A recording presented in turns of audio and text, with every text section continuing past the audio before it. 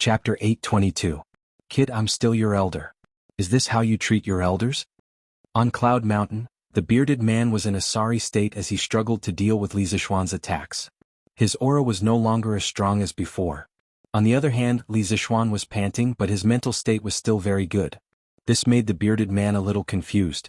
I don't have an elder like you, Li Zixuan said as he fought. In fact, the three of them no longer had the intention to fight to the death. After all, they had already spoken. The reason why they were still fighting now was mostly to vent their anger. Therefore, although the bearded man looked miserable, he wasn't seriously injured. Oh, kid, don't hit people in the face. Don't go overboard. Li Zixuan's Taiji sword technique slashed at the bearded man's forehead.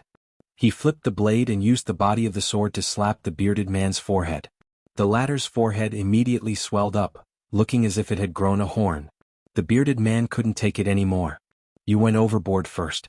If you didn't threaten me with my family's life, would I feel sorry for you? Moreover, Cloud Mountain is an important place of study in Yanhuang College.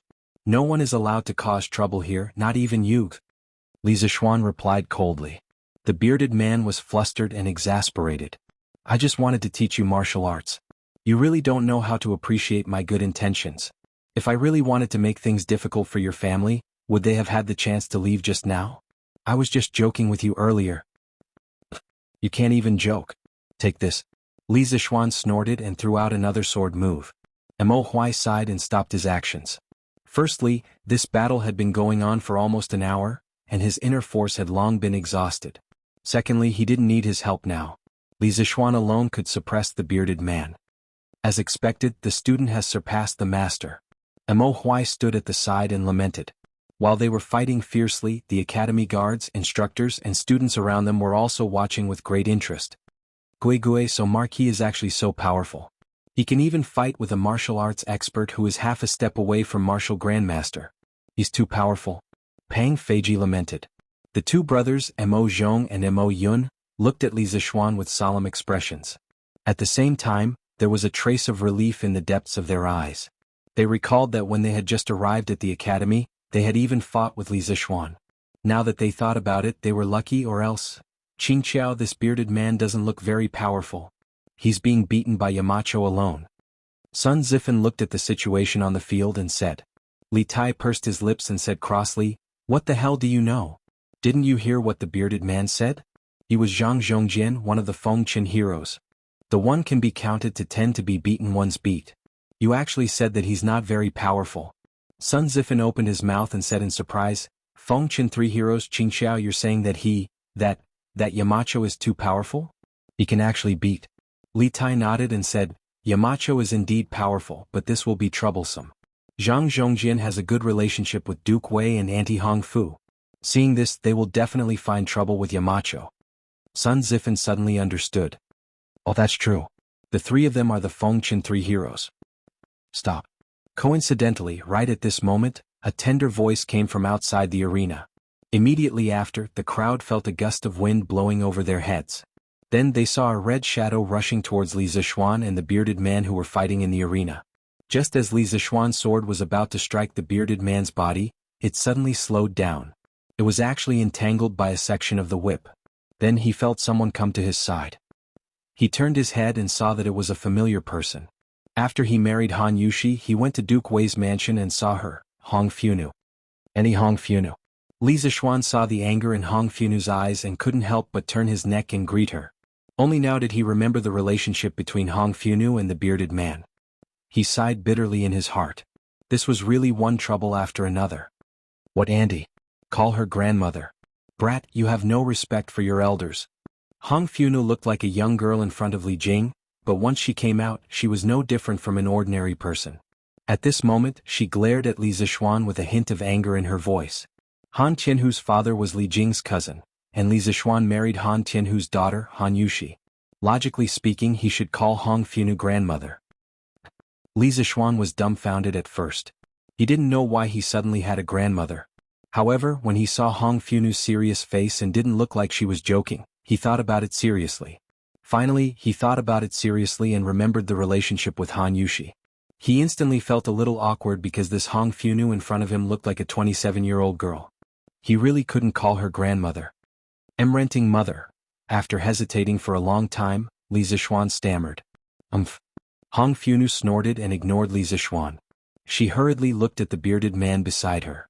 Hey big brother, don't go. Little sister and brother Jing have been looking for you for a long time. The bearded man felt that his current image was too terrible and was a little embarrassed. When he saw Hong Funu coming, he immediately fled. Chuchen, live well with the apothecary. Big brother is happy to see that you are living well. Why do you insist on meeting? The bearded man covered his face and ran out of the forest as he shouted without turning back. Hong Funu stomped her feet angrily and directly used her qinggong to grab the bearded man's back. Big brother, since you are in Chang, and why don't you come to the residence and have a seat? Don't you care about little sister and brother Jing? The bearded man's current strength was less than 10%. How could he outrun the energetic Hong Funu? In just a few breaths' time he was caught. Hong Funu tugged at the bearded man's sleeve and said, "Shh. Big brother, please wait." At the same time, Lord Li Jing rode a horse and arrived late. He dismounted beside the bearded man and shouted loudly, "Cough, cough." Li Zixuan looked at this scene from behind. No matter how he looked at it, he felt that something was wrong. He hurriedly turned around and said to the surrounding students and guards, "That's enough. That's enough. You've all seen what you wanted to see. Go back. Disperse, disperse." The guards and students naturally didn't dare to talk back to him and walked out of the forest.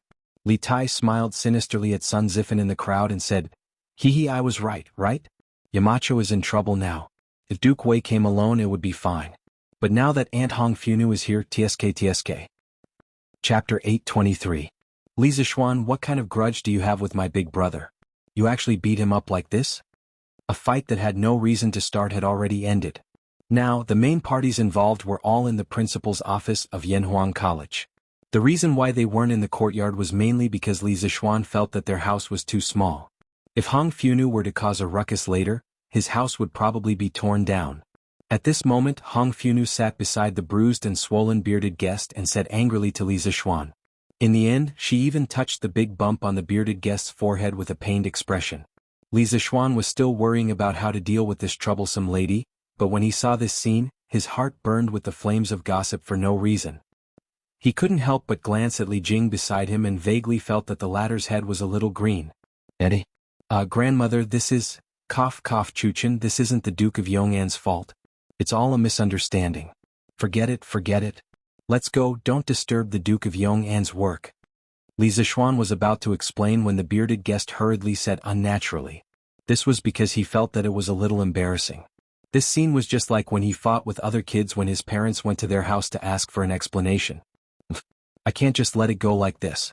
Big brother, you gave in to him and didn't want to hurt him. Instead, he repaid your kindness with enmity and beat you up so heavily. I must teach him a good lesson today. Hong Funu dragged the bearded guest who was about to get up back to the sofa and said unyieldingly. When she said that, the bearded guest was even more embarrassed. If there was a crack in the ground here, he really wanted to crawl into it. Because at the beginning he did deliberately suppress his realm and gave in to Li Zixuan. However, he didn't expect Li Zixuan to be able to fuse 3 types of sword intent.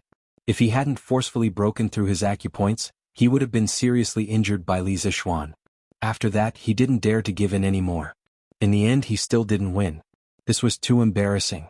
In the words of modern people, he failed to act cool and was beaten up by Toxostomia girl. Don't forget it, Chuchen. This injury has nothing to do with the Duke of Yong'an. Did that mean the Mo family's big son could beat him? I'm going to settle the score with him right now. Hong Funu glared and was about to go out to settle the score with Mo Huai downstairs. The corner of Li Zixuan's eyes twitched, and he couldn't help but observe a moment of silence for old man Mo. If Hong Funu really wanted to make a scene, there was nothing he could do. After all, women were unreasonable when they made a scene. Moreover, this woman in front of him was his grandaunt. Fortunately, the bearded man pulled her back. Don't Chuchen. This has nothing to do with Mo Juzi. Let's go back first. Big brother wants to see how you and Apothecary have been doing all these years. Tsk, the way they pulled each other made them look even more like a couple. Li Zixuan couldn't help but look at Li Jing worriedly. In his heart, he thought that if he wanted to live a good life, he had to be cuckolded. Even the great Tang army's god of war was no exception. In the records of later generations, when Li Jing brought Hong Funu out of the city from Yang Su's house, they met the bearded man. At that time, the bearded man was shocked when he saw Hong Funu and fell in love with her. Later on, when he found out that Hong Funu was married to Li Jing, he could only become siblings with the two of them and give all his assets to Li Jing and his wife to help Li Shimin unify the world. He then left quietly. I wonder if the actual situation is like this? Li Zishuan thought nosily in his heart. Cough cough. Alright, Chuchen, big brother is injured now. Let's quickly bring big brother back to recuperate. Let's not delay here. Li Jing, who had been silent for a long time, finally spoke. The bearded man heaved a sigh of relief and hurriedly said, Yes, yes. Medicine Master is right. Let's go out first. Although Hong Funu was unwilling, after thinking about it, she still obeyed and helped the bearded man up. She said, All right. Big brother, let's go back to the residence. I will personally apply the medicine for you. After saying that, she glared at Li Zishuan and helped the bearded man out. Li Zishuan wiped the sweat off his forehead. He didn't know if it was because of his own dirty thoughts or because of something else, but when Hong Funu said that she would personally help him apply the medicine, it made some bad images appear in his heart. Little Xian, I have understood the cause of the matter. My big brother is used to being free on the sea. Just now when he was here he offended you. I apologize on his behalf. And Hong Funu's attitude just now. When Li Jing saw that Hong Funu had left with the bearded man, he came to Li Zishuan and said. Li Zishuan hurriedly waved his hand and said, Uncle Li, granduncle, please don't say that. I know that grandmother doesn't have any ill intentions. To be honest, Li Zishuan wasn't used to calling Li Jing and Hong Funu granduncle and grandmother. But what could he do? Seniority was there to control it. That was how helpless he was. In his previous life, he had seen a young man in his 20s or 30s call a child of a few years old grandfather. China was a country that emphasized clan and seniority. It had been so since ancient times. Hong Funu was just joking with you just now. You can address me like how you address Jijia and the rest. We will talk about seniority on our own terms. Seeing that Li Zishuan's expression was very unnatural, Li Jing understood after thinking for a while. He stroked his beard and laughed. Alright, I will go back first. Don't take today's matter to heart. Big brother might have done things the wrong way, but he didn't have any ill intentions. Li Zishuan nodded and said, Yes, Uncle Li, take care. Li Jing and Hong Funu came to pick them up. There was no reason for him to not let them go. His relationship with Li Jing's family had always been good. There was no reason for them to become enemies because of this. Besides, other than the cheap mouth of the curly-bearded guest, everything else was fine. No matter whether he admitted it or not, the reason why he could break through today had a lot to do with the curly-bearded guest. Li Jing smiled with relief and turned to leave. Li Zishuan looked at Li Jing's back. In his heart, he was still wondering if Great Tang's god of war had been cuckolded. Yamacho, the academy's dormitory manager, just said that His Highness King Wei had already finished carrying 20 buckets of water in the morning. Just as Li Zishuan was thinking, Mo Zhong came in from outside and bowed. When Li Zishuan heard this, he just remembered that there was such a thing. He straightened his body and said in surprise, So fast? Did Qingke ask his guards for help? No, but I heard from the dormitory manager that Sun Zifan helped His Highness King Wei carry 8 buckets. Mo Zhong hurriedly replied. If it were someone else, they might hesitate to tell Li Zishuan the truth. After all, Li Tai was the emperor's most favored prince. However, Mo Zhong did not have such worries. He had been in the Mo family for many years. How could he have such thoughts? Sun Zifan? When Li Zishuan heard this, he could not help but laugh. All right. He passed. Those two poor unlucky bastards. Chapter 824. After dealing with the bearded guest, Li Zishuan went home and planned to take an afternoon nap. However, he suddenly thought of something and couldn't fall asleep no matter what. What was the bearded guest's purpose in coming to Cloud Mountain? Li Zishuan wouldn't believe that this old fellow was here to give him pointers on martial arts and help him break through. There was no such thing as love for no reason in this world. Moreover, from what Li Jing said, the bearded guest had always been active overseas. Why did he suddenly come to Chang'an? Could it be that he came back with the Imperial Court's fleet? But that didn't make sense. He was a pirate leader. Why would he mix with the Imperial Court's army? Wasn't he walking right into a trap? Li Zishuan suddenly felt a headache coming on at the thought of this. Hubby, you're not asleep yet? At some point Han Yushi walked in from outside. As the future matriarch of this family, she wouldn't sleep in at this hour. Yes, there are some questions that I can't figure out. Wife, come and talk to your husband for a while. Since he couldn't figure it out, Li Zishuan simply sat up from the bed and said to Han Yushi. Han Yushi smiled, walked to the bedside and sat down. She said, Hubby, what can't you figure out? Sai, I'm thinking about what Zhang Zhongjian's intentions are in coming to Cloud Mountain today. I was only focused on beating him up earlier. When I wanted to ask him, Auntie Hong Fu came over again.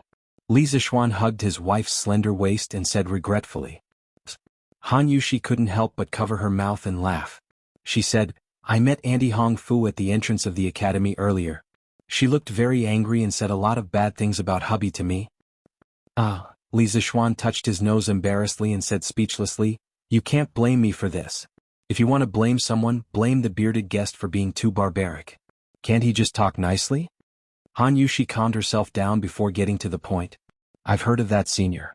He was sworn brothers with granduncle and grandaunt a few years ago. After that, he went to the sea to roam freely. I heard that although he's a ferocious person, he's very principled in his dealings. He only snatches merchant ships from other countries at sea. Not only does he not snatch merchant ships from our great Tang, he even helps us when we're in danger. Such a person is definitely not an evil person. Since he came to Cloud Mountain to look for you today, he must have a serious matter. As for what it is, he did not have the time to say it. He will definitely come again in the future. You will know his purpose when he comes. Why do you need to think about it? Li Zishuan thought about it seriously, then nodded and said, yes, what my wife said makes sense. She is the female Zhuge of the present age. Han Yushi said angrily, husband, you're talking nonsense again. I'm just a bystander. Li Zishuan had planned to go to the workshop in the afternoon to teach Faubert and the others the next step of the rubber regeneration and molding process. However, such a big thing happened at the last minute, and the original plan was definitely ruined. He ordered someone to pass a message to the workshop to let Faubert and the others continue to refine the rubber latex in the workshop warehouse. Li Zishuan stayed in the courtyard to consolidate his martial arts realm. He had just broken through to the middle stage of Grandmaster, and his realm was still very unstable. If he slipped back because of slacking off, he would have no place to cry. At dusk, in the Ganlu Hall of Taiji Palace. Your Majesty, this is the secret memorial from Commandery Prince Hejian. Li Er was flipping through the account books submitted by the Ministry of Civil Affairs when Zhao Song walked over quietly with a booklet in his hand and said softly, Xiaogong? Li Er raised his head and muttered in confusion. Then he said, present it to me. Yes. Zhao Song handed the memorial to Li Er. Li Er took it and began to read it carefully. After a while he closed the memorial, stood up and walked down. How is Yunshan now? Did the pharmacist go and take Zhang Zhongjin away? Li Er asked with his hands behind his back. Your Majesty, the battle on Yunshan has been settled. Duke Wei and his wife went to Yunshan personally after receiving the news and brought Zhang Zhongjin, who was covered in injuries, back to the residence. Zhao Song bowed and replied. Covered in injuries? Li Er was surprised when he heard that. Then what about Li Zishuan? Your Majesty, the Marquis of Yong, and is unharmed. Seeing the surprise on Li Er's face, Zhao Song did not dare to keep him in suspense and quickly explained. According to the report, when Zhang Zhongjin was fighting with the Marquis of Yong, and Mo Huai, the master of the Mo family, rushed to help. His realm was actually at the peak of Grandmaster.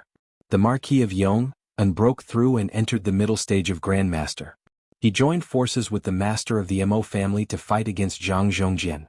One attacked and one defended, and Zhang Zhongjin was beaten to the point that he could not fight back. When Duke Wei and his wife arrived, Zhang Zhongjin was already beaten beyond recognition. Li Er, who had always been calm in the face of changes, was surprised when he heard that. He broke through again? What kind of freak is this kid? He broke through 2 realms in a year. Was he born to be a martial artist? It was no wonder that Li Er was surprised. The strength of a middle-stage grandmaster was already at the threshold of becoming a famous general. The number of generals in Great Tang who had reached this level could be counted with one's fingers. If not for Li Zishuan's young age, with this strength and his relationship with the family of generals, even if he could not become the great general of the 16 guards, he could easily become a general of 1,000 bulls. Zhao Song smiled bitterly. I have never heard of the Marquis of Yong An's talent in martial arts.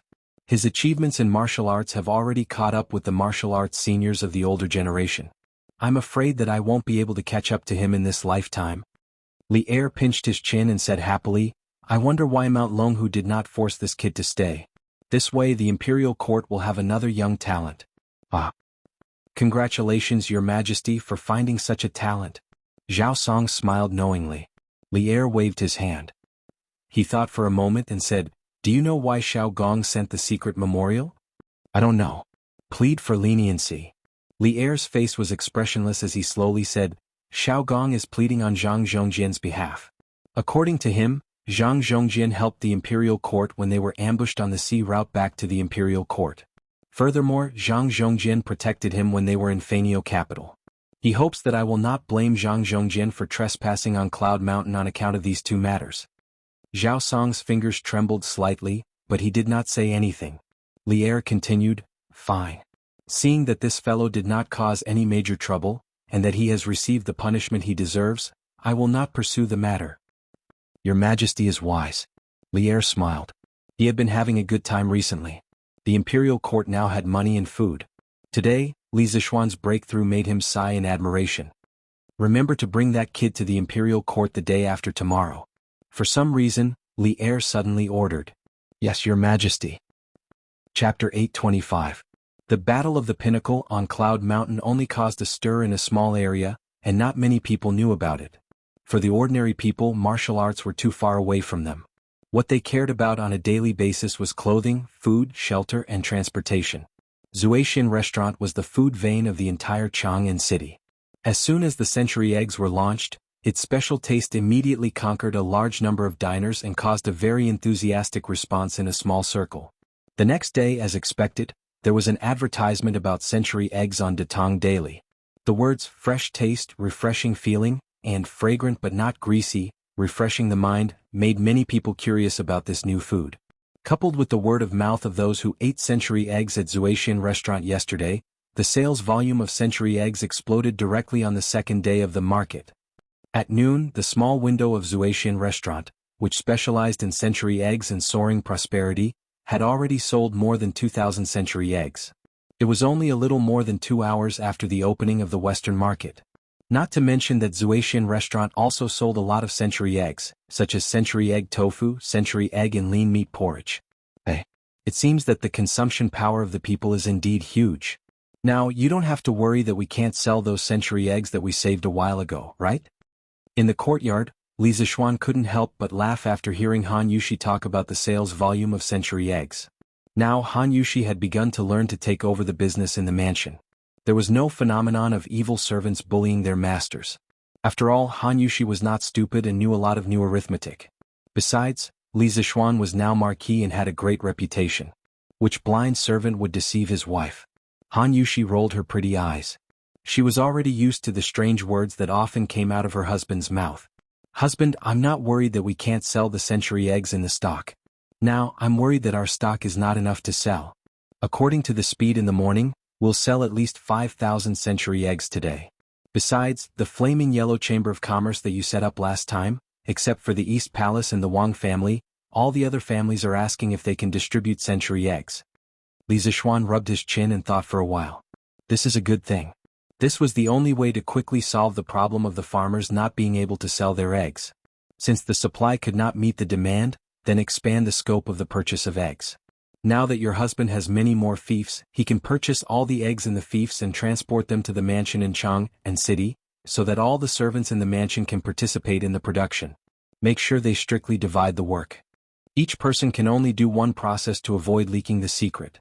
Han Yushi's eyes lit up and she praised, Husband, this is a good idea. This concubine was worried that the formula would be leaked. Li Zishuan patted Han Yushi's shoulder and said with a smile, As for the other members of the Chamber of Commerce who want to distribute, of course we have to agree.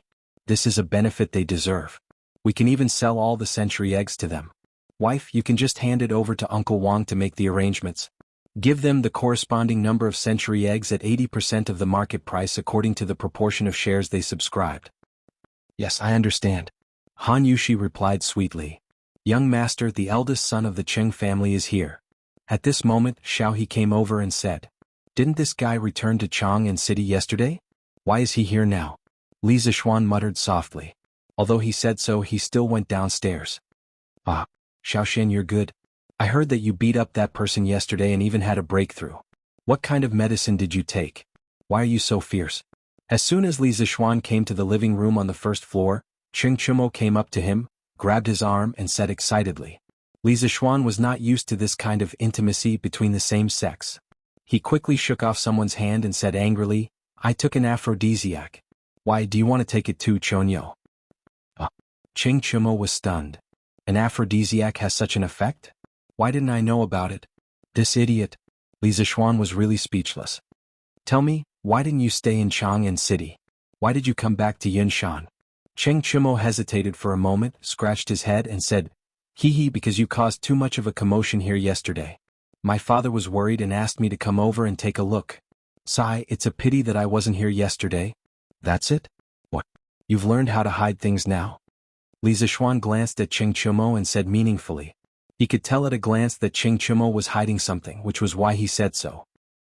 Xiaoxian, you can tell? Cheng Chumo was a little dumbfounded. Li Zishuan rolled his eyes and didn't say anything. What he meant was, aren't you talking nonsense? It's like this. My parents want me to come over and ask you if you can bring along the 5 farms of my family when you collect eggs next time. My farm has a lot of eggs that can't be sold. Cheng Chumo explained the purpose of his visit embarrassedly. Li Zishuan came to a sudden realization. Back when he had been promoting the idea of raising chickens, the Cheng family had been his staunchest supporters. As a result, they had raised the most chickens among the court officials. No wonder there had been a situation where they couldn't sell their eggs. That's it? No problem, but it's too troublesome. Moreover, I have limited manpower here. Why don't I teach you the method of making century eggs? Your family will provide the manpower, material, and financial resources. Just don't spread the recipe.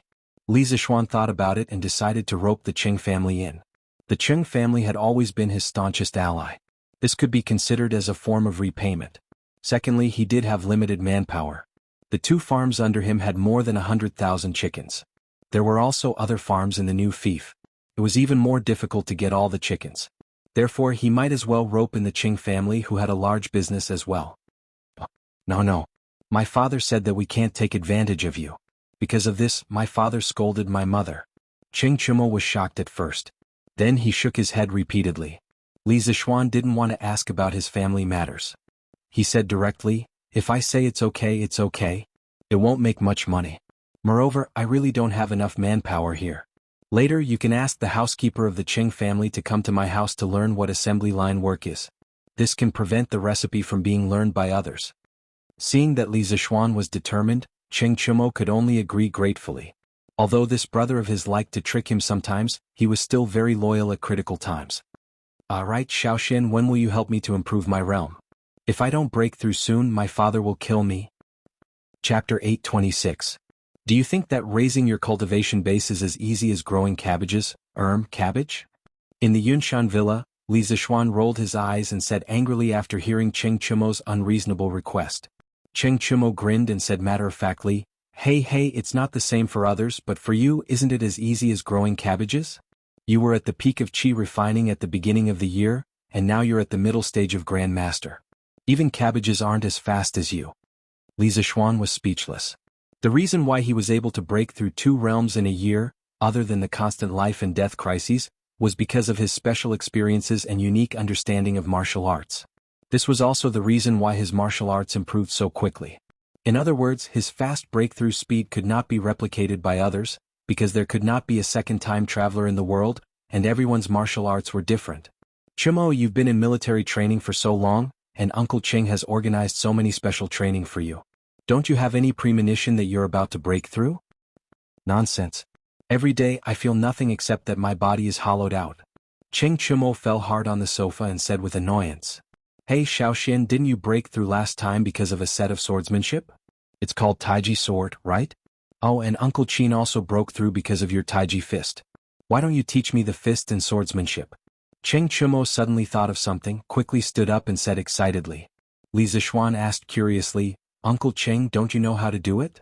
He had taught Qin Xiong Taiji fist and Taiji sword, and Cheng Chumo later learned them from Qin Xiong, so he felt strange when he heard Cheng Chumo's words. Cheng Chumo immediately complained, Don't mention it. My father's Taiji fist is like a drunkard's. I don't dare to learn from him. Besides, even if my father learned Taiji fist and Taiji sword, he didn't break through. It means that he went astray. Little Xian, your teachings are still the most reliable. Li Zishuan's face was full of black lines. This guy was getting bolder and bolder. He even dared to talk about old Cheng like this. If Cheng Yaoji knew about this, he would definitely beat him to death. Alright then. Next week, I will find time to teach all the students Taiji fist. When the time comes, how much charm they can learn and whether they can use it to break through will depend on your luck. Tai Chi combined the changes of yin, yang and 5 elements of the Yi school, the study of meridians in traditional Chinese medicine, and the Taoyin technique and breathing technique of Taoism. It was a real boxing technique that cultivated both internal and external, and combined hardness and softness. Not only was it a martial art treasure for warriors, but it was also an excellent way to cultivate temperament and strengthen the body for ordinary people. Therefore, it was not impossible to implement Tai Chi in Yanhuang College. Schools in the future could carry out radio gymnastics, so why couldn't Yanhuang College carry out Taiji Fist? Li Zishuan thought to himself. That would be great. In this way, even if I can't break through, my father will have nothing to say. Qing Chumo laughed proudly. This made Li Zishuan feel that this guy was purely doing it to complete the task handed over by Qing Chumo, and not really wanting to break through. In the afternoon around 3:45 p.m., Li Zishuan brought a few blueprints to the new workshop by the Ba River. At this time, in the open space of the workshop, sheets of raw rubber could be seen drying everywhere. They looked like freshly crushed white paper, and it was a spectacular sight. Faubert, you're still busy. When Li Zishuan arrived at the original paper workshop, he saw Faubert instructing people to work. He quickly walked forward and greeted him. Hey young master, you're here. Faubert wiped the sweat off his forehead and replied, Young master, you brought back too much rubber before. We have to hurry up. Otherwise, we don't know when we can finish refining all the rubber. Now, the 3 paper machines in the workshop have all been modified into machines for crushing rubber. Fortunately, there was a lot of stock before, or else Chitsu culture would be anxious for paper again. Faubert's words were more or less complaining. It was really because Li Zishuan bought too much rubber latex from the Wang family this time. It was more than 500 tons. With the current manpower alone, it would take about 4 to 5 days to finish refining these latex. Faubert, take it slow. As long as those latex are stored in the cellar, there won't be any problems in a short period of time. You put down the work in your hands first and I'll tell you how to use these rubber. Li Zishuan dragged Faubert out of the workshop and said. Faubert glanced at the blueprints in Li Zishuan's hands and said, Young master, let's go in and talk. He knew that Li Zishuan was probably going to invent something. In order to keep the technology confidential, of course, he couldn't talk about it directly outside. Okay. After a while, Li Zishuan came to Faubert's office. He walked to the table, spread out the blueprints and began to explain directly, Faubert, I told you before that rubber is a very plastic material. As long as the conditions are right, you can make it into any shape you want. Next we have to do this. First, we have to crush the flaky rubber that we refined and crushed. This is a crusher that I designed for you. Its principle is very simple. You should be able to understand it after looking at it for a while. Faubert went forward to take a look. After a while he was a little puzzled. Young master, we finally made the rubber as thin as paper. Why do you want to crush it? Isn't this superfluous? Li Zishuan heard this and laughed. Faubert, this isn't superfluous. In the beginning we crushed the rubber into thin paper mainly to dry the water in it as soon as possible. Now we're crushing it into powder to make it easier to heat up later and then form it. Look, this is a high-temperature steam generator that I designed. When the time comes, you put the crushed rubber into it and heat it up with a fire below. Then the water inside will start to heat up. The heat will cause the rubber powder to melt. Then pour it into the mold. After cooling, the rubber will become the shape you want. This was the first time that Faubert heard about the molding process of rubber. He couldn't help but listen with great interest. This rubber is so magical? I wonder what kind of rubber you want, young master? Li Zishuan chuckled and took out 2 blueprints from his sleeve. He said, After all, this is the first time that the workshop is using rubber to make products. Let's do something simple first. Faubert, get someone to make the mold according to this blueprint. When it's done, send it directly to Yunshan. Faubert couldn't help but go forward to take a look. He couldn't help but frown when he saw that there was only a big circle and a big ball drawn on it. What the hell is this? What use can it be? Young master, this. Chapter 827. Faubert, don't ask first. You'll know in the future. That thing in the back was just a plaything for people to amuse themselves with. The things at the front are more useful, but it's hard to tell now. We need to build something to carry it. The most important thing now is to build the crusher and the high-temperature steam generator. Li Zishuan saw Faubert's confused expression and knew what he was thinking.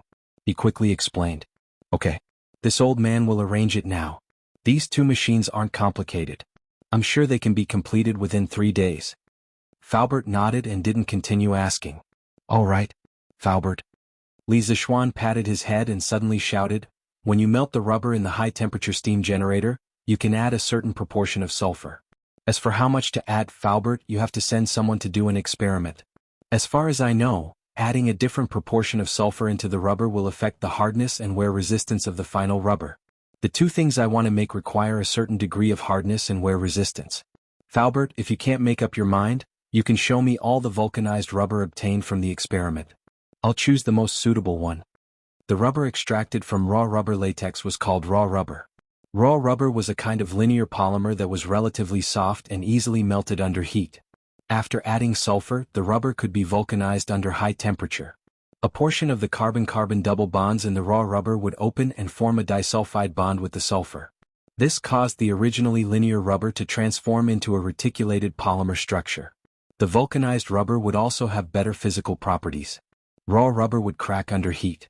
Its mechanical properties were poor, its wear resistance was weak, and its texture was soft. After vulcanization, due to the cross-linking between the molecules, the melting point and strength of the vulcanized rubber would increase. Vulcanization of rubber was an indispensable step in the modern rubber manufacturing process. Vulcanized rubber was used in many industrial products, such as tires. Faubert didn't ask where Li Zishuan got all this information from, because he knew it would be a waste of time. His young master seemed to have been born with knowledge. He had too many secrets. Young master, will all the rubber in the future be processed like this? Faubert asked worriedly after pondering for a while. Li Zishuan thought for a moment and replied, most of them should be dealt with this way. What's wrong? Except for a few industrial rubber products that did not need to be vulcanized, most of them needed to be vulcanized. Faubert smiled bitterly and said, young master, in this way I'm afraid we'll need a lot of sulfur. Where are we going to buy so many? This time, in order to refine the rubber latex, we have almost emptied all the vinegar shops in Jianghu City. As a result, the price of vinegar has increased. If we continue to buy sulfur like this, I'm afraid that the price of sulfur in all the medicine shops in Jianghu City will also increase. If that's the case, then we've committed a sin. In ancient times, sulfur was mainly used for medicinal purposes. The sulfur that Li Zishuan had used to make explosives to blow up the Snake Spirit Mountain was bought from a pharmacy. Sulfur was first used for medicinal purposes in Xinnong's Materia Medica. In this book, sulfur was used as a traditional Chinese medicine. It was listed as the third medicine in the medium-grade medicine, and it could cure more than 10 diseases. Faubert was afraid that the large-scale purchase of sulfur by the workshop would cause the price of sulfur to increase. After all, the sulfur in the medicine shops was used to treat diseases. How could they prepare so much in stock? If the patients who needed sulfur for treatment could not afford it, it would be a sin. After listening to Faubert's words, Li Zishuan could not help but feel a little strange. He never thought that refining rubber would cause the price of vinegar in Jianghu City. Of course, he also did not expect that the necessary industrial raw material for the practical use of rubber, sulfur, would be so difficult to obtain. Then let's produce it on a small scale first. Anyway, the two rubber products that I drew for you, Faubert, are not in a hurry to be mass-produced. Faubert, do you have any trustworthy people who are willing to work hard? At this moment, Li Zishuan realized that even if he had a belly full of good ideas without resources, he would still have to give up. The Don't Touch Me carriage from before had not been mass-produced until now. What? It was not because the workshop lacked manpower or technology, but because they lacked iron. Also, the horseshoes that he made before had not been promoted to the imperial court because of the lack of iron. According to historical records, during the Jingguan period, the annual steel production of the Tang dynasty was only a few hundred tons. That's right, it was just a few hundred tons. What could a few hundred tons of steel do? It would probably be difficult to arm an army of 10,000 people. Therefore, steel was an extremely important strategic resource for the country. Most of it flowed to the imperial court, and only a small portion was left to the common people. Therefore, no matter how advanced Li Zishuan's workshop was, and no matter how high the production efficiency was, it was impossible to produce a few hundred to 1,000 Don't Touch Me carriages in a month. In the end, it was because he did not have a mine. Li Zishuan thought helplessly. Young master, what are you planning to do? Faubert asked with a strange expression. Look for ores, mine ores, Li Zishuan said fiercely. In his previous life he was a poor loser. In this life he was a rich second generation. He wanted to be a mine owner. As the saying goes, with a mine at home, one's heart would not panic. That was the logic. Look for ores? Faubert muttered and then asked, Young master, the world is so big, where should we look for ores? Even the most hard-working people would not be able to bear it. Li Zishuan's expression had returned to normal. He smiled and said, "This is not a big problem. I know the specific locations of a few ores. We just need to send people to look around there." He had just recalled the geography books in his previous life. He knew that there were a few large pyrite ores in the Shaanxi area. The so-called pyrite ores were mainly the sulfide of iron.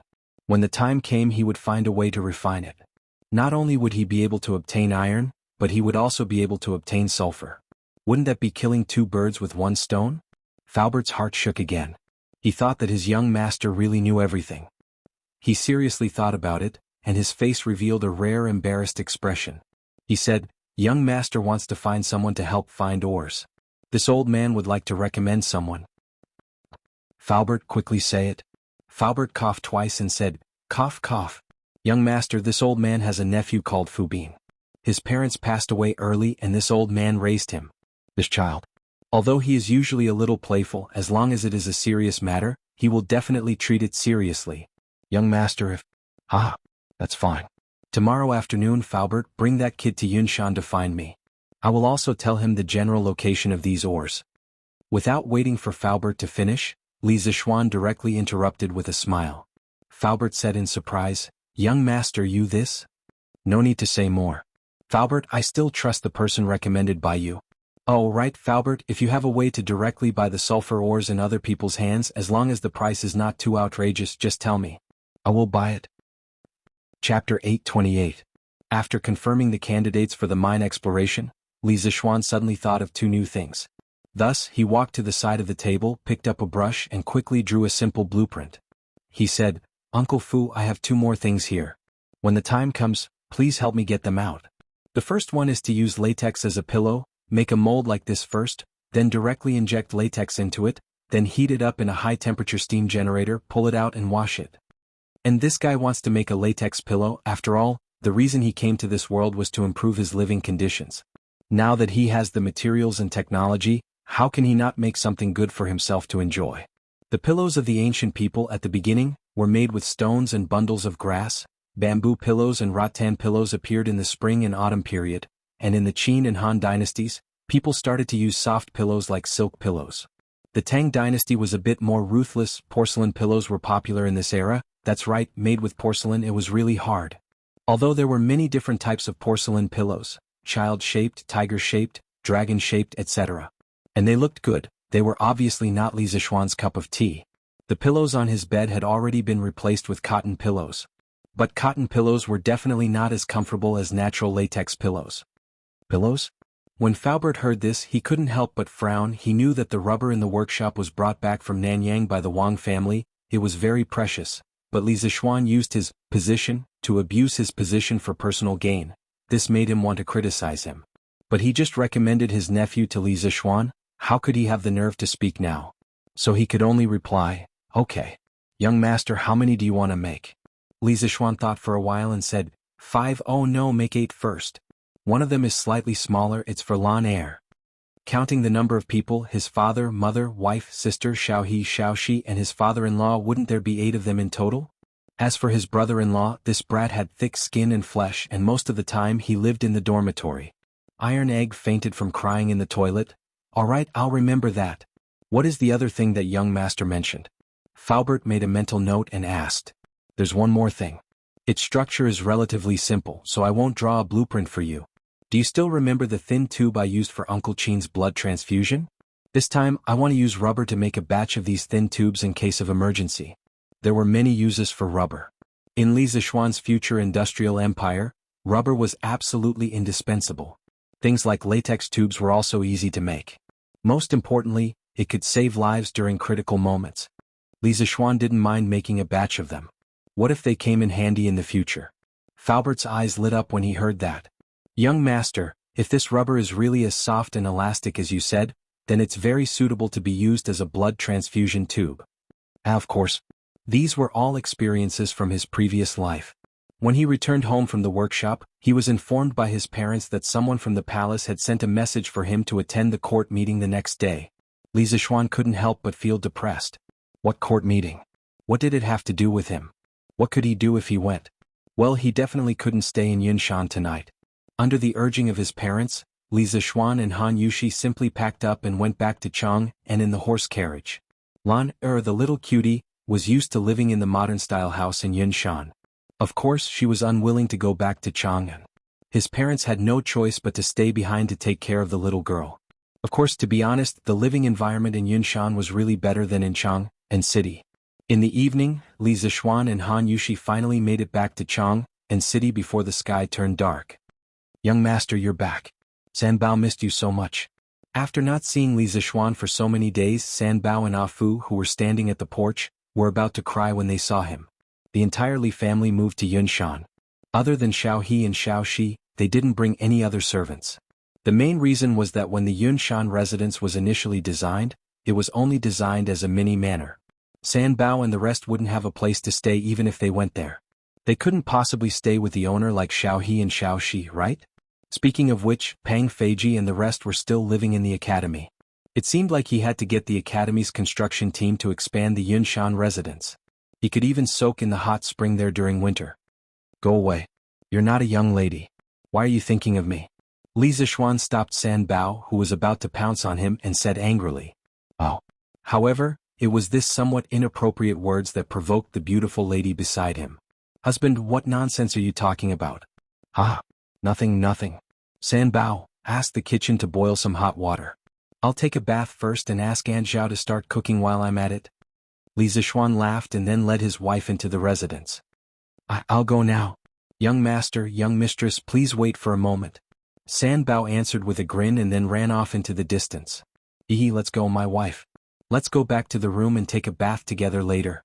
Seeing that the servants were happy for a while and then went back to their own things, Li Zixuan suddenly leaned over to Han Yushi's ear and laughed mischievously. "Stinky husband, you're being indecent again." Han Yushi's ears immediately turned red. We're already an old couple. "My wife, why are you still shy?" Li Zixuan said shamelessly. Speaking of which, it wasn't the first time that the two of them had taken a bath together under his urging. The next day, after the bell and drum had been struck 4 times, the Li residence was already lit up. The servants were busy lighting the fire and boiling water, preparing to wash their master and make breakfast. The coachman washed Big White clean and prepared a saddle. Li Zixuan was going to ride a horse for today's court assembly. There was no reason for him to take a carriage. Big White, who understood human nature, seemed to know that it was about to be put to good use. It shook its head excitedly and snorted. The Li residence's personal guards were still serving as instructors at Yin Mountain. However, Pang Feiji, the head of the personal guards, personally brought 2 people back before the city gates closed after receiving the news yesterday evening. Li Zixuan in the west courtyard finally got out of bed after Han Yushi's repeated urging. After putting on his court attire, he hastily washed up and drank some porridge. Li Zixuan rode on Big White and brought Brother Chicken out of the residence, heading towards the Imperial Palace in the north. Being a civil servant is really tough. I have to go to work so early in the morning." Looking at the deserted streets, Li Zixuan once again lamented about the ridiculous morning court assembly system. Until now, this fellow still didn't understand why Li Er had called him over today. Chapter 829. In the Tang dynasty, there was a morning court held every day. It was called Changshin. According to the system, every civil and military official in the capital had already reached the 9th rank. Every morning they would be Wang Chaoshin. The 5th rank had already reached the consecrated officer Yuan Wai Lang, Imperial Censor and Taichung Doctor, and they would be Changshin. Normally there was no need for a ceremonial procession, nor was there any extravagance. It was a real administrative day. The participants were called regular staff officers. There were few of them, but their ranks were high. They were all above rank 5 and held important positions. In addition to the daily reference, there was also the annual reference, which was on the 1st and 15th of every month. On the 1st and 15th of every month, there would be candles, banquets, incense burners, and other ceremonial rites. Under the leadership of the imperial censor, the officials would take their positions in the hall according to their ranks. The emperor would sit on the throne as soon as he appeared, and the officials would sing praises before bowing to him. The grandest was the Imperial Court Assembly held on the Lantern Festival and the Winter Solstice Festival.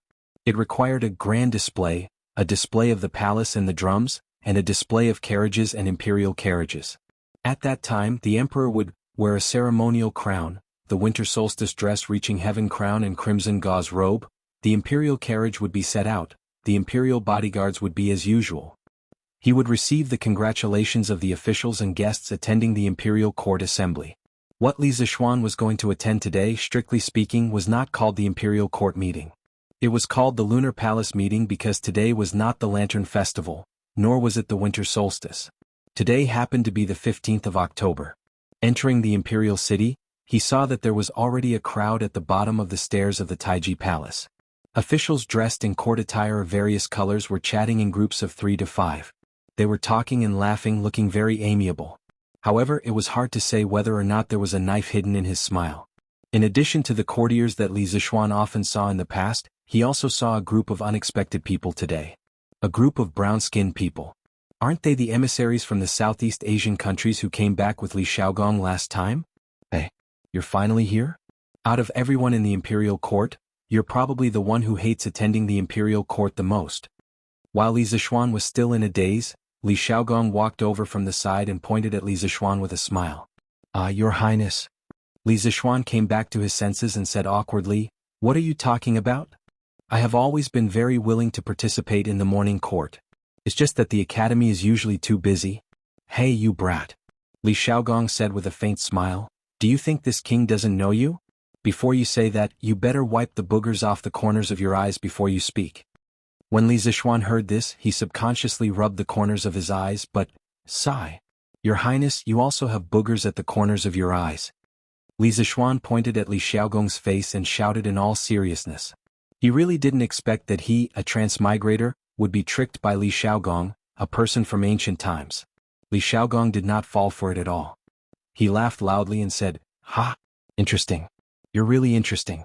Alright, I won't joke with you anymore. I heard that you broke through again the day before yesterday. Not bad, not bad. The younger generation will surpass us in time.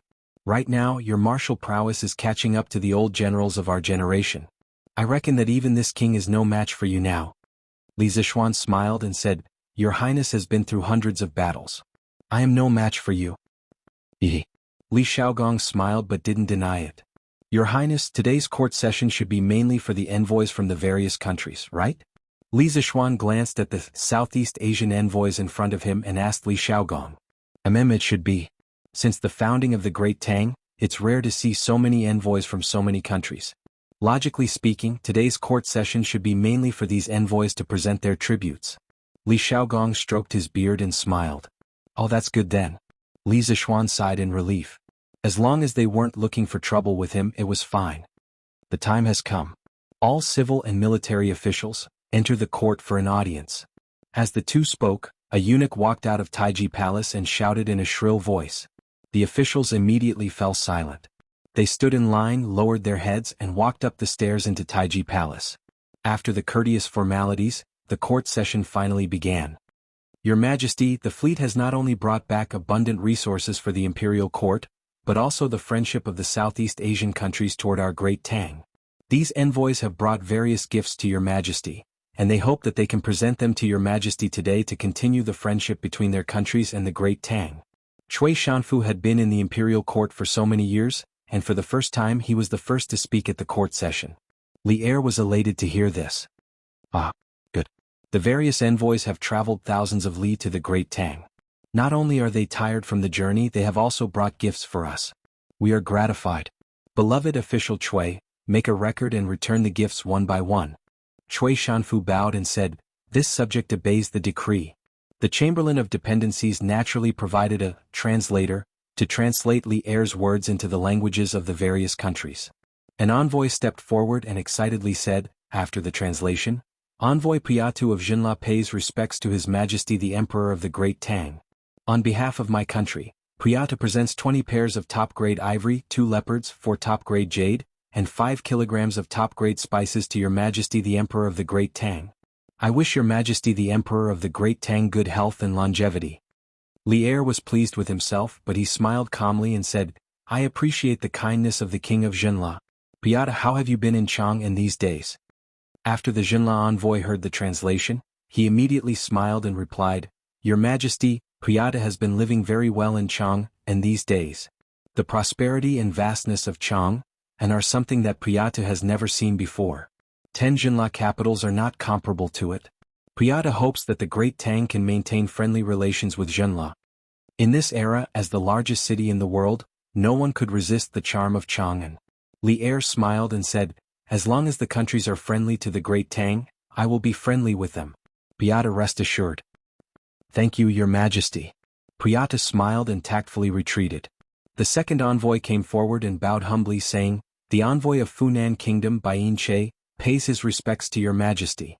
I present 10 pairs of top-grade white jade, 50 high-quality tiger skins, and 2 tiger cubs to Your Majesty. I wish Your Majesty good health." The envoy of Piao Kingdom Bai Weiyu pays his respects to Your Majesty. In this way the 32 envoys from the small Nanyang countries who came back with Li Xiaogong came forward one by one to present their gifts to Li Er. Each gift list was very long, mainly because they were already shocked by the huge fleet of the Great Tang when they came. After coming to Chang'an, they were conquered by the prosperity of Chang'an. In the face of such a powerful country, of course, they would try their best to please. Cui Shanfu, who was suffering, was sweating profusely just by remembering the list of gifts. The courtiers stood by the side, each of them feeling proud in their hearts. The arrival of tens of thousands of countries was a sign of the coming of a golden age. Li Er, who was sitting on the dragon throne, was overjoyed and full of pride. "When I deal with the Turks, I think it will be time to welcome the arrival of tens of thousands of countries." Chapter 830. Aranishan, the Grand Minister of Jianri Dynasty, pays his respects to His Majesty the Emperor of Tang. "On behalf of my king, Aranishan presents 50 pairs of the best ivory, 30 precious Buddhist scriptures, and a golden jade Buddha statue to His Majesty. May His Majesty the Emperor of Tang be in good health and may Tang prosper forever." As time went by, the gifts presented by the emissaries gradually came to an end. Those who had finished presenting their gifts stood aside leisurely, waiting to see if the gifts presented by the emissaries were as valuable as theirs. For a moment, their faces alternated between joy and annoyance. It was a wonderful sight. What surprised many people was that the last person to present the gifts turned out to be the Prime Minister of a country. Other countries had sent emissaries. What was this Jianri dynasty up to? They had even sent the Prime Minister of a country.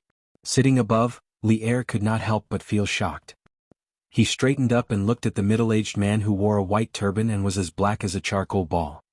He said in a low voice, "King Jianri has troubled you. Aranishan, when you return, please express my gratitude to King Jianri on my behalf." Putting aside political factors, the Buddhist scriptures and Buddha statues brought by Aranishan were very much to Li Ernyan's liking. When Li Ernyan was young, he had formed an indissoluble bond with Buddhism because of his physical condition. Moreover, starting from Li Yuan, the entire Li family respected Buddhism very much. Of course, the Li family also respected Taoism very much. This family believed in both Buddhism and Taoism. As for the Buddhist scriptures that came from the Jianri dynasty, they were simply too precious. To a true Buddhist enthusiast they were priceless treasures.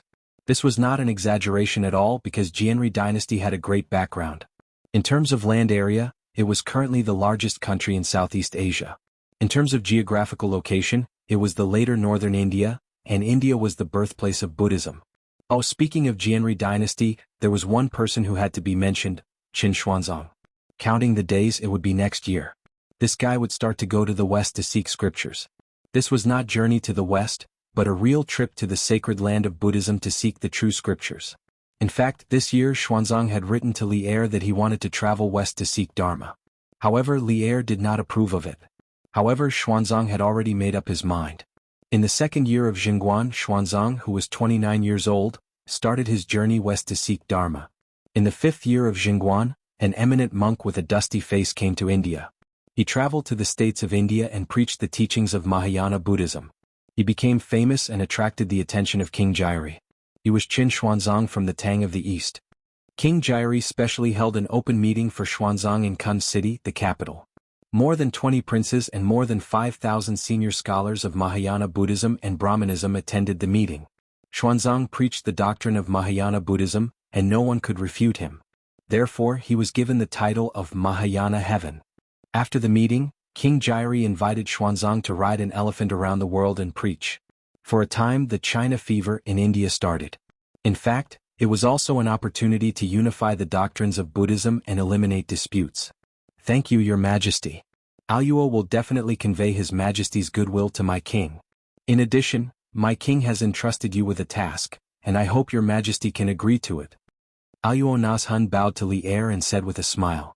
After hearing the translation from the translator of Honglu Temple, Li Er raised his eyebrows and said, "Please speak." Aluo Nashun pursed his lips.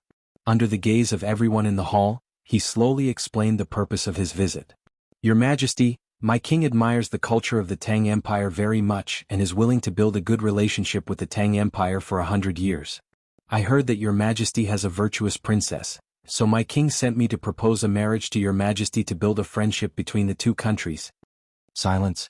As soon as the translator of Honglu Temple translated Aluo Nashun's words, the hall immediately fell into silence.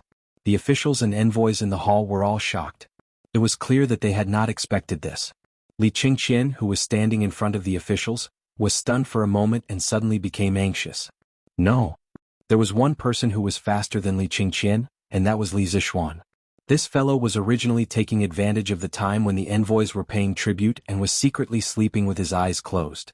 Who knew that someone actually dared to cause trouble and set their sights on Chang'e? How could he sit idly by and do nothing? God had mercy on him. Chang'e was only a 7 or 8-year-old girl. Although he did not know much about the bullshit King Jiari, he should be at least 30 or 40 years old.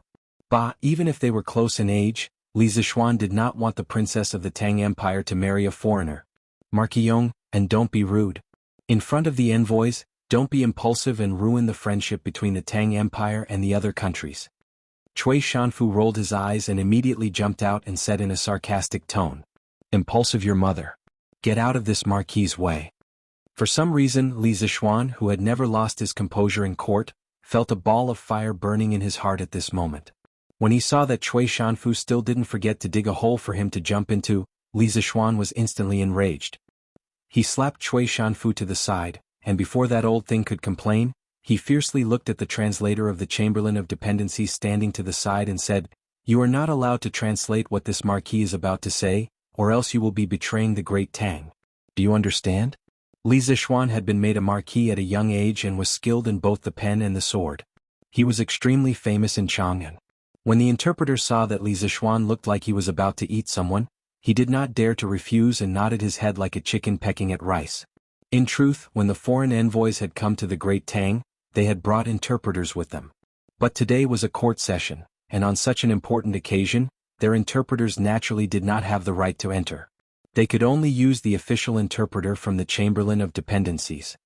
"Your Majesty, please forgive this official for being rude just now." After explaining to the interpreter, Li Zixuan cupped his hands and said to Li Er, "You better give me a reason or else I'll teach you a lesson." It was hard to tell whether Li Er was happy or angry as he spoke to Li Zixuan. After hearing Li Er's words, Cui Shanfu, who had climbed up from the ground, temporarily gave up on the idea of suing Li Zixuan. Li Zixuan raised his head and said firmly, "Your Majesty, the princess is still young and should not be married off to another country. Furthermore, this official believes that the Great Tang does not need to be married off to another country. Even if there is a marriage, it should be the other country marrying the princess to the Great Tang, not the Great Tang." Today he had only wanted to be a bystander. But after encountering such a situation he could no longer be a bystander. In the history books of his previous life, the Great Tang was the pride of all the descendants of the Yellow Emperor. However, there was a flaw in this otherwise perfect situation, and that was that the Great Tang's Princess Wenqing was married to Tubo. As powerful as the Great Tang was, it also accepted the marriage policy. Now, Li Zixuan would definitely not allow such a thing to happen again. Chapter 831.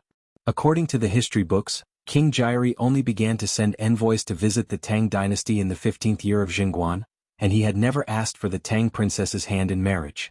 Now things had developed like this because of Li Zixuan, the butterfly who had flapped his little wings and caused the trajectory of history to deviate a little. If he had not urged the imperial court to organize a fleet to trade with the south, King Jiari, who was thousands of miles away and was racking his brains to unify the entire Indian peninsula, would not have seen the powerful fleet of the Tang Empire, and would not have sent a minister to Chang'an to ask for a marriage. In the end, he wanted to get on Li Er's ship and quickly unify the whole of India. Ridiculous. What a load of nonsense. During the Western Han dynasty, Zhao Jun went out of the frontier and created the eternal story of the Han people and the Xiongnu. Why can't the Tang dynasty marry the princess to the Jiari dynasty and repair the friendship between the two countries for 100 years? Cui Shanfu flicked his sleeves and pointed at Li Zixuan, scolding angrily. Li Zixuan glared and raised his hand to beat him. Seeing this, Cui Shanfu immediately took 3 steps back and kept a safe distance from Li Zixuan. T. Zhao Jun going out of the frontier is the greatest shame of the Han people for thousands of years, but you said it as if it was glorious. Li Zixuan resisted the urge to beat Cui Shanfu up. He pointed at the latter and scolded angrily, "You only know that Wang Zhaojun brought 60 or 70 years of peace to the Western Han dynasty and the Xiongnu, but you haven't heard the Song of Sorrow at the 5 Watch, composed by Wang Zhaojun on his way out of the frontier, full of hidden bitterness and infinite sadness, right? The great Han dynasty actually needs to use women to exchange for peace, and you scoundrels are not ashamed but proud of it. It's disgusting.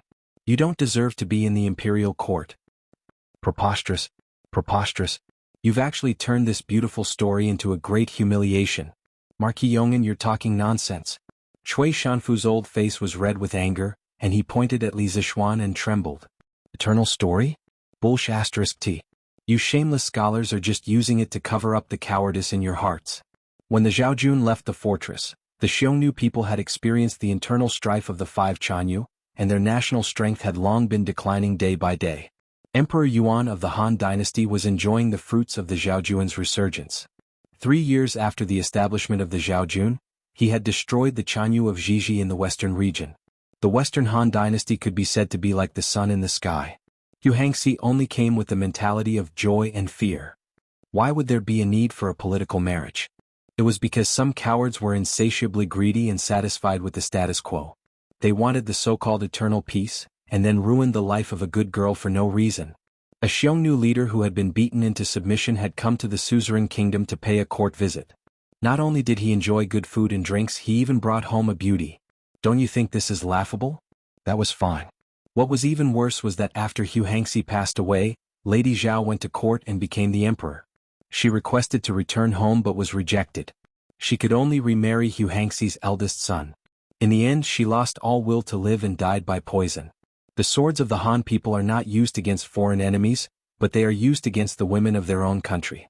Don't you feel ashamed? Furthermore, did the Han people manage to achieve peace through marriage?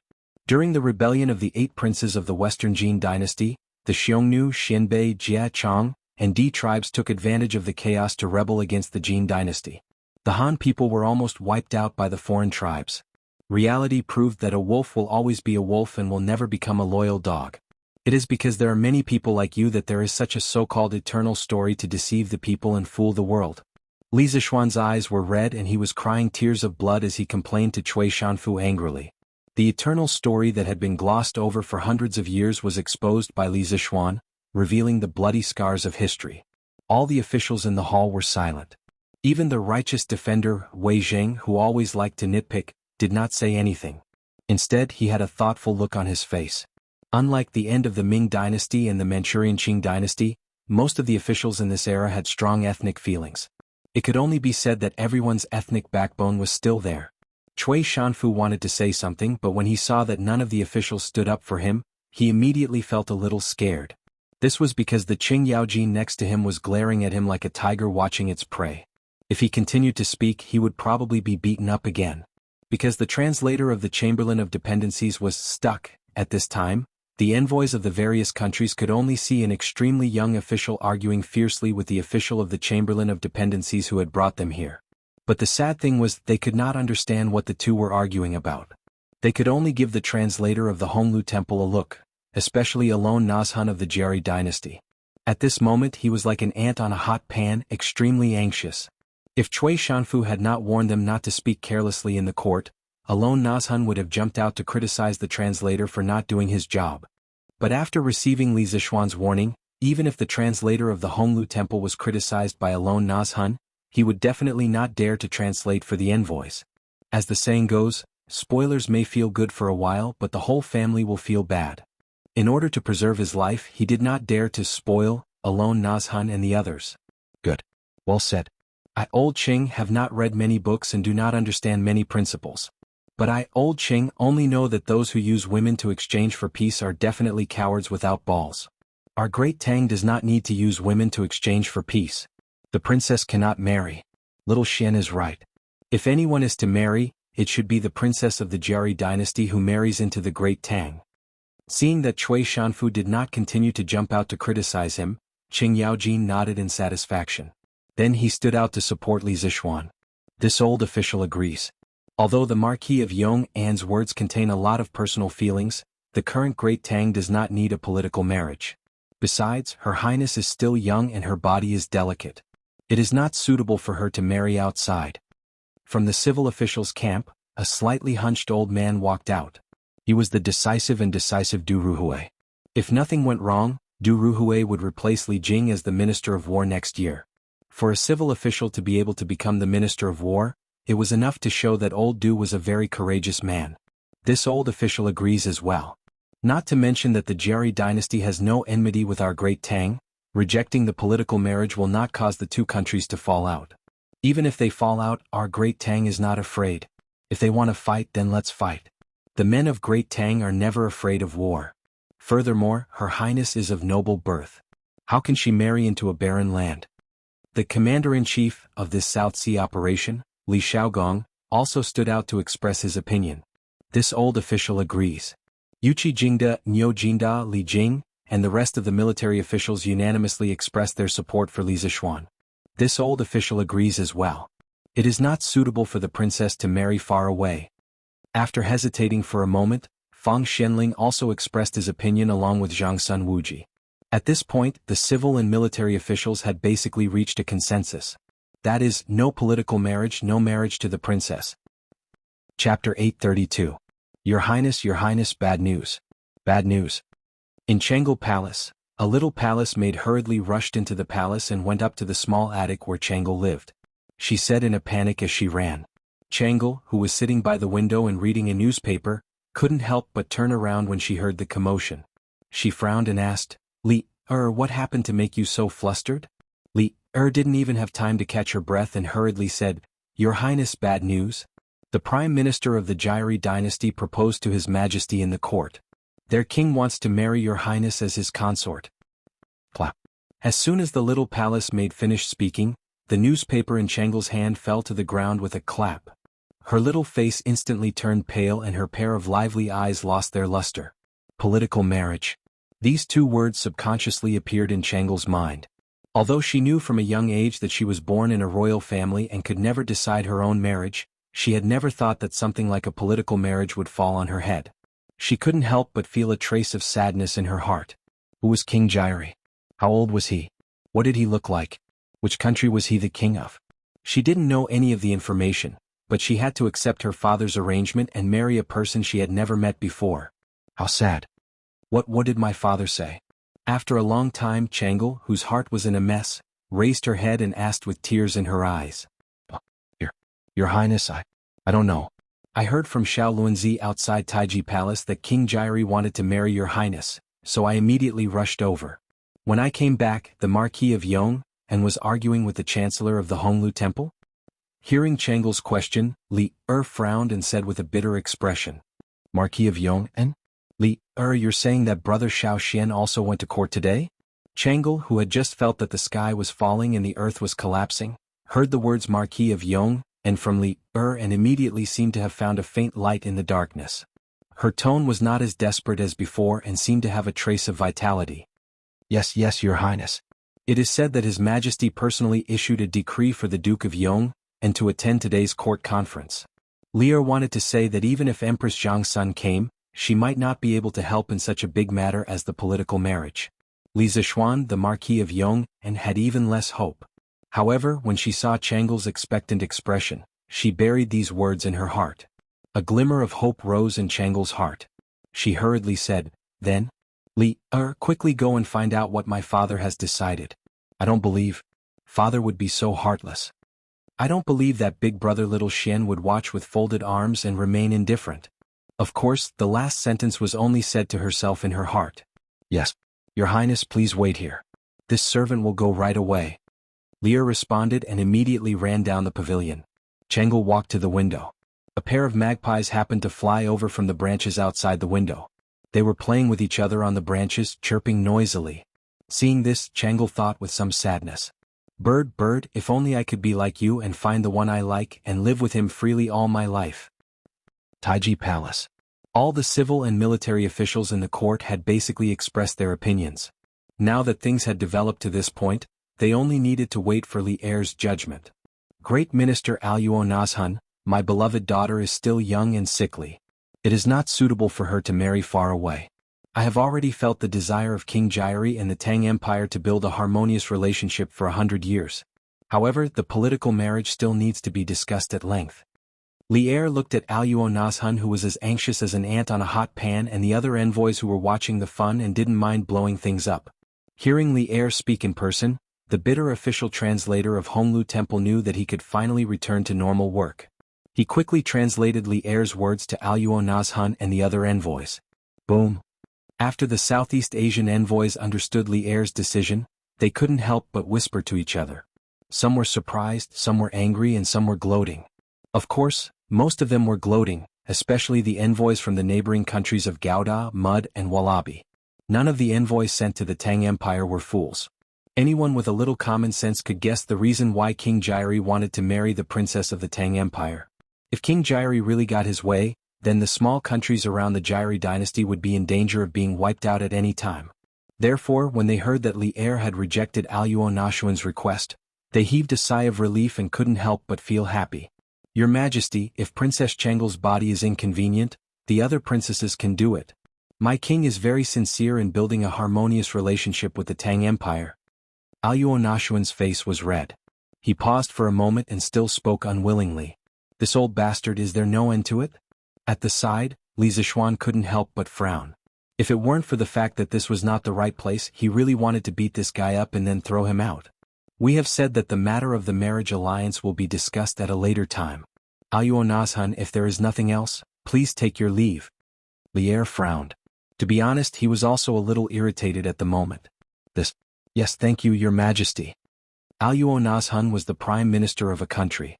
Although the translator of the Chamberlain of Dependencies had translated Li Er's words very smoothly and naturally, he could still hear the displeasure in Li Er's words. Therefore, he decisively retreated to the side and no longer spoke. After all, he had only come to propose marriage, not to make enemies. Moreover, the Tang Empire was a colossus. Their Jiari dynasty couldn't afford to make enemies with it. Good. We are very pleased with the gifts that the envoys have brought us. Apart from the marriage alliance, if you have any other requests for the Tang Empire, you can speak freely here. After discussing with the officials of the court, we will take appropriate measures to resolve them. Li Er nodded and said to the envoys of the 32 countries of Nanyang with a smile. He had just rejected Aluo Nazhun's proposal, and now it was time to give some benefits. As the saying goes, give a slap and give a sweet date. As the monarch of the Celestial Empire, he still had to have this demeanor. After understanding the meaning of old Li's words, the envoys looked at each other, not understanding how sincere Li Er's words were. While the envoys were hesitating, a brown-skinned short man walked out and slightly cupped his hands to Li Er. Envoys of the Lini Kingdom reporting to His Majesty the Emperor of the Tang Empire, our monarch hopes to exchange trade and goods with the Tang Empire. The Tang Empire has vast territory and abundant resources, and its army is good at war. Our monarch also hopes that His Majesty the Emperor of the Tang Empire can send troops to ensure the safety of the sea route. We hope that His Majesty the Emperor of the Tang Empire can reconsider. Chapter 833. Your Highness, good news. In Chengel Palace, Li Er, who had just run out to scout for news, ran back. Unlike before, the little palace maid's face was brimming with an excited smile as she shouted while running. Chengel had already come down from the attic. How could she still have the mood to quietly read the newspaper upstairs at such a crucial moment? Hearing Li Er's voice outside, she couldn't help but feel happy. She hurriedly stood up and looked towards the door. Your Highness, there's good news. His Majesty didn't agree to the Prime Minister's request for marriage. Your Highness doesn't have to marry to another country. In the blink of an eye, Li Er ran in and said to Changel with a grin. Speaking of which, if Changel really married to the Jianri dynasty as her personal palace maid, she would definitely have to accompany her. Thinking of the Prime Minister of the Jianri dynasty who was as black as a coal ball in the imperial court, Li Er couldn't help but shudder. Now that there was such an outcome, she was sincerely happy for Changel and herself. Really? Imperial father really does love Changel? Hearing this, Changel's pair of beautiful eyes instantly glowed with a dazzling radiance. Li Er curled her lips in her heart. She was clearly one of the insiders. However, there were some words that she wouldn't dare to say even if she had 10 times the courage. She could only change the topic and talk about something else. Your Highness, just now in the imperial court, the Marquis of Yong, and scolded Minister Cui badly in order to prevent you from marrying. Hehe, but the Marquis of Yong, and really good scolding. Listening to those words makes this servant feel relieved. Hearing Lier mention Li Zishuan, Changle's heart couldn't help but thump violently. She restrained the abnormal expression on her face and pretended to be calm as she asked. Oh, Li, quickly tell me, what did Brother Xiao Xian scold in the imperial court? Yes, it's best if you tell me everything without missing a single word. Do you want to tell me everything? Li was instantly dumbfounded. Although she enjoyed listening to some words, how could it be so easy for her to repeat them without missing a single word? Li quickly tell me. Changle urged impatiently. Oh, Li scratched her head and began to recall with a frown. Cui Siqing first compared Her Highness with Zhao Jun of the Western Han. Along with Lier's narration, Changle finally found out how intense the debate in the imperial court earlier was and how much Li Zishuan had done for her. The dignified Darkhan dynasty actually needs to use women to exchange for peace, yet scoundrels like you actually don't feel ashamed and instead feel proud of it. Simply disgusting. An eternal story? Bullsh***. You shameless scholars are just using it to cover up the cowardice in your hearts. The swords of the Han people are not used against outsiders, but you use them to deal with the women of your own country. Don't you feel ashamed? A wolf will always be a wolf, it will never become a loyal dog. It's precisely because there are so many people like you that there's such a thing as an eternal story to deceive the people and fool the world. Li Zishuan's hoarse shouts seemed to be ringing in Changle's ears. Changle couldn't help but be dazed. Brother Little Xian, thank you. Thank you for working so hard for Changle. Taiji Palace. The emissary of Lini Kingdom's request for trade made the other emissaries restless. Emissary of Funan Kingdom, reporting to His Majesty the Emperor of Tang. Before I left, our monarch also said that he hopes to trade with Tang. Everyone in Funan Kingdom loves the porcelain and silk of Tang and hopes to use food and spices to exchange for them. Emissary of Jinla Kingdom, reporting to His Majesty the Emperor of Tang, our monarch also hopes to trade with Tang. We can use food and elephants to exchange for goods with Tang. Emissary of Piao Kingdom, reporting to His Majesty the Emperor of Tang. The emissary of Lini Kingdom's request for trade immediately attracted many people to follow the trend. The Great Tang southward fleet had not only brought the Great Tang rich profits, the imperial courts of the small countries that the fleet had passed through had also benefited greatly. This was because the fine porcelain and silk they had bought from the Great Tang could be casually resold in their own countries for astronomical prices. Therefore, these countries that had tasted the sweetness all hoped that Tang could give them a window of foreign trade, so that they could continue to profit domestically and maintain their leading position. Sitting at the head of the table, Li could not help but smile when he heard the requests of the emissaries. This was because even if these emissaries did not say anything, he had already planned to open up trade with Tang. In the end, it was the rich profits brought back by the fleet that moved Li heart. Since sea trade was so profitable, why not carry it out to the end? Li, who was used to being poor, did not want to continue being poor. He had greater ambitions. Good. Since all the emissaries want to trade with Tang, I have decided to set up a department of merchant shipping. In Guangzhou and other coastal prefectures, there will be specialized trading places. At that time, countries that want to trade with Tang only need to send caravans to the Department of Merchant Shipping. The Navy of Tang will also patrol the South China Sea to protect the merchant ships of your countries from pirate attacks. Li laughed heartily and revealed the plan that had been brewing in his heart for a long time. The Department of Merchant Shipping was originally a government organization set up in the ports of China during the Song, Yuan, and Ming dynasties to manage sea trade. To think that it would be brought forward 300 to 400 years in advance. This was truly an epoch-making matter. According to historical records, during the Tang Xuanzong era, there was already an emissary of merchant shipping in Guangzhou. Usually the position was held by eunuchs. It was the predecessor of the Department of Merchant Shipping. Li had taken a step further and completed the work that his great-grandson wanted to do. Furthermore, he had done it even more thoroughly and directly set up the Department of Merchant Shipping. The Ming and Qing dynasties had repeatedly banned sea trade, and the one that was banned and abolished was the Department of Merchant Shipping. Thank you, Your Majesty. After hearing Li decision, the envoys all excitedly saluted Li with a babble. Li chuckled and said, "Ha! Emissaries, please go and rest first. We will set up a banquet to welcome you later." Official Cui. Cui Shanfu quivered and hurriedly stepped forward. This old official is here. Li Er glanced at him indifferently, and a cold light flashed in his eyes. He ordered, "Bring the emissaries to the side hall to rest first. Treat them well, understand?" Actually, Li Er was very unhappy with Cui Shanfu because this old man had just compared his most beloved daughter to Wang Zhaojun and wanted to use this opportunity to marry Wang Zhaojun to another country. It would be strange if he was happy in his heart. If there was a good opportunity, he really didn't mind killing Cui Shanfu. This old official obeys the decree. Cui Shanfu didn't notice the cold light that flashed in Li Er's eyes and bowed with a businesslike attitude. Chapter 834. We wish to establish a left and right commissioner in the Bureau of Shipping to coordinate the maritime trade of the Great Tang. This position will be placed under the Ministry of Civil Affairs, but it will not be under its jurisdiction. If there is a problem, it will have to report directly to us and will have the authority to act first and report later. In Taiji Palace, after Cui Shanfu led the emissaries of the 32 Nanyang countries to a side hall to rest, Li Er looked down at the officials and asked, "The left and right commissioner of the Bureau of Shipping?" The officials couldn't help but look at each other in dismay. This emperor was truly too domineering. Earlier, he had announced that he wanted to establish the Bureau of Shipping without discussing it with them, and now he was directly informing them of the personnel structure of the Bureau. He was simply too domineering. But some people began to think. The imperial court had sent a large fleet south to trade, and the enormous profits it had made everyone understand just how vast the wealth of the sea was.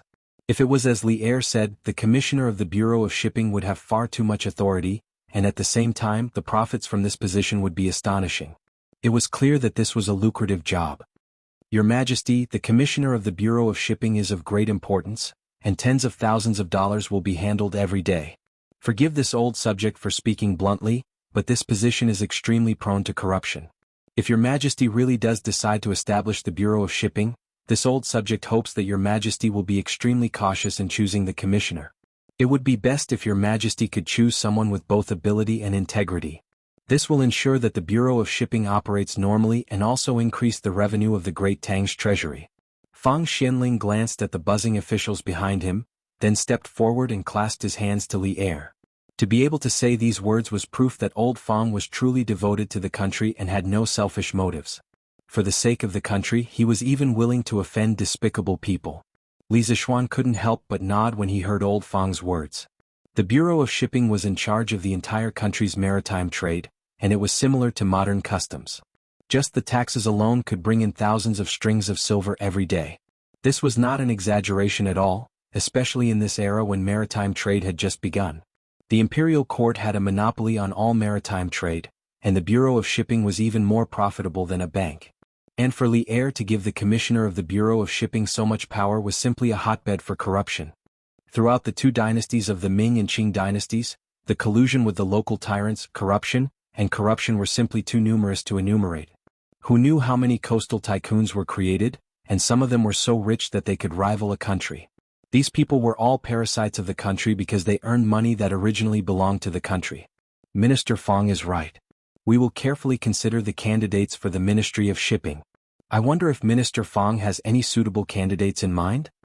Li Er narrowed his eyes and asked Fang Xianling kindly. "Your Majesty, I have no ideal candidate in mind at the moment." Fang Xianling thought for a moment before replying. He knew a lot of officials who were honest, not greedy and upright. However, it was too difficult to find someone who could meet these conditions, understand sea trade, and have a strong view of the overall situation. For the time being, he couldn't think of anyone who could take on this heavy responsibility. What about the auxiliary machine? Do you have a suitable candidate in mind?" Li Er nodded and asked as he looked at Zhang Sun Wuji, who was like an old monk in meditation. Hearing Li Er's question, Zhang Sun Wuji tidied his clothes and answered unhurriedly, "Your Majesty, Xuanling's concerns are extremely reasonable.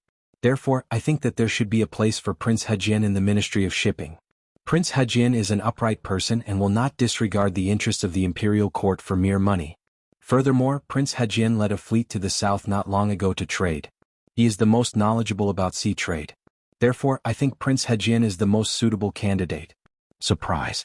Li Xiaogong, who was standing in front of the courtiers, couldn't help but feel surprised after hearing Zhang Sun Wuji's words. Logically speaking, he didn't have a deep friendship with Zhang Sun Wuji.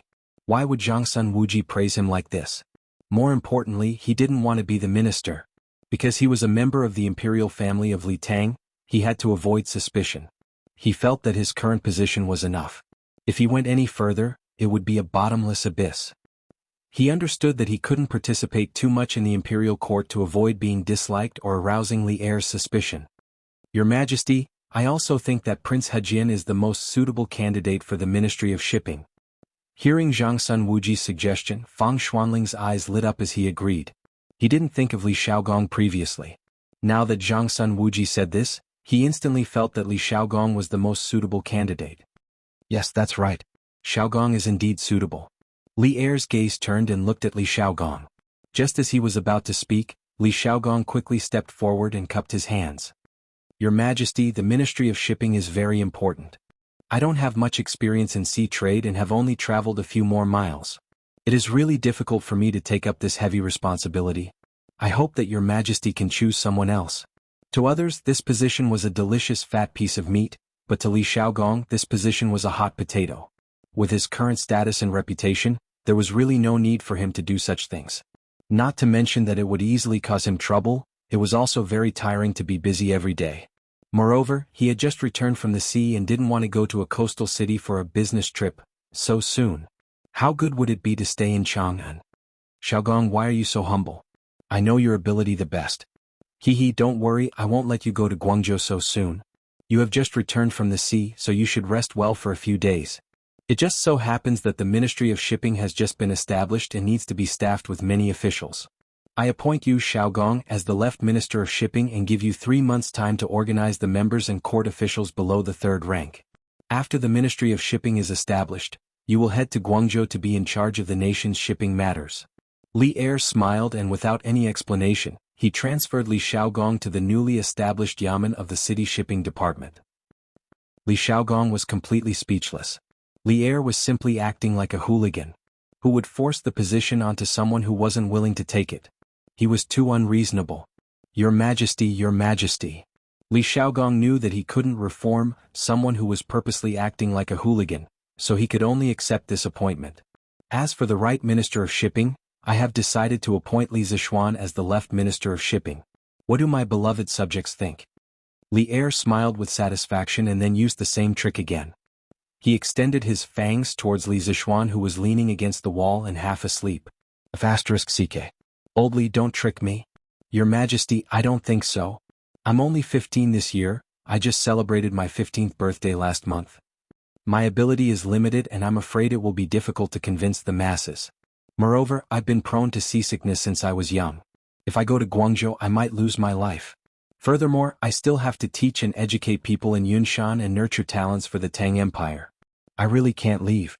Your Majesty. Chapter 835. Shameless, lying through his teeth, shameless to the extreme. Li Er's mind was instantly filled with these words when he heard Li Zixuan's lousy excuses to evade the position of right supervisor of the Department of Shipping. If it weren't for the fact that he wanted to maintain his demeanor as a ruler, he would have already kicked Li Zixuan's butt. Water sickness. Seasickness? You're a Grandmaster level expert. You can fly for half a day without getting dizzy, so how could you get dizzy from this? Li Er felt that if he believed Li Zixuan's nonsense, then he would really be a retard. Bastard. Zhen saw that you had a good understanding of sea trade, so Zhen gave you the position of right supervisor of the Department of Shipping. You better not fail to appreciate kindness. Moreover, you don't have to stay in Guangzhou for long. You only need to help set up the internal system of the Department of Shipping. Li Er glared at Li Zixuan and said frantically. Li Zixuan inwardly curled his lips. Old Li said so much just to give him a job? Seeing that this young master has a good understanding of sea trade, TSK, Li Zixuan really wanted to say, please don't look down on me. Just treat me like I'm invisible. That's right, this fellow didn't want to improve himself. Now that he was the founding marquis, what else could he ask for? In any case, it was unlikely that his title would rise during Li Er's reign. As for the actual position, what did he need that for? He was already busy enough managing such a large academy. He just wanted to be an idle marquis. However, the latter half of Li Er's words surprised him. He didn't think that old Li would make such a big concession in order to poach him to the Department of Shipping. Your Majesty's praise is too much. This subject's talent is shallow and cannot be worthy of Your Majesty's attention. I hope that Your Majesty can choose someone else. He couldn't agree. Even if he didn't have to go to Guangzhou, he definitely couldn't agree. He couldn't make himself uncomfortable. Marquis Yong, and national affairs should be the most important thing. Since you have the ability, why don't you use it to your advantage and serve the court? His Majesty trusts you so much. You should live up to His Majesty's trust. Fang Xianling couldn't stand it any longer. He turned to Li Zixuan and earnestly said. In truth, old Fang also felt that Li Zixuan was quite suitable for the position. After all, Li Zixuan was the first person in the entire Great Tang to propose the idea of organizing a fleet. Li Zixuan's teeth. Moreover, Li's wealth was so great that he probably wouldn't be tempted by the temptation of money. It could be said that apart from his age, apart from Li was the most was Li's. His court is dismissed. Li Er, who was sitting at the head of the table, was furious at Li Zixuan's stubbornness. He immediately announced the end of the court session. Li Zixuan, you stay. The rest of you leave. Li Er stamped his feet and added. *CK. What's the meaning of this? I'm going to be done for. Li Zixuan was dumbfounded. He could act shamelessly in the court as long as Li Er didn't catch him red-handed. That was because Li Er had to take care of Junyi. But now, old Li didn't play by the rules and wanted to have a one-on-one talk with him. Wouldn't he be done for? Seeing this, the officials all cast a sympathetic and pitiful look at Li Zixuan. Then they turned around and left the hall with smiles on their faces. Xiaoxian, in my opinion, you should obey my imperial father. Otherwise, when imperial father gets angry, forget it. You're on your own. When Li Qingqian passed by Li Zixuan's location, he whispered something to him before leaving without a word. Obey your imperial father? Obey your sister. Hearing such ambiguous words, Li Zixuan felt his chrysanthemum tighten. He really wanted to grab Li Qingqian back and ask him what he meant. Could they still have a proper conversation? This fellow was still thinking about such messy things at such an important time. There was really no one else like him. Marquis, His Majesty wants you to go to the Suite Du Hall. After Li Er, Li Qingqian and all the officials left the Taiji Palace, a eunuch walked out from the back of the palace and spoke to Li Zixuan. Li Zixuan replied unhappily. Then he followed the eunuch to the Suite Du Hall. Speaking of which, he really wanted to sneak away. Cough, cough, this subject greets your Majesty. Not long after, they arrived at the Suite Du Hall. Li Zixuan was looking at the map on the wall with his hands behind his back. The eunuch who had led the way had long disappeared. Li Zixuan could only cough dryly and bow to Li Er's back. Do you know why I set up the Department of Trade? Li Er didn't turn his head and asked Li Zixuan with his back facing Li Zixuan. What's the matter? Li Zixuan couldn't help but feel a little confused. After a while he replied, the sea trade can bring a lot of income to the Great Tang. Your Majesty set up the Department of Trade to relieve the pressure on the national treasury. As soon as he finished speaking, Li Er seemed to have already prepared a question.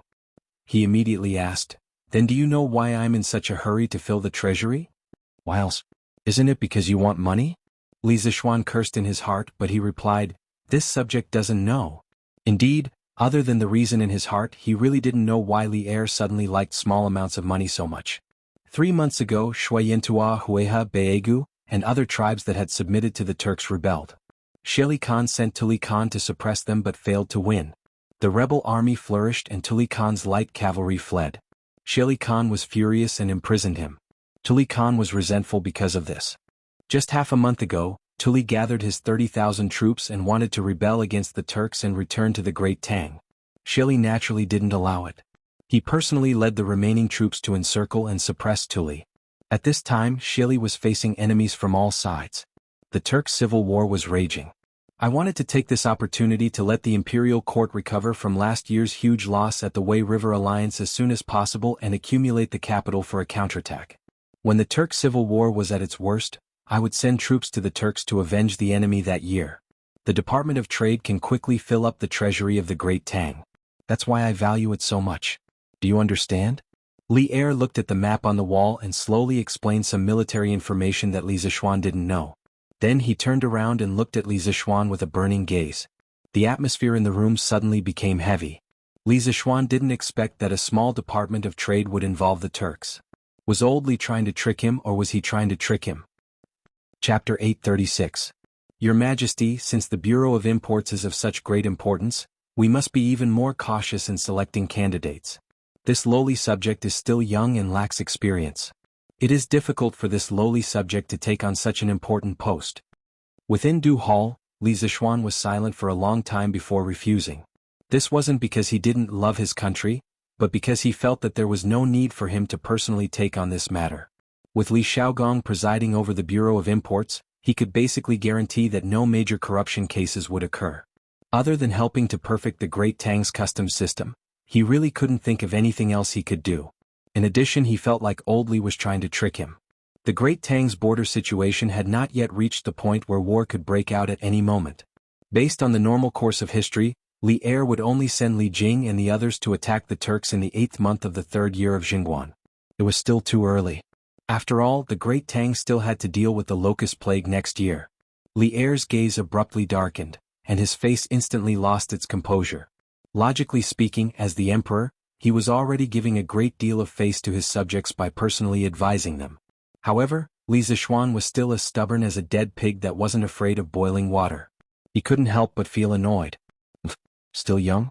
Lacking experience? Brat, you've done so many things, but which one of them is something that someone as young as you can do? Based on what you're saying, shouldn't we also remove you from your marquis title?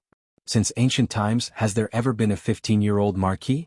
Even Hua Tsubing, despite his illustrious achievements on the battlefield, was only made a marquis champion at the age of 20. Li Er walked down from above and stopped 5 steps in front of Li Zixuan. Li Zixuan was a little anxious at these words. It was fine if he didn't become an official, but he had to have a title of nobility. This sort of thing was the foundation of a feudal society where one would not be bullied. Cough, cough, Your Majesty is the sovereign of the 9 and 5, so your words naturally carry enormous weight. How can you take back a title you've bestowed? Li Zixuan awkwardly smiled. Li Zixuan angrily flicked his sleeves. If it weren't for the emperor's prestige, he would have stripped Li Zixuan of his title. Tell me, what do I have to do to make you willingly take up a position in the Department of Shipping? As long as the request is not too excessive, I will consider it.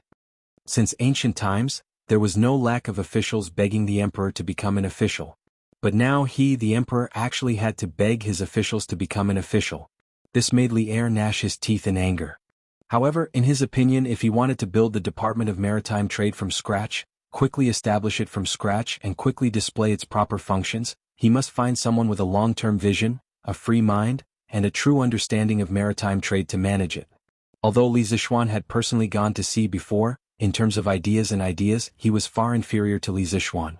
Letting Li Zixuan be the head of the Department of Maritime Trade and overseeing the overall situation, and then letting Li Zixuan be the second head of the Department of Maritime Trade and be responsible for formulating the specific rules and regulations. In Li Er's opinion, this was the most perfect personnel allocation. Your Majesty, I am greatly indebted to the Empire.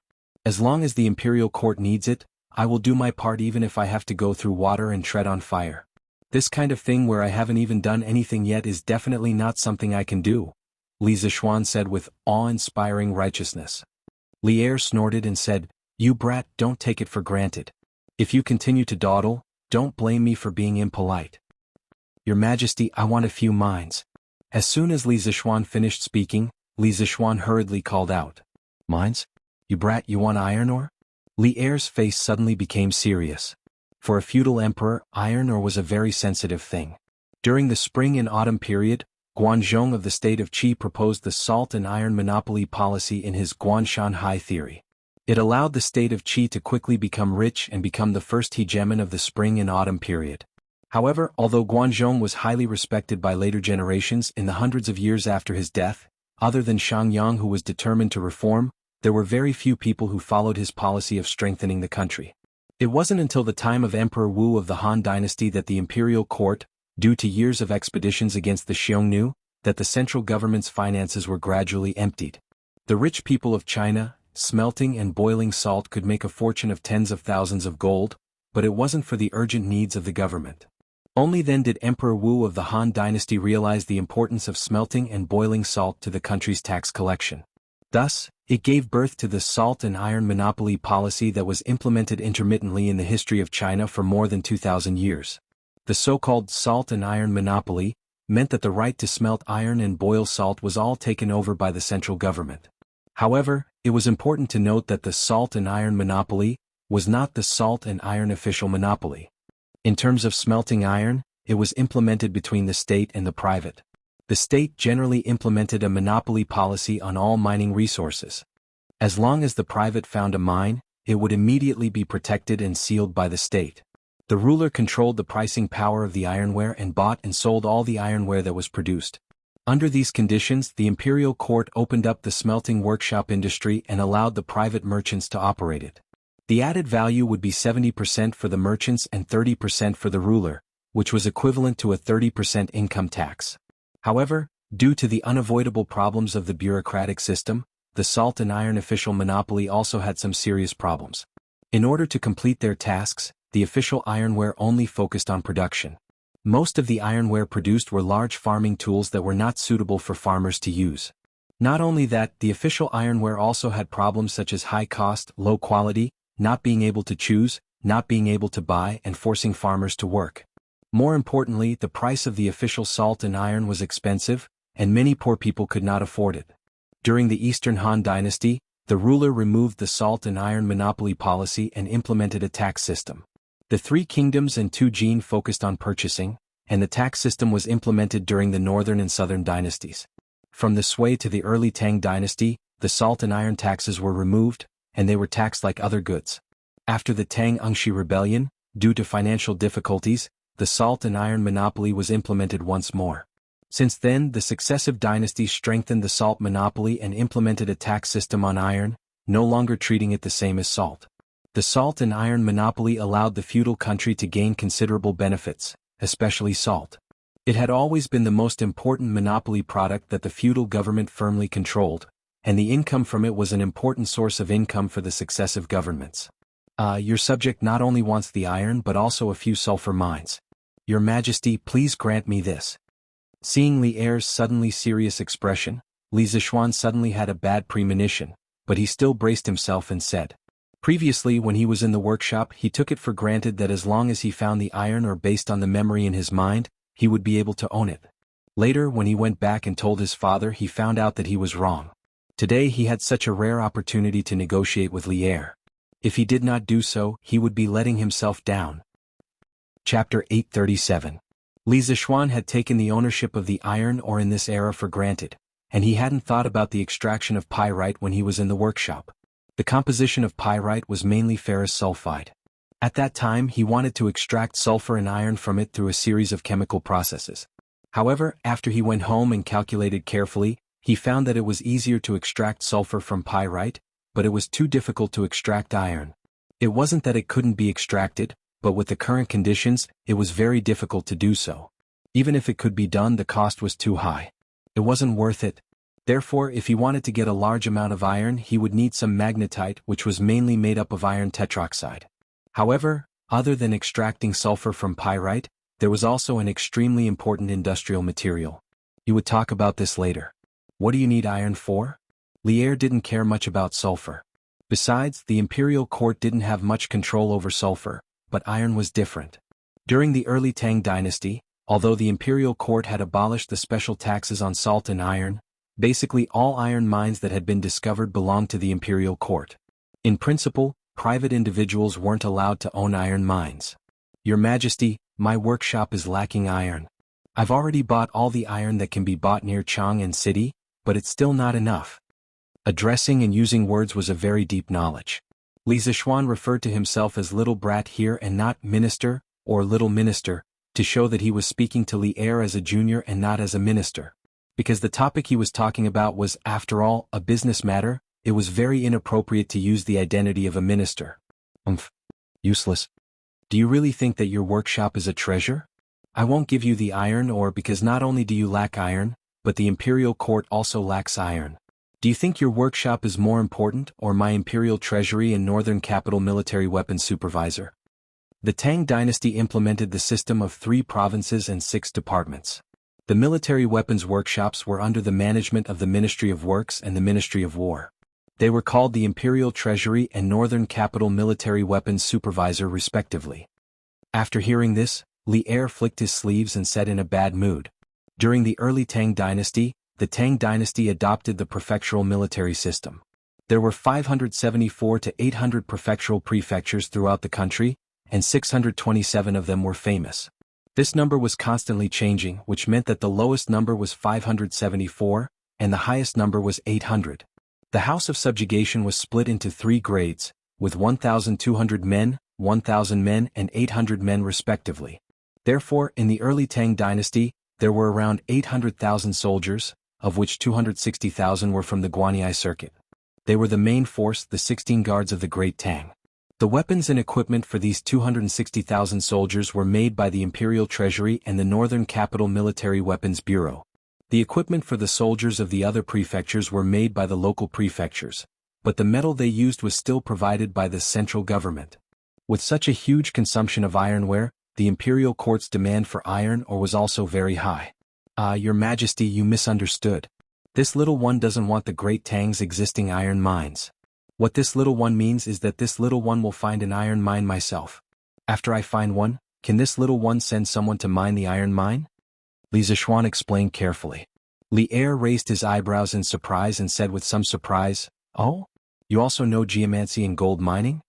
In ancient times, it was known as one of the 8 outer gates of Jianghu. It could be considered as the application of feng shui in the exploration of gold mines and other mineral deposits. The art of prospecting was known as the 9th gate, gold mining. Because the people of Jinmen served the government for a long time, they had very few descendants. But if they found a good gold mine, they would make a lot of money every day. In any case, Li Zishuan was also a member of the Dao sect. Of course he had heard of mining, but how would he know how to do such a thing? He didn't seem to have any knowledge of geomancy in this life. His confidence in finding ores came from the memories of his previous life. But he definitely couldn't say that to Li Er. Under the influence of my master, this little one knows a thing or two about this, a thing or two. Li Zishuan's mind turned quickly, and then he seriously spouted nonsense. Li Er glanced at him and after a while he said, "If that's the case, I will grant you an iron mine. But at the same time, you have to help the court find a similar iron mine. When the time comes, you won't have to pay taxes to the court and can mine as much as you want. How about it?" At this time, although the iron mines were owned by the country, a large part of it was mined by the people. Old Tang Book, official records recorded, any mine that comes out of the Copper and Iron State Prefecture will be taxed by the officials. As the emperor, Li Er still had a lot of room for manipulation. When the time comes, he could ensure that the other officials couldn't find fault with him. Old Fox, Old Li's advantage wasn't something that ordinary people could take advantage of. Li Zishuan silently cursed in his heart. After a moment of consideration, he nodded and cupped his hands. "Thank you, Your Majesty." "The sulfur mine?"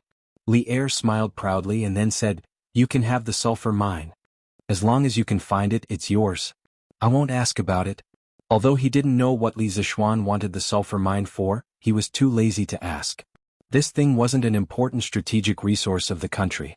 He would just treat it as a benefit for Li Zishuan to join the Department of Commerce. "Thank you, Your Majesty. I will do my best to help Commandery Prince Hejian manage the Department of Commerce well and increase the revenue of the Tang Empire's treasury." Although this result wasn't ideal, Li Zishuan could accept it. He would treat it as a contribution to the country. The more iron the court had, the better the military's weapons would be, and the stronger the country would be. As for the right promotion of the Department of Commerce, he didn't have to go to Guangzhou to work. He only needed to use his brain. It wouldn't have much impact on his current life. Get out of here." Li Er snorted in annoyance when he saw Li Zishuan seeing a rabbit. He immediately let go of the falcon. "Look. Damn, Old Li is too disrespectful. Getting rid of the donkey after it has outlived its usefulness." Li Zishuan was a little unhappy, but he did have the upper hand in this matter. Therefore he didn't argue with Old Li. He cupped his hands and left. "Humph, I don't want to stay in this lousy palace." After leaving Taiji Palace, Li Zishuan secretly gave Li Er the middle finger. Then he walked towards the palace gate and prepared to go home. "Brother Xiaoxian." At this moment, a pleasant female voice came from beside him. Li Zishuan looked over and saw Chengel walking over with graceful steps. She was very dignified and elegant. "Your Highness." The reason why Chengel was so dignified was that she was in the palace and had to follow the rules.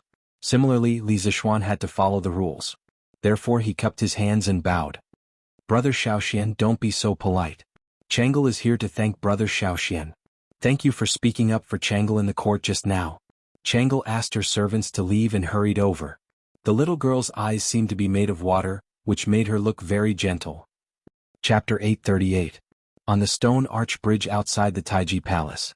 Li Zixuan looked at the beautiful girl in front of him and thought that if he hadn't argued for her in the imperial court, Chang'e would have been sent to northern India for a political marriage thousands of miles away. How sad and unfair it was. In his impression, the so-called Jianri dynasty did not last long. This was because in the history after Zhengguan, he had never heard of the Jianri dynasty. This meant that even if Chang'e married over, she would only end up with a sad ending. It was true. According to the historical records, in the 21st year of Zhengguan, King Jianri drowned in the Ganges River and didn't leave any heirs. At that time the country was in chaos. Prime Minister Aluo Nazhun usurped the throne and the huge empire that was maintained by force collapsed instantly. Ah, Your Highness is too polite. What I did was just what a Han person should do.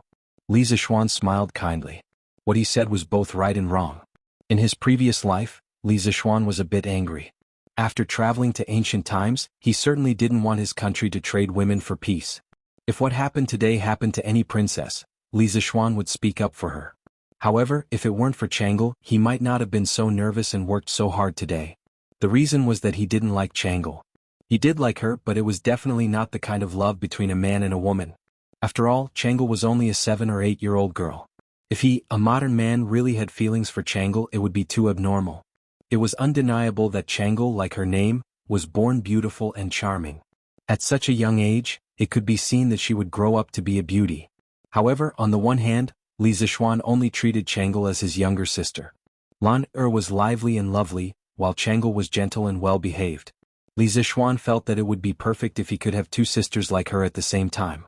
On the other hand, Li Zixuan, who had a soft spot for the Tang dynasty in his previous life, felt that the two most respectable and pitiful women in the Zhengguan dynasty were Empress Jiangsun and Chang'e. These two women were extremely virtuous, but unfortunately their lives were very short.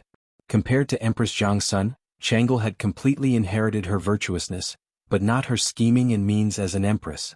Therefore, Chang'e was a gentle and weak woman who was extremely virtuous but not protected by a hard shell. Li Zixuan had traveled through 1,000 years. After seeing the real person, it was inevitable that he would feel pity and protect her. However, he was only treating her as his little sister and doting on her. He was not that perverted. This is what a Han should do. But why is it that out of all the civil and military officials in the imperial court, only you, Brother Xiaoxian, speak out for justice and argue for what is right? Chang'e muttered in her heart. After that, she looked at Li Zixuan with her watery eyes and said with a smile, "No matter what, Chang'e should thank Brother Xiaoxian." "All right. Brother Xiaoxian, you can go and do your work. Chang'e should go and find father." She also knew that there were many eyes and ears here. If she chatted with Li Zixuan for a long time, it was inevitable that people would gossip. "All right. Take care, Your Highness." Li Zixuan smiled and cupped his hands in salute. Li Zixuan kept addressing her as Your Highness so politely, which made Chang'e slightly dissatisfied. She felt that it was very distant, but in this situation, there was nothing she could do. She could only nod and sigh in her heart. Then she turned and left. "Young master, you're back." When it was close to noon, Li Zixuan returned to the Li residence. San Bao hurriedly took over the reins and greeted Li Zixuan warmly with a smile. "Where's Yushi?"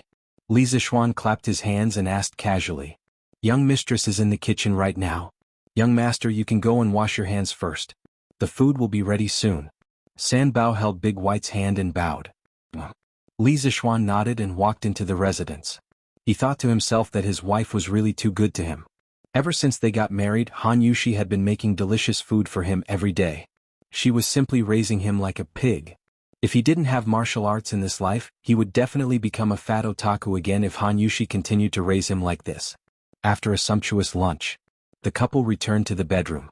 Han Yushi asked, "Husband, is everything okay during the morning court today?"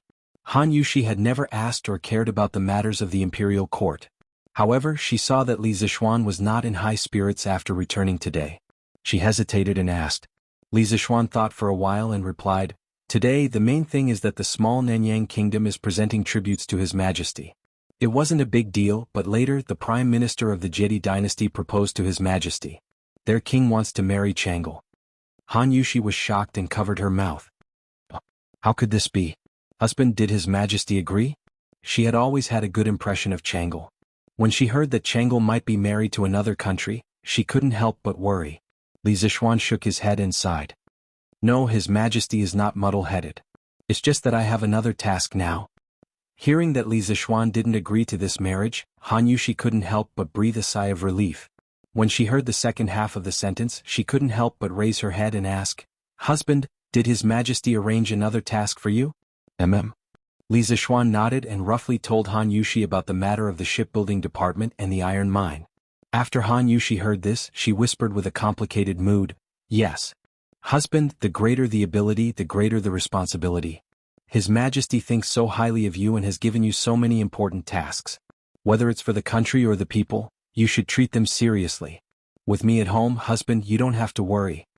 From a personal point of view, Han Yushi certainly hoped that Li Zixuan could foolishly do nothing every day and stay by her side.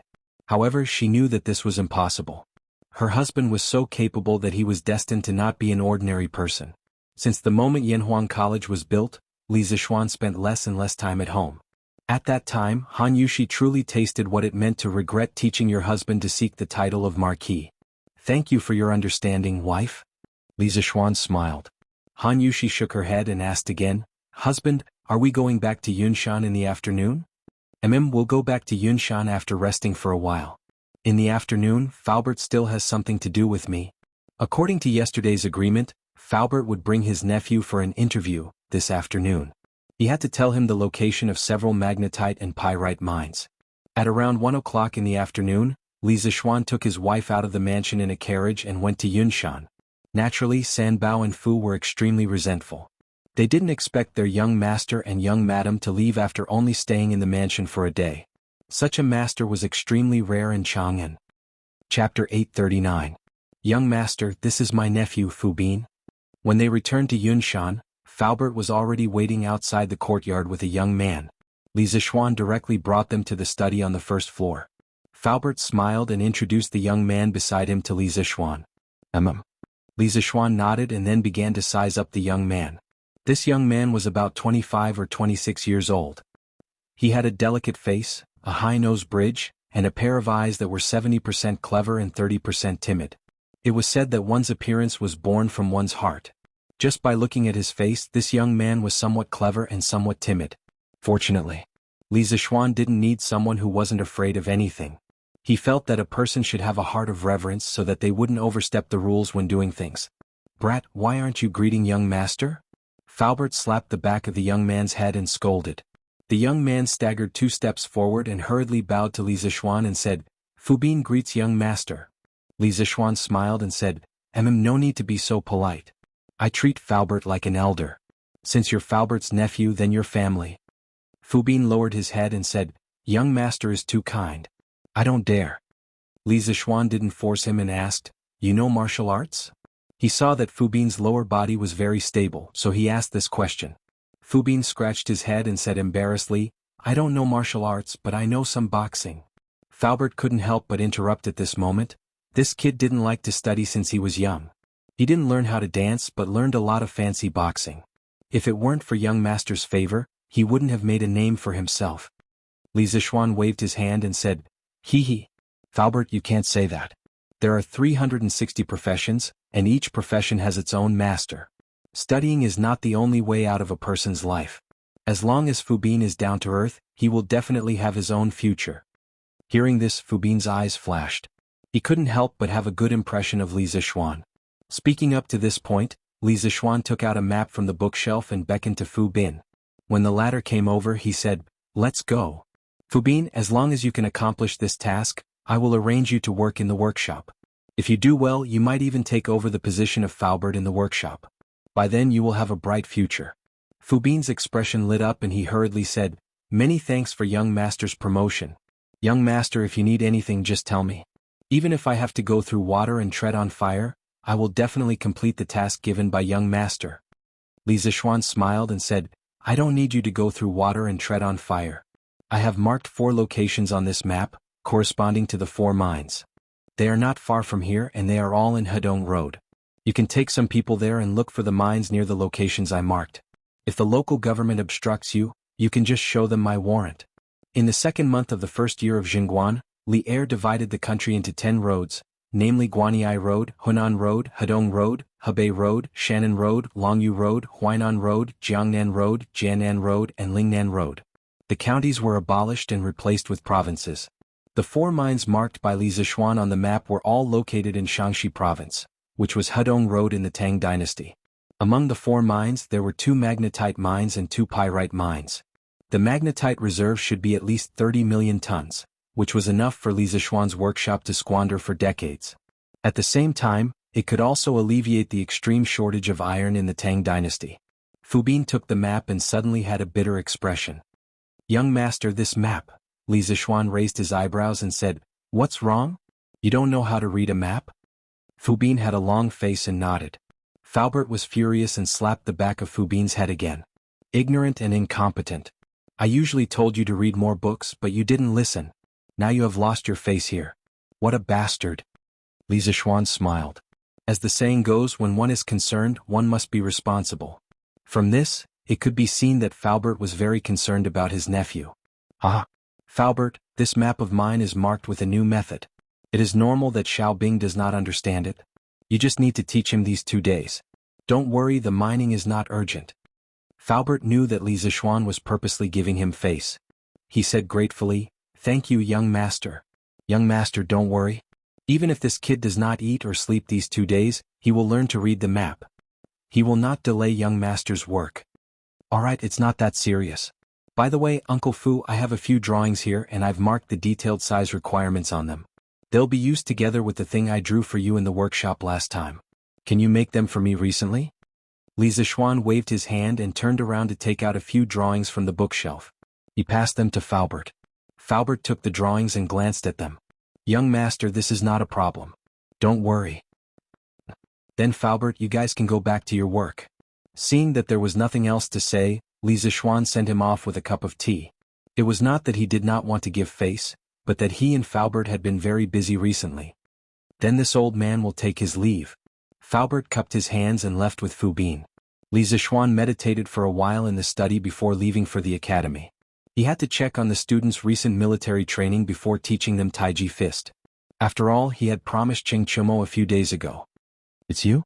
Senior, what brings you to my humble abode again?" What Li Zixuan did not expect was that the moment he stepped out of the door, he met the uninvited guest from 2 days ago, the bearded guest who was beaten black and blue. Perhaps it was because Li Jing's medicine was too effective or because the half-step great grandmaster's recovery ability was too strong. In just 2 days, the bearded guest's injuries were almost healed. "What? Marquis Yong, and isn't inviting me in? Could it be that you're still angry with me?" The bearded man's aura was restrained and he looked just like an ordinary farmer. He didn't bring a saber today and just walked towards Li Zixuan empty-handed and said with a smile, "I wouldn't dare. Senior, please come in." Li Zixuan still had to give face to Li Jing during the Battle of Yunshan. Moreover, he had a breakthrough during the battle and it could be said that he benefited greatly. If he followed the normal progress, he did not know how long it would take for him to break through. Therefore, although he had some complaints in his heart, he did not hate the bearded guest as much as he did in the beginning. "Ah, Marquis Yong, and if this is your humble abode, then there are no luxurious mansions in this world." Seeing that Li Zixuan's attitude towards him had improved slightly, the bearded guest laughed loudly. Chapter 840. Last time he was still shouting about killing, but this time he came to visit as if nothing had happened.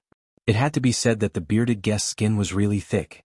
However, no one in the Li family gave him a good face. Li Jingma only nodded at the bearded man in greeting before leaving. Han Yushi and Madame Li didn't even go downstairs or greet him. When Xiao He came over to pour tea for the bearded guest, she heavily knocked the teacup on the table to express her dissatisfaction. Lan'er held a small wooden sword and quietly hid at the staircase. Her 2 bright eyes stared at the bearded man without blinking, as if she was ready to deal a fatal blow to the bearded man in the main hall at any time. This little cutie didn't know that her every move had been noticed by the 2 people in the main hall. "Ah, Marquis Yong, and even if I did something wrong last time, you don't have to be so stingy, right? This old man heard that you have good wine at home. Why bring out this tea to embarrass this old man?" The bearded guest didn't care much about the Li family's reaction. In his opinion, Li Zixuan's family was already very polite for not cutting him with a knife. Now they were just a little cold to him, so what? He looked at the teacup on the table and said to Li Zixuan without any trace of politeness. He came to Chang and with the imperial court's fleet. Counting the days he had stayed in Chang, and for quite some time. Naturally, he knew of the Li family's reputation of drunken immortal and gentle village. Moreover, he had tasted it many times at the Drunken Immortal restaurant. Although it was a little expensive, the bearded guest still felt that it was worth it. Besides, how could a pirate like him lack money? Spending money to buy enjoyment was what people like him liked to do the most. It's not that I don't want to, but my family's wine is extremely strong. If Senior has something to say, please talk about business first and then talk about other things. Li Zixuan replied indifferently. He didn't fall out with the bearded guest because he was giving face to Li Jing. As for the good wine and good dishes, it could only be said that the bearded guest was overthinking.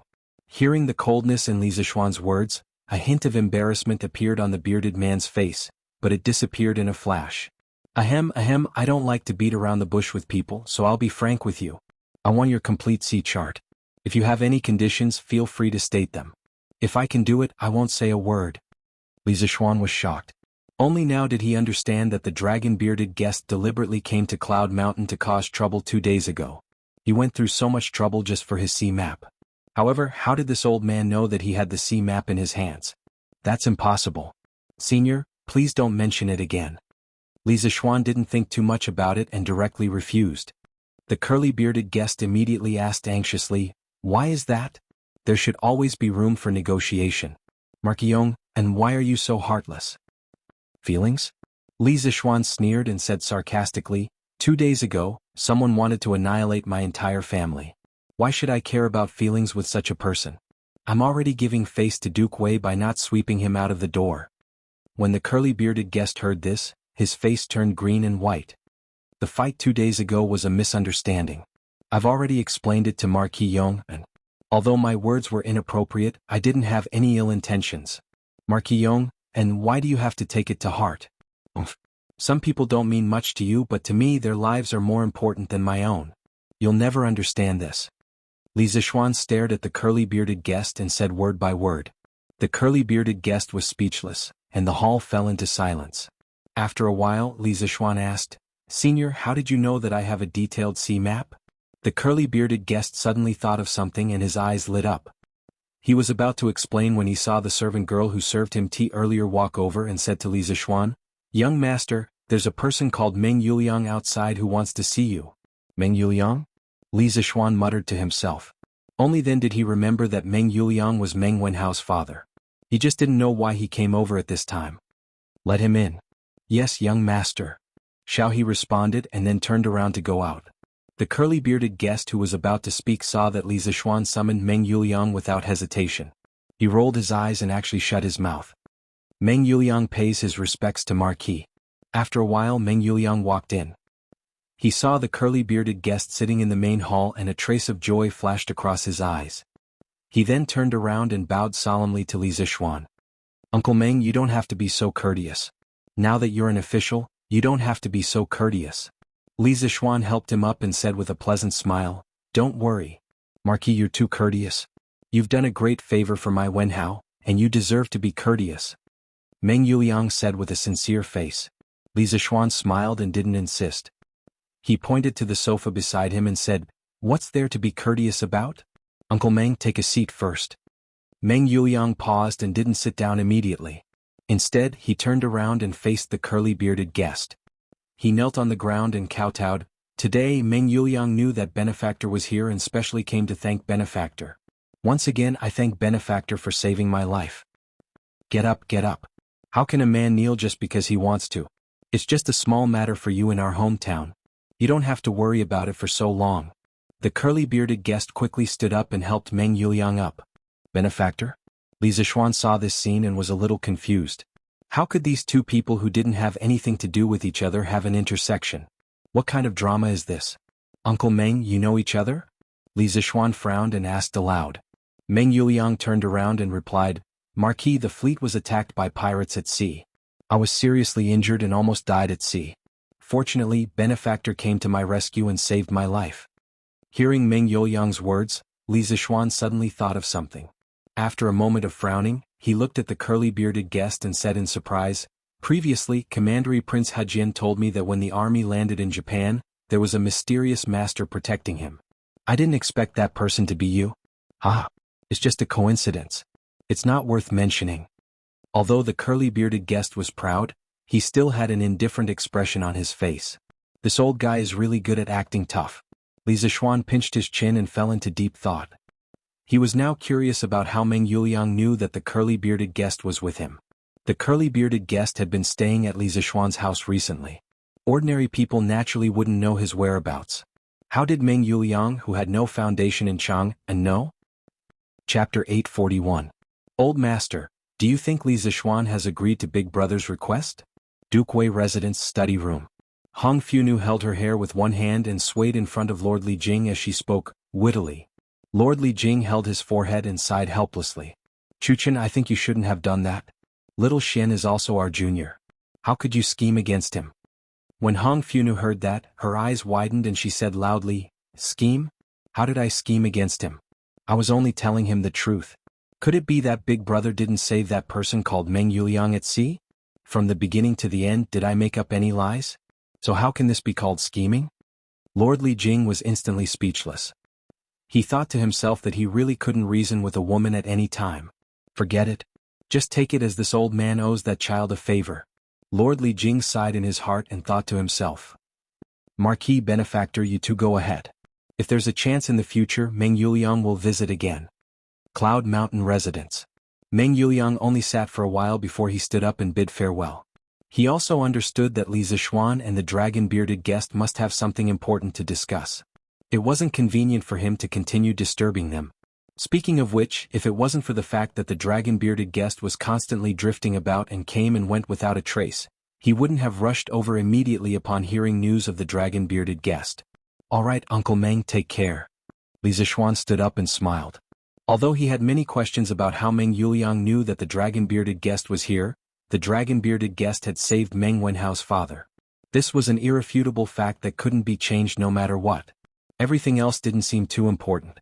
After sending Meng Yuliang off, there were only two people left in the main hall. An old man and a young man. The two of them stared at each other for a while before Li Zishuan spoke. I can give you the map, but you have to promise me one thing. The bearded man was overjoyed. Previously there was no room for negotiation. Now, although there were conditions, there was finally room for negotiation. The difference between the two was not small. Ultimately, it was because he had inadvertently saved the father of Li Zishuan's favorite disciple. Even though Li Zishuan did not say it explicitly, it was obvious that he had accepted this favor. Otherwise, his attitude would not have changed like this. What conditions? The bearded guest hurriedly asked. Li Zishuan stood up, clasped his hands behind his back and lightly said, In the previous martial arts competition, it should be considered as your loss, right? The bearded man thought about it seriously and then nodded. That's right, this old man lost. Although Li Zishuan and Mo Huai had teamed up to fight him in the end, he had already lost when Li Zishuan forced his acupoints open due to the threat of death coming from Li Zishuan. A loss was a loss. He, the bearded guest, had traversed the 4 seas. He would never do something so shameless as to refuse to admit his loss. Good. Before the martial arts competition, you said that if I lost, you would exterminate my entire family. But in the end you clearly lost, so it's a different story. Li Zishuan said with a smile. The bearded guest's face darkened. He said impatiently, Marquion, and just tell me what you want. If I can do it, I will definitely do my best. When Li Zishuan heard this, he revealed a devilish smile, causing the curly-bearded guest, a great demon who had killed countless people, to tremble in fear. This marquis has always been kind-hearted. I won't do something like exterminating someone's entire family. But since you lost the martial arts competition, you should pay a corresponding price. Moreover, you want this Marquis C map, so the price you should pay naturally cannot be low. How about this? As long as you are willing to fulfill your responsibilities as a guard at Yanhuang College for a year, this Marquis will hand over the C map to you. In addition to this request, after you take this Marquis C map, you also need to help this Marquis find a few things overseas. Once you find them, you will send them back to Chang'an. How about it? Do you agree to these 2 requests? Be a guard for a year? The bearded guest's eyes widened. If it was someone else who said this to him, he would definitely smash that person into a meat patty with his fist. What kind of person was he, the bearded guest? He was the overlord of the sea. How could he be someone's guard? If this were to spread out, how would he be able to survive in the south? However, he had no choice but to agree. First of all, he did lose the martial arts competition that day. Logically speaking, Li Zixuan should be the one to make a request. Moreover, that sea map was truly too important to him. After wandering the sea for so many years, no one knew better than him how rich the wealth of the sea was. If he had the help of Li Zixuan's sea map, where in the world could he not go? Can you change the conditions? For example, this marquis can use money to buy this sea map. The bearded guest said unwillingly. As for the latter condition, he didn't think much of it. At most, it would just take some effort to find something. However, the first condition was asking for his life. As the island master of the 72 islands, he also wanted his face. Li Zixuan narrowed his eyes and said indifferently, "Do you think this marquis is someone who lacks money? Just these two conditions, there's no way to change them. Senior, you also know that I originally didn't want to negotiate with you. However, now that you're unwilling to agree to my conditions, this marquis is powerless to do anything." 2 days ago, other than threatening Li Zixuan's family, the bearded guest also committed another crime, which was to disrupt the order of Cloud Mountain. Accordingly, he had to pay the price and set an example to the people who came after him. He had to let them know that no matter who it was, if they dared to cause trouble in Cloud Mountain, they must be punished. The atmosphere in the main hall suddenly froze. The bearded guest's face was gloomy. He tapped the table with his finger and didn't say a word. Seeing this, Li Zixuan didn't rush him. He waved at Lan'er, who was hiding at the stairs. The little girl put away the wooden sword in her hand and ran towards Li Zixuan with a smile. The brother and sister played a childish game of rock, paper, scissors in front of the bearded guest. They were very happy. After a long time, the bearded guest coughed heavily and said, "Marquis Han, this marquis has thousands of brothers under me. This marquis is not someone who can do whatever I want. This matter is very important. Please give this marquis 1 day to consider carefully. Before sunset tomorrow, I will definitely give you an answer." Although his martial arts skills were basically unrivaled, he still had to listen to the opinions of his subordinates. Otherwise, what future could he have as a commander without an army? "Fine. This marquis will wait for you for 1 day." Li Zixuan nodded. He didn't expect the bearded guest to not reject such an unreasonable request on the spot. It was really inconceivable. "Then this marquis will take his leave first." The bearded guest cupped his hands and left. Of course, in the entire courtyard no one sent him off. Chapter 842. The next day, Li Zixuan finally woke up early. After having breakfast in the courtyard, he went to Yanhuang College. Recently, due to various things as the principal, he had not shown up at Yanhuang College for a long time. Mr. Li Gang had complained about this countless times.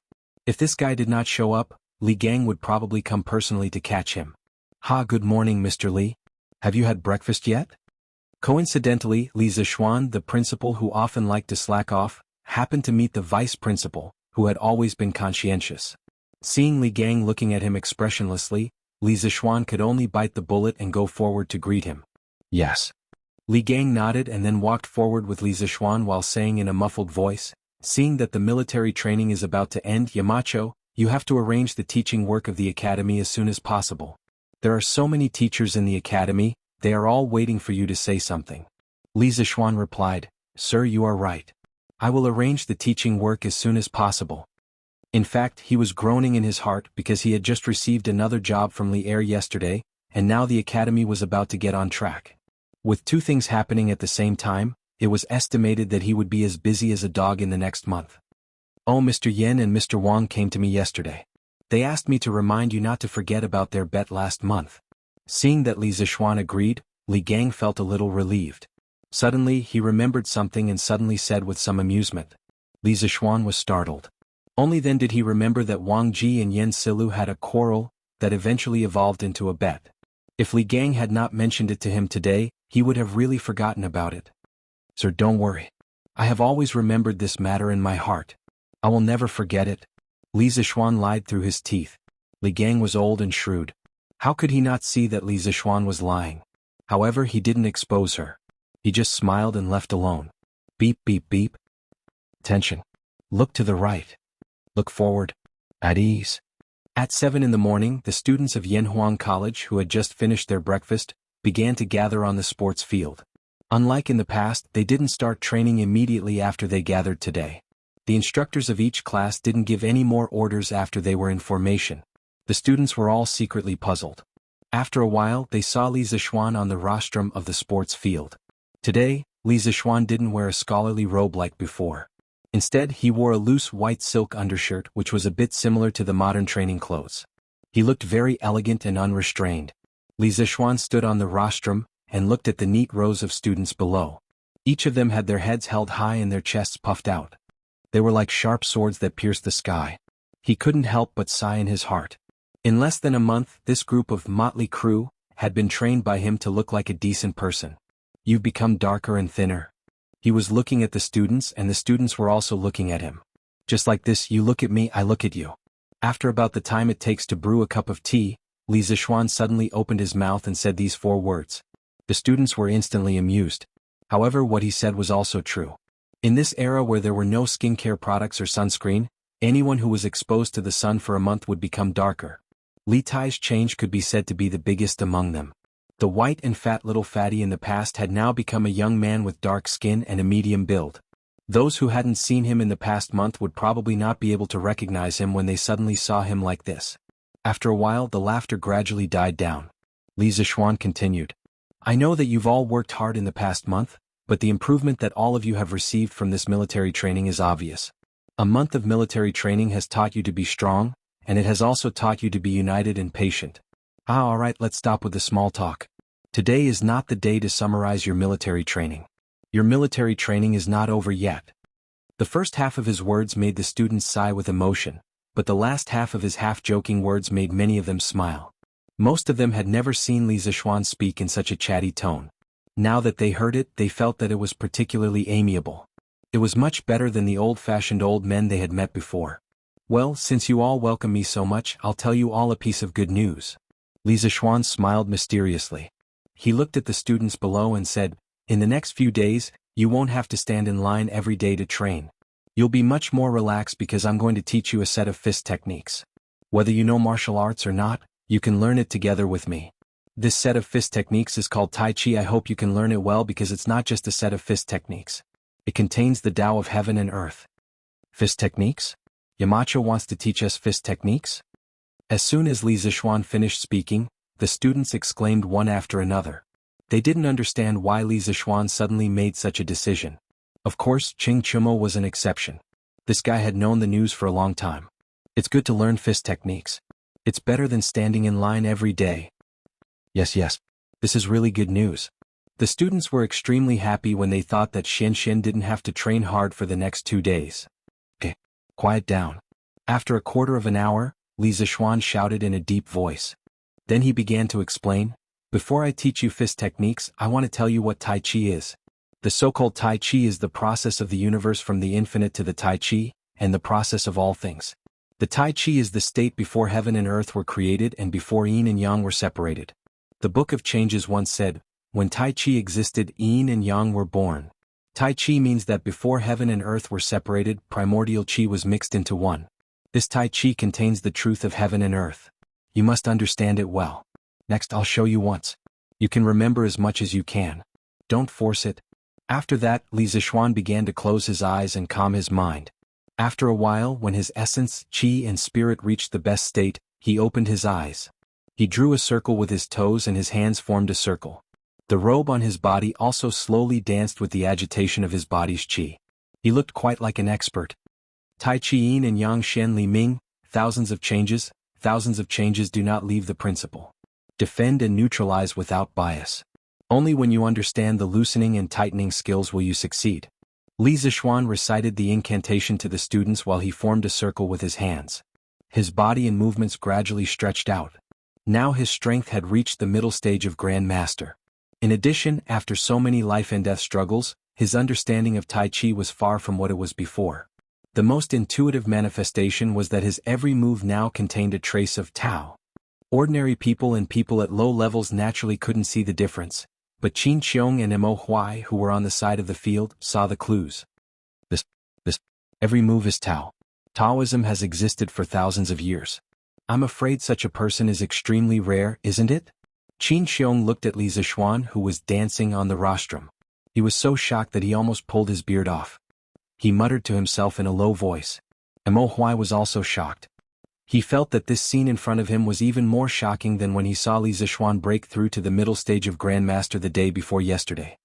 Tao follows nature. This is Tao following nature. It's a great fortune for Taoism to have such a person. If this Tai Chi is practiced deeply, it can definitely be called the Supreme Fist technique. I didn't expect Yamacho to so casually make it public.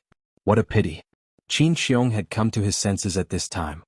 He smiled and said, Brother Mo, you worry too much.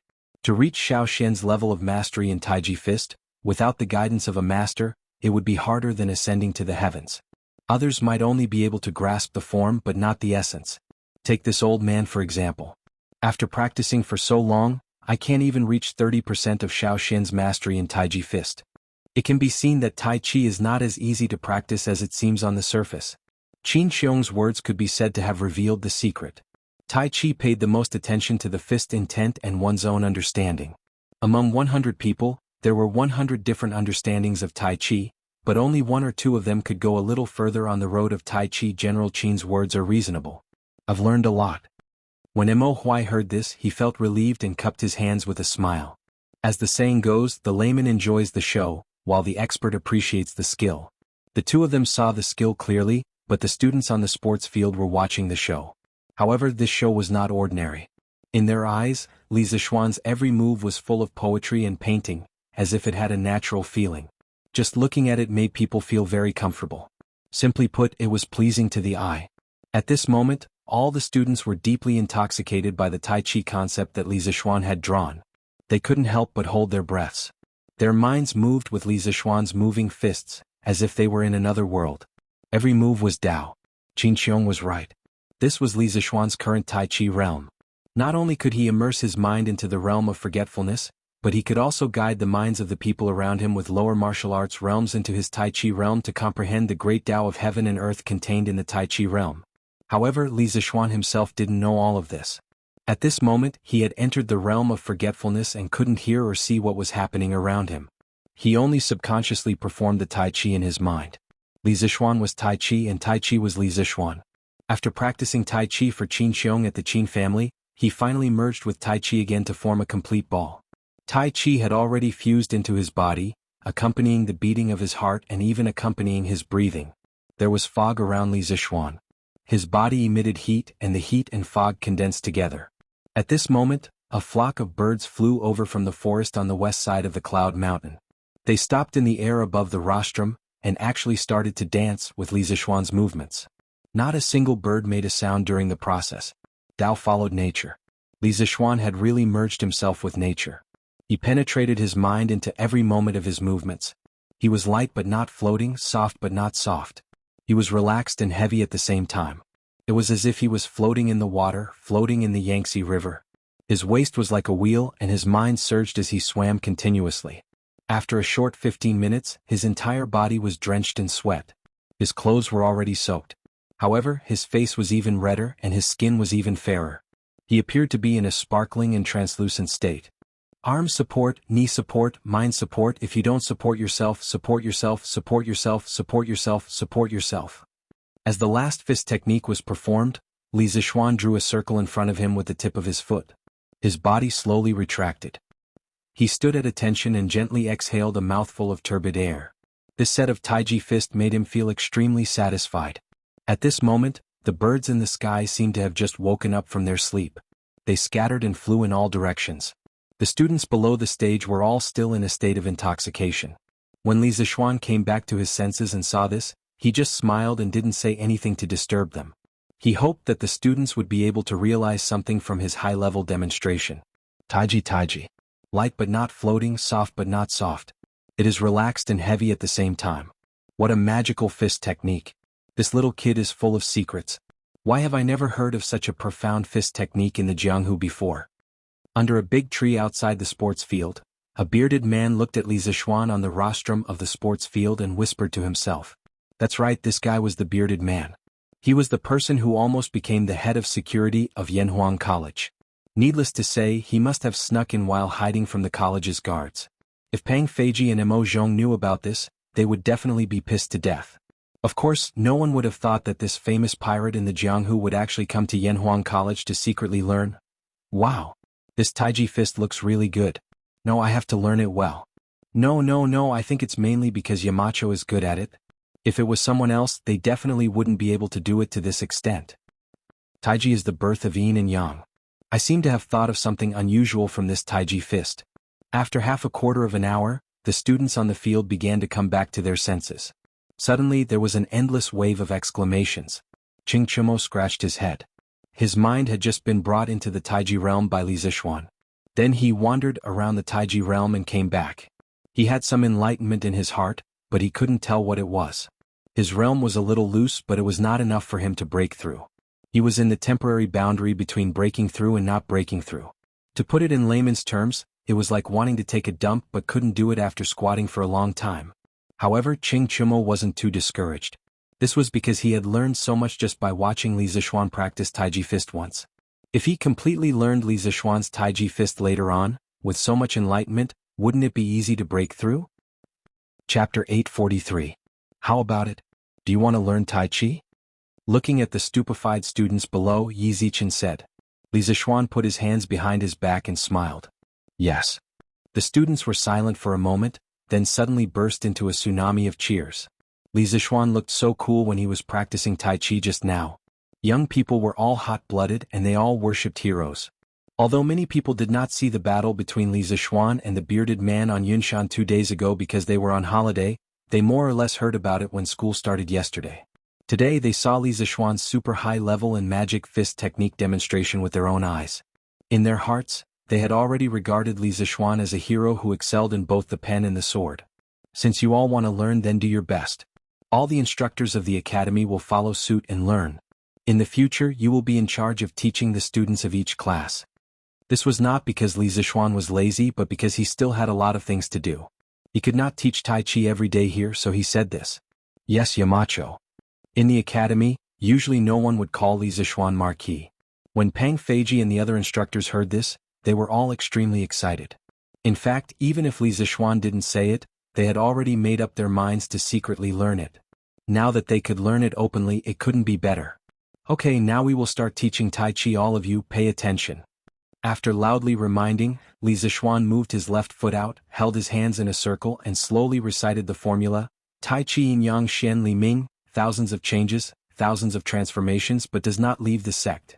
Defend and neutralize without bias, understand the loosening and tightening technique, then you will succeed. The students below followed suit, imitating Li Zixuan's movements and saying in unison, Tai Chi Yin Yang Xian Li Ming, thousands of changes, thousands of transformations, but does not leave the sect. Defend and neutralize without bias, understand the loosening and tightening technique, then you will succeed. Their movements were neat and uniform and their chants shook the sky. The Yanhuang College teachers outside the field were all shocked by this spectacular scene. This Taiji fist is soft and gentle, the movements are not hard to remember and the posture is generous and proper. In this old man's opinion, it is quite suitable for us old arms and legs to practice. Li Gang squinted his eyes. He was somewhat attracted by Li Zixuan's Taiji fist demonstration. As soon as he said he would do it, he began to imitate it. Yen Silu, Wang Ji and other older teachers of the academy also began to practice Tai Chi with Li Gang. However, when the two old men were sparring, they did not forget to bicker with each other. It's almost a month's time. Why aren't you preparing for the examination? Why are you still putting on an act here? I think you don't want to be a teacher of this academy anymore, do you? Yen Silu seriously imitated Li Zixuan's movements and snorted lightly. Wang Ji's face froze and he immediately retorted, Oh, you don't have to worry, Yen Kongui. This old man is already prepared. You just wait to lose the bet, and then you will treat this old man to a month of wine. Ah. You are really a toad yawning, what a big tone. Wait until you pass the Yamacho-S examination. Li Zixuan spent the entire morning teaching the 48 simplified forms of Yang's Tai Chi to the students one by one. Pang Feiji and the others all knew Kung Fu, so they naturally learned it faster than most of the students. Before lunch, they had already memorized the main points of each move. Li Zixuan was naturally happy and at ease. In the afternoon, he let Pang Feiji and the other instructors teach Tai Chi to the students. He himself patrolled around and personally guided the students who did not follow the rules. Of course, when he saw Li Gang, Yen Silu, Wang Ji and the others practicing Tai Chi, he could not help but feel a little strange. It felt like he had seen those old men and women practicing Tai Chi in the park in his previous life. He thought to himself, will this be the scenery of Yanhuang College in the future? Little Xian. Wait.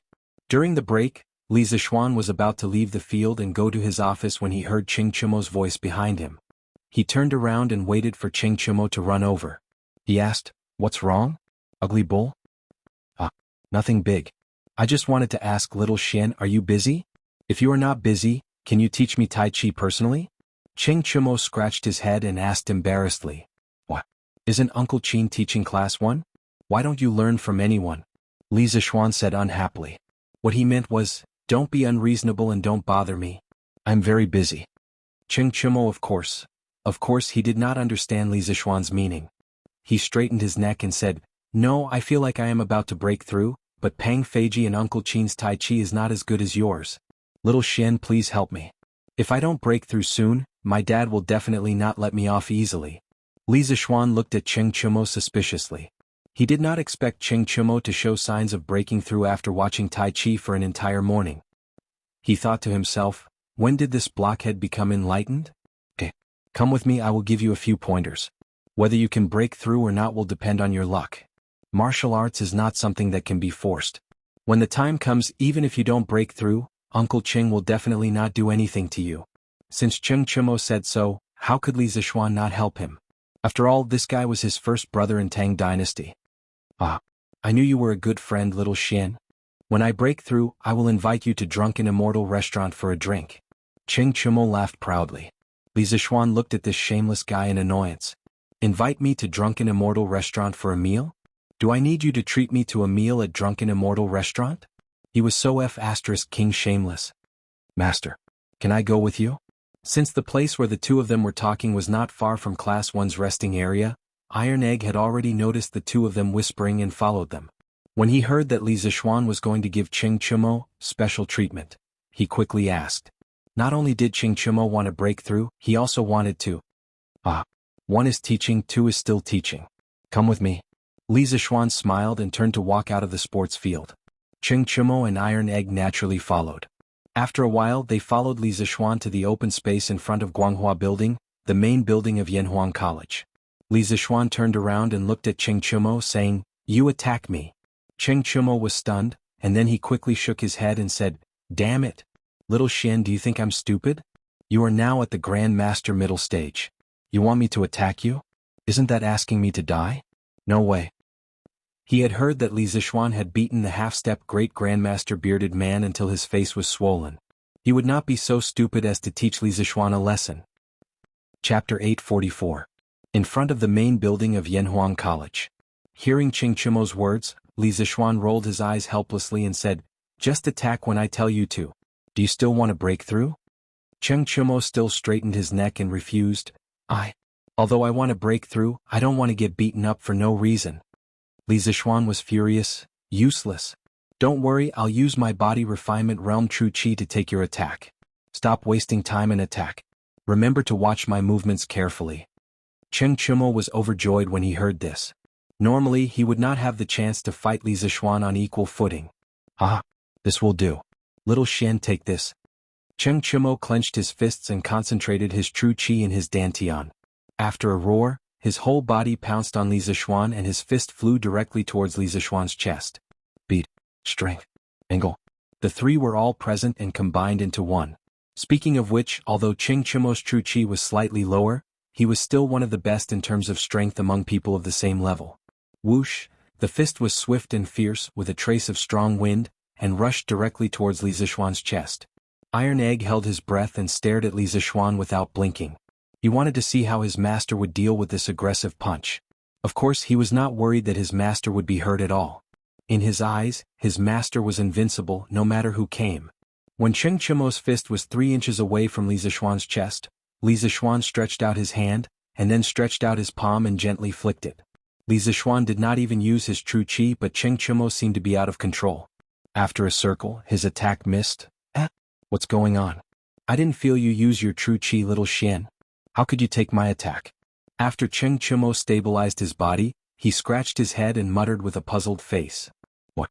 Did you forget? Li Zixuan asked. Qing Chimo frowned and thought for a moment and said gloomily, I forgot. Again. Li Zixuan said. So, Qing Chimo once again moved his dantian, clenched his hands into fists, and rushed at Li Zixuan with a faster speed, a heavier force and a more tricky angle. Li Zixuan smiled, and when Qing Chimo rushed in front of him, he stretched out his right hand. It was the same attack, but Qing Chimo's punch seemed to have fallen into a swamp, and his body was also sent flying. Bang! The miserable Qing Chimo fell to the ground on his butt. Did you forget? Li Zixuan asked again. Qing Chimo frowned and carefully recalled Li Zixuan's movements just now. After a while he still replied, I forgot. Again. Li Zixuan said. They did this 3 or 4 times. Qing Chimo fell harder each time, and Li Zixuan seemed to be playing house every time. He didn't use much strength at all. Iron Egg next to him was stunned. He used all his mind to carefully watch Li Zixuan's every move, trying to imprint it in his heart. Did you forget? After countless times, Li Zixuan looked at Qing Chimo lying on the ground and asked again. Qing Chimo struggled to get up from the ground, and his face and hair were covered with a lot of dust. He said very awkwardly, I forgot. Li Zixuan didn't tell Qing Chimo to do it again this time. At this moment, his face was as black as the bottom of a pot. Oh, Xiaoxian, do you want to do it again? I can definitely remember it.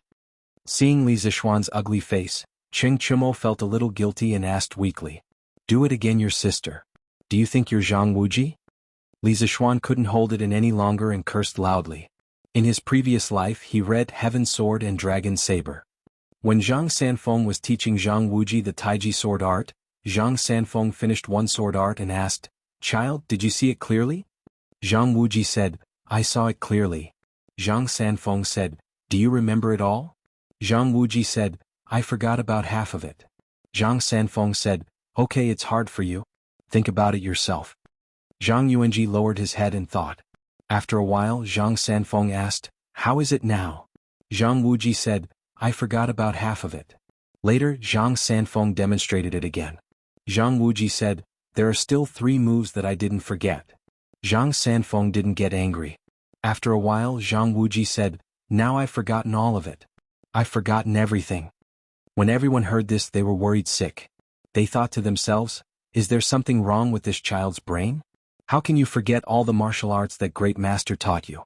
Unexpectedly Zhang Sanfeng's old face bloomed with a smile, praising his grandson's talent. Li Zixuan still remembered the feeling of blood boiling when he saw this scene. But now that it was his turn, he knew that Zhang Sanfeng was deliberately showing off in the movie. Because he had demonstrated it to Qing Chimo more than 3 times now, Qing Chimo naturally forgot all of his answers. But he felt that Qing Chimo didn't remember it all, not just forget. Zhang Wuji? Who's Zhang Wuji? Hearing Li Zixuan spit out such a ridiculous sentence, Qing Chimo felt that his brain wasn't working well. It's your sister. I'll demonstrate it one last time. If you can't remember my movements, you won't be able to understand the concept of Taiji Fist. If you can't understand the concept, you can forget about breaking through. Li Zixuan said angrily. It's my sister? I don't have a sister? Besides, why isn't my sister's surname Qing but Zhang? *CK. So Xiaoxian, you're scolding my mother. This is too much. Qing Chimo muttered to himself. This guy's brain circuit was really unique. He actually involved his parents in this matter. Iron Egg, who was next to him, was holding back his laughter. It was very difficult for him to hold it in. Li Zixuan really wanted to lift the top of this guy's head to see if there was a dung beetle inside. Why are you talking so much nonsense? Come and attack me. This is your last chance. Li Zixuan resisted the urge to curse and said with a livid face. Hearing this, Qing Chimo hurriedly focused all of his attention, gathered all of his strength, and charged at Li Zixuan with an indomitable will. Li Zixuan's movements were still the same, but Qing Chimo seemed to be enlightened this time. After he got up from the ground he shouted, Ha! I'll remember it, I'll remember it. I didn't forget it this time. The way he smiled made him look like a 200-pound child. Oh, you remember it? Then tell me, what movements did I use just now? How did I neutralize your attacks?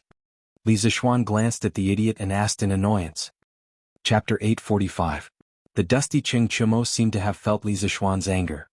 He patted the dust off his body and for a rare moment, his face became serious.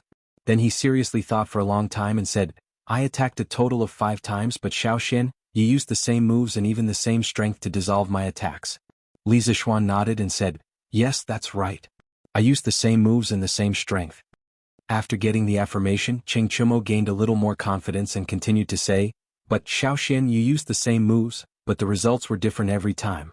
The first time, You only dissolved the strength of my fist and made me spin in a circle. The second time I felt my whole body sink into a pile of mud and I couldn't move even if I wanted to. Then you gently flicked me and I fell to the ground. The next few times I fell in a different way and each time I fell harder than the last. Damn Xiaoxian, don't you know how to be merciful? Li Zishuan rolled his eyes and thought, if I were merciful, you wouldn't have learned anything.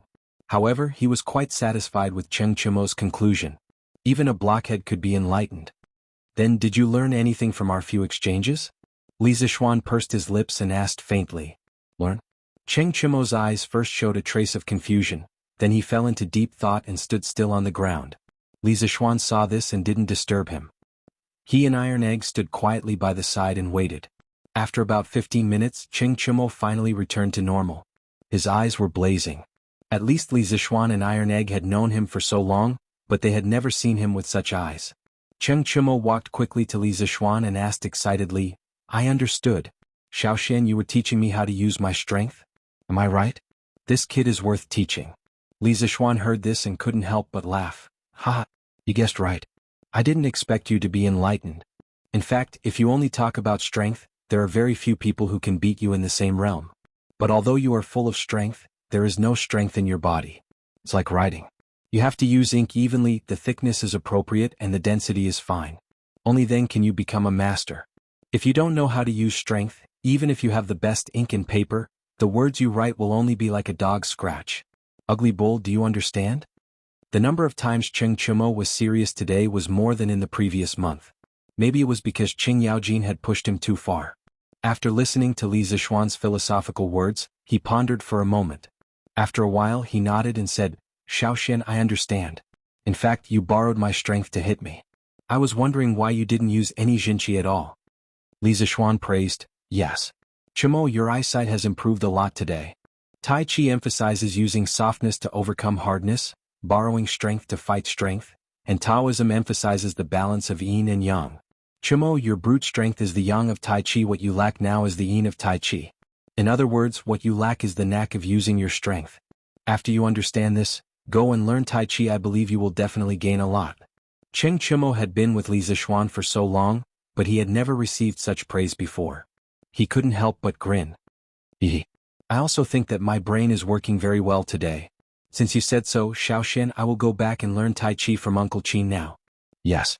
Go. I have taught you everything that needs to be taught. As long as you put your heart into it, it will not be difficult for you to break through. Li Zishuan nodded. Cheng Chimo saluted Li Zishuan, then nodded to Iron Egg and turned to leave. Master, Iron Egg's lips moved. He wanted to say something but stopped. Li Zishuan smiled and said, You boy. What's wrong? Are you moved? Do you want to break through as soon as possible? Iron Egg nodded embarrassedly and said, Yes, yes. In fact, Li Zishuan was extremely unqualified as a master. When Iron Egg lived in the Li Mansion in Chang and City, Li Zishuan often arranged some training tasks for him.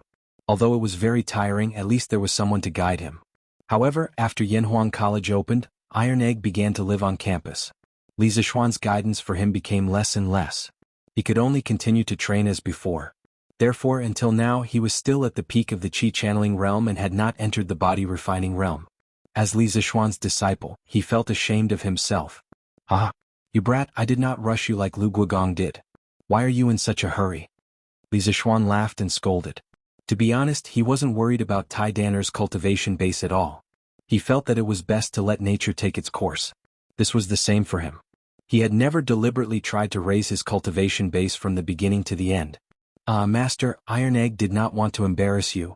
Iron Egg lowered his head and said, I have never cared about other people's opinions. Cultivation, let nature take its course. Everyone's life is only a few decades. As long as you are happy, everything will be fine. Speaking of this, Li Zishuan suddenly felt a little emotional in his heart. Iron Egg was silent. After a while he said, Master, Iron Egg does not understand what you said. Iron Egg just wants to become stronger. When Master is in danger, Iron Egg can also help. Li Zishuan felt warm in his heart. As a master, he had never intended to let his disciple protect him. However, when he heard Iron Egg's words, his heart was still touched. Since Iron Egg is so determined, then Master will also give you some advice. Thank you, Master.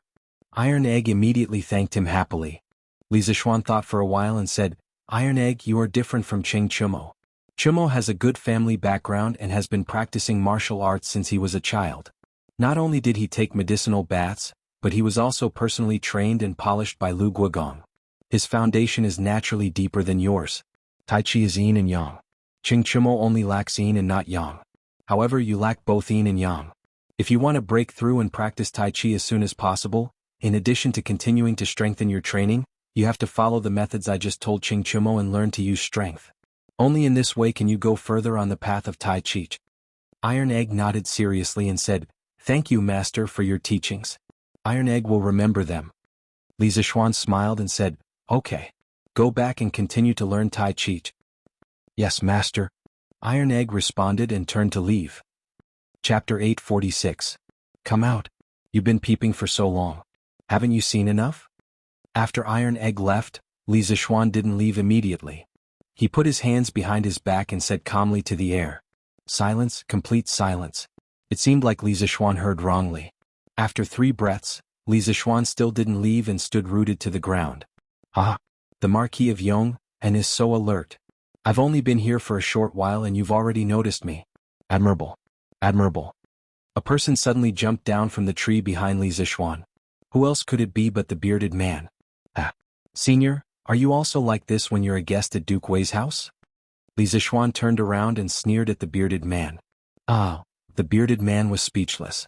He was a pirate, but he wasn't a thief. How could he do this kind of sneaky and shady business often? From what I know, Senior came to the academy early in the morning, right? Li Zishuan exposed the bearded man's lie mercilessly. Actually, when he was teaching Taiji Fist in the morning, he felt a little uncomfortable, as if someone was peeping on him. In the modern world, people often joke that if looks could kill, someone would definitely die a horrible death. In this life, at this moment, Li Zishuan truly experienced the power of looks. Cough, cough, cough, cough. The bearded man was instantly embarrassed after his lie was exposed. However, his face didn't even turn red. It was mainly because his face was dark and it wasn't easy to see that he was red. I saw that the Marquis of Yong An's fist technique was quite magical and was excited to see it. That's why I couldn't help but take a few more glances. The bearded man explained awkwardly. Ah. Then, Senior, have you heard of the saying, Tao is not passed down to the wrong person, and Tao is not passed down to the wrong person? No matter how exquisite this Marquis Taiji Fist is, it's not very good for Senior to secretly learn it like this, right? Li Zishuan didn't give up. He was very angry about the sudden intrusion of the bearded man. Yanhuang College was his blood, sweat, and tears. He wouldn't allow people with strong martial arts to treat this place as their own backyard, coming and going as they pleased. Marquis Yong, and you've already taught the Taiji Fist to so many people. Regardless of the era, secretly learning from others was despised by the people of Jianghu. The bearded man wasn't willing to be labeled with such a label. Thus he glared and defended himself.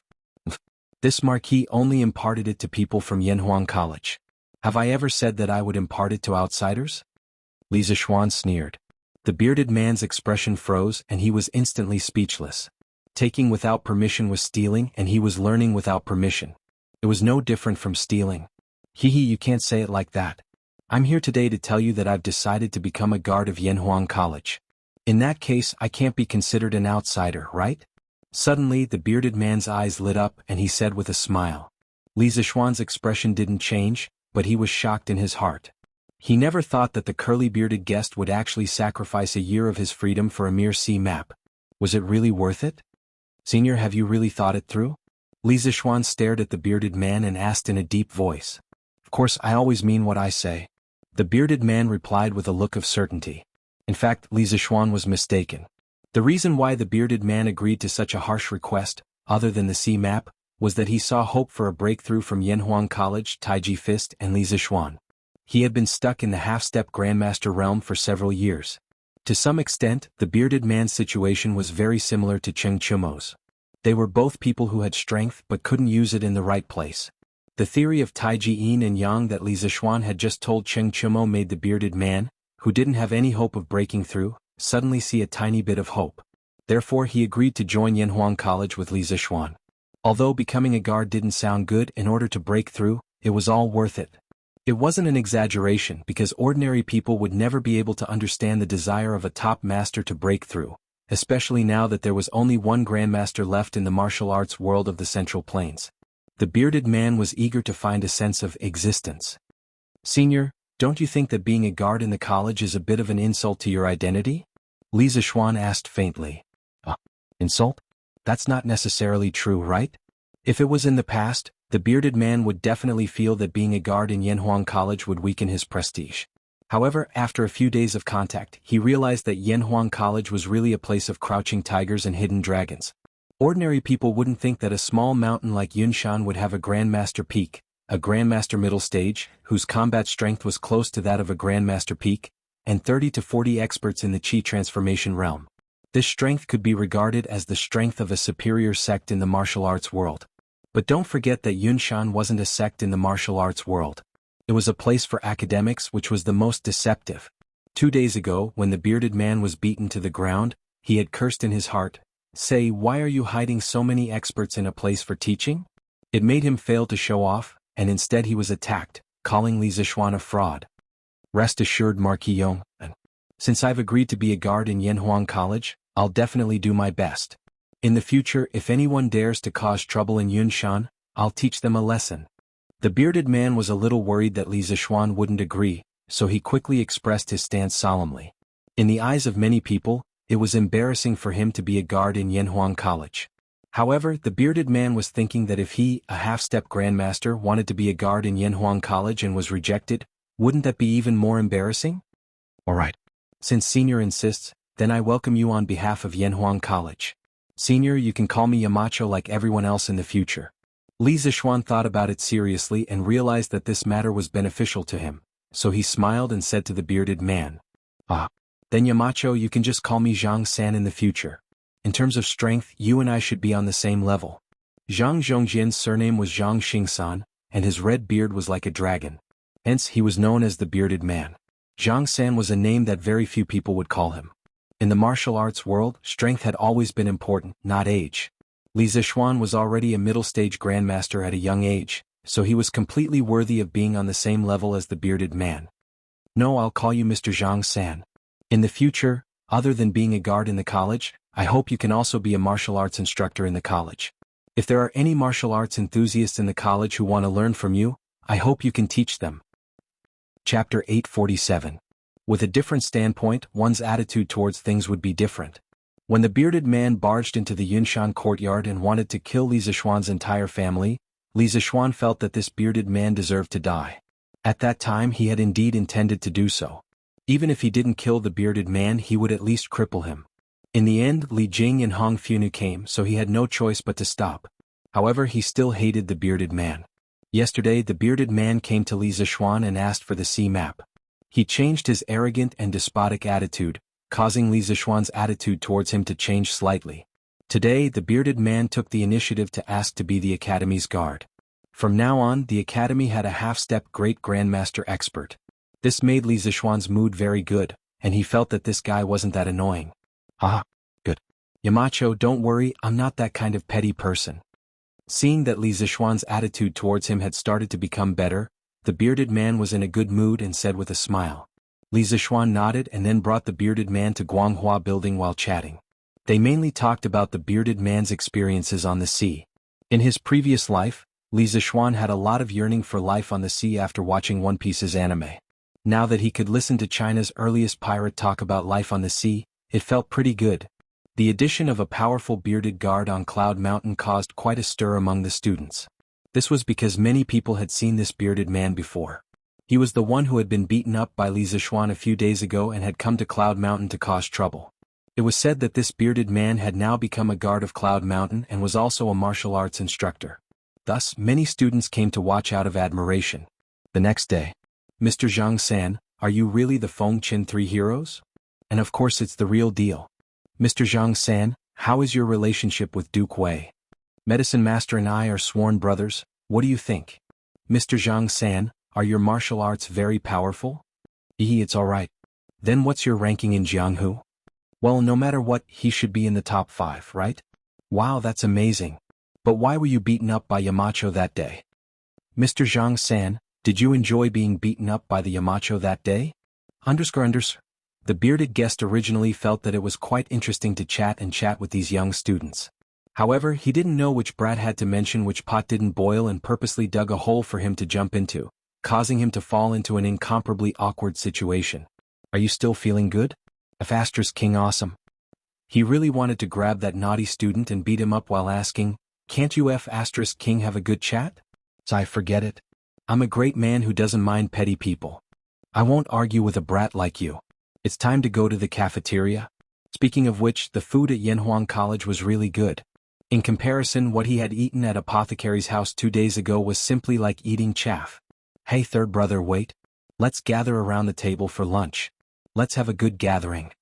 Pang Feiji suddenly rushed out from behind and shouted towards the bearded guest. Speaking of which, it hasn't even been a day and Pang Feiji actually called him third brother. He was really shameless because at this age, the bearded guest was almost old enough to be his father. Good. Tell the brothers to come over, today I'll treat. Order whatever you want to eat. The bearded guest laughed heartily. He was a pirate leader, of course he didn't lack money. Moreover, the food in the Yanhuang College cafeteria was not expensive at all. It was much cheaper than outside. Even if 40 or 50 people ate together, it wouldn't cost much. Okay. Pang Feiji, thank you third brother. Pang Feiji laughed. It wasn't that he liked to kneel down and lick someone's boots, but it was mainly because the bearded guest's strength was worthy of his respect. Moreover, he wanted the bearded guest to give him some pointers on martial arts.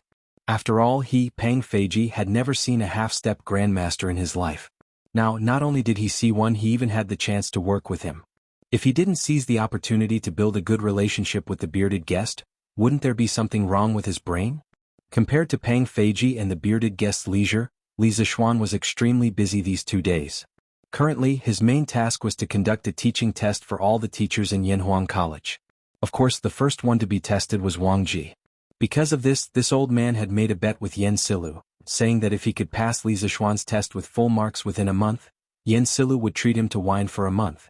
At that time, Yen Silu didn't want to accept the bet, but Wang Ji purposely set a trap for him.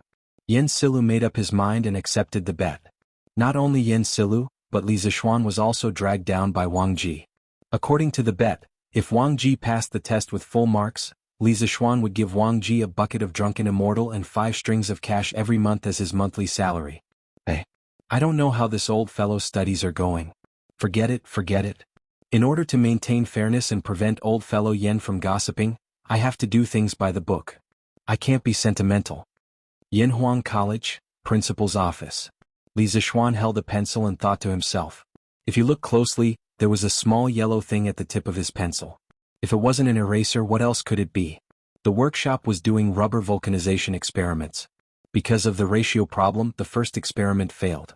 However, Li Zixuan found a few large pieces of hard rubber in the waste rubber that they were going to throw away.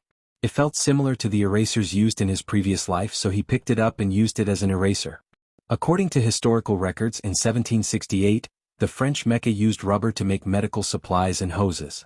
In 1770, the British chemist J. Priestley discovered that rubber could be used to erase pencil writing. At that time, the material used for this purpose was called rubber, and this term was still used. This was the world's first eraser. Li Zixuan was creating history every day. Needless to say, this thing can erase pencil writing very cleanly. This made it even more convenient to use a pencil. Li Zixuan had already asked the workshop to organize the production of pencils. With his head down, Li Zixuan seriously constructed a few sets of chemistry questions in his mind. Then he picked some of the more difficult questions and quickly formed a test paper. I hope old fellow Wang can pass with full marks. Otherwise, wouldn't this month's hard work be in vain? Li Zixuan laughed in his heart. In this month, the most hardworking person in the academy was Wang Ji. This old fellow was also working hard in order to be able to drink alcohol every day. Every day he was basically at 2 places, the dormitory and the cafeteria. It was very difficult to see him anywhere else. Of course, in this month, Li Zixuan was constantly harassed by Wang Ji. As long as he came to the academy, Wang Ji would come to him with a bunch of questions that he had prepared beforehand. The old man was so old, but he was so eager to learn. If it was in his previous life, he would definitely be on the news. However, everyone knew that this old fellow was working so hard because he wanted to drink alcohol in the future. Chapter 848. Mr. Wang, the duration of this exam is 1.5 hours. and the total score is 150 points. After 1.5 hours, regardless of whether you have finished answering the questions or not, I will collect the papers on time. The questions of this exam are difficult. After all, I wrote the questions for the teachers of Yanhuang College, not for the students. Naturally, the difficulty is higher. So, Mr. Wang, as long as you can score 135 points and above, you will pass. In the afternoon, Li Zixuan took the newly printed papers and called Wang Ji, Li Gang, and Yen Silu to the conference room on the first floor of Guanghua Building. When Wang Ji heard this, his face suddenly showed dissatisfaction. What do you mean by only 135 points? This old man means what he says. You must get full marks to pass. Yen Silu said with some amusement. I say, Wang Wugong, don't try to be brave anymore. Don't embarrass yourself when the time comes. Wang Ji blew his beard and stared at him. Yen Kongue, don't look down on me. This old man came prepared today. It's just a full mark. It's not a problem. Just remember the bet. Don't go back on your words when the time comes. Yen Silu said angrily, bullshit. Isn't it just a few taels of wine? This old man will go back on his words? This old man only hopes that you won't disgrace us old guys. Li Gang held his forehead and said, Okay, the two of you don't need to argue anymore. You're both people who have half a foot in the ground, why don't you act like an elder? Let's take the exam first. Don't waste time. As for the exam rules, since Wugong is so confident, let's follow the previous rules. In the face of these two old men who fought each other when they met, Li Gang was quite helpless in his heart. However, he also knew that these two people's characters had been like this for decades. They couldn't change even if they wanted to. He could only smooth things over in the middle. This is a great opportunity.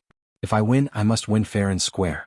I must make you, Yen Konge, accept your defeat wholeheartedly. Wang Ji raised his chin and said proudly. He didn't know why, but when he thought about how Li Zixuan had told him that the questions this time were a little difficult, he felt a little guilty. But even if he lost, he still had to say what he had to say. Moreover, he had come prepared today. Wang Ji had been known as a prodigy since he was young. He had devoted himself to studying a book for a month and felt that he had completely understood the first volume of chemistry. Perhaps this was the confidence of a prodigy.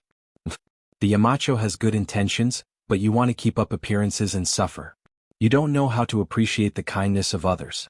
Fine, this way this old man can save some money on wine, and the students of the academy won't be harmed by you, Wang Wugong. Yen Silu said snappily. However, his words sounded somewhat regretful for Wang Ji, because according to the previous bet, if Wang Ji could not obtain full marks, he had to take the initiative to leave the academy. Alright. Since these gentlemen have all said so, then let's follow the previous rules. The bell for the first class in the afternoon is about to ring, and then the exam will officially begin. Mr. Wang, you can prepare first. At this point, Li Zixuan couldn't say anything. He estimated the time and told Wang Ji. Wang Ji nodded. He didn't take his chemistry textbook and notes to cram. He just sat there leisurely and began to close his eyes to rest. Li Zixuan looked at Li Gang and said, Mr. Li, I plan to test all the teachers in the academy on the day after tomorrow. I want to test their mastery of their respective subjects. Other than the study of classics, I have roughly compiled the questions for the other 4 subjects. I'll have to trouble you and Mr. Yen to work on the classics together. It wasn't that he looked down on classics but that he didn't know anything about it. Of course, he didn't have the qualifications to give questions to the teachers in the classics department. Li Gang nodded and said, That's not a problem. But Yamacho, can you lend me the papers for the other 4 subjects so that I can know the difficulty and scope of the questions this time? Yen Silu also echoed, Yes, since the classics department is part of Yanhuang College, it should have the same requirements as the other departments. Li Zixuan was already prepared. He took out a few rolls of rice paper from his sleeve and handed them to Li Gang. He said to the two of them, This exam for all the teachers in Yanhuang College must cover all the key knowledge points in the first volume of the textbooks of each department.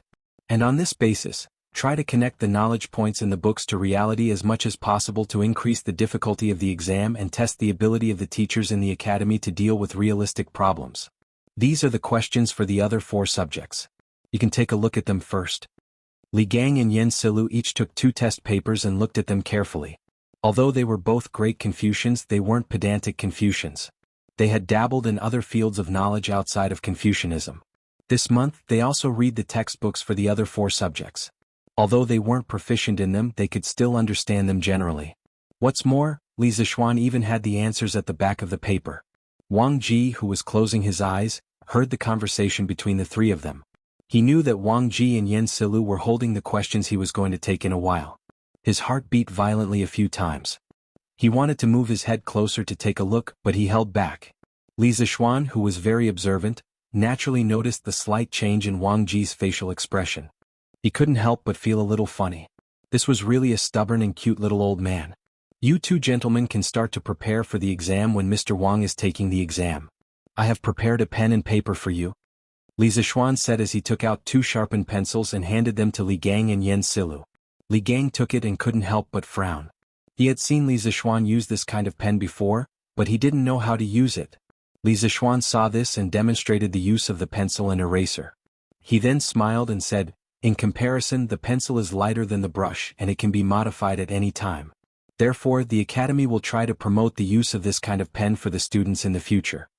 Li Gang and Yen Silu personally tried it. Although they weren't used to using a pencil for the first time, the pencil was indeed lighter and easier to modify, as Li Zixuan said. "Well, if you can adapt to writing with a pencil, then it is indeed better than the brush," Li Gang praised. Clang clang clang. At this moment, the bell of the academy rang.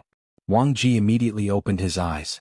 Li Zixuan picked up the chemistry paper on the table and said, "Okay, the exam begins."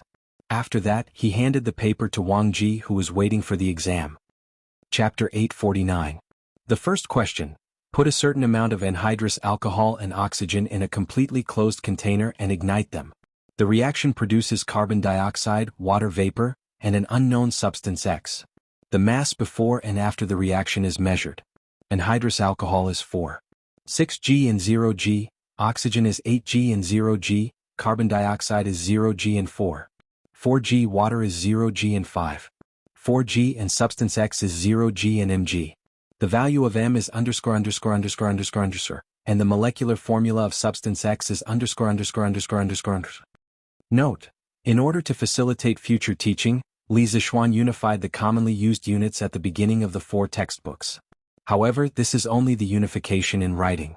The unification in reality will depend on the joint efforts of Yanhuang College's teachers and students in the future. Although Wang Ji was prepared for the difficulty of the exam, the first question was such a practical application and calculation question. This surprised Wang Ji a little. Shouldn't they test the basic concepts first? However, this question mainly tested the law of conservation of mass in the chemical reaction process. He calculated a little and got the correct answer. At this time he couldn't help but feel lucky. Fortunately, he also studied the new mathematics. Otherwise, how could he calculate so fast? The second question. On the 2 plates of the balance, put 2 glass cups A and B. The glass cups are filled with diluted sulfuric acid of different mass, but both contain 9.8 g of sulfuric acid. It is known that glass A is heavier than glass B. Now put the same mass of iron and zinc into glass A and B respectively. After the reaction, the balance will be balanced. Before the reaction, the biggest mass difference between glass A and glass B before the reaction is underscore underscore underscore underscore underscore underscore underscore under. Note: balance has been around since ancient times. It was produced early. In the late spring and autumn period, the manufacturing technology of balance and weights was quite sophisticated. Bamboo sheets were used as beams, silk threads were used as buttons, and a copper plate was suspended at both ends. Later, because it was more troublesome to weigh heavy objects, it was changed to quan. Balance is only used when weighing small objects. Although Wang Ji had never seen sulfuric acid and zinc before, he still knew their chemical reactions by heart. However, why does this question seem to be more abnormal than the previous one?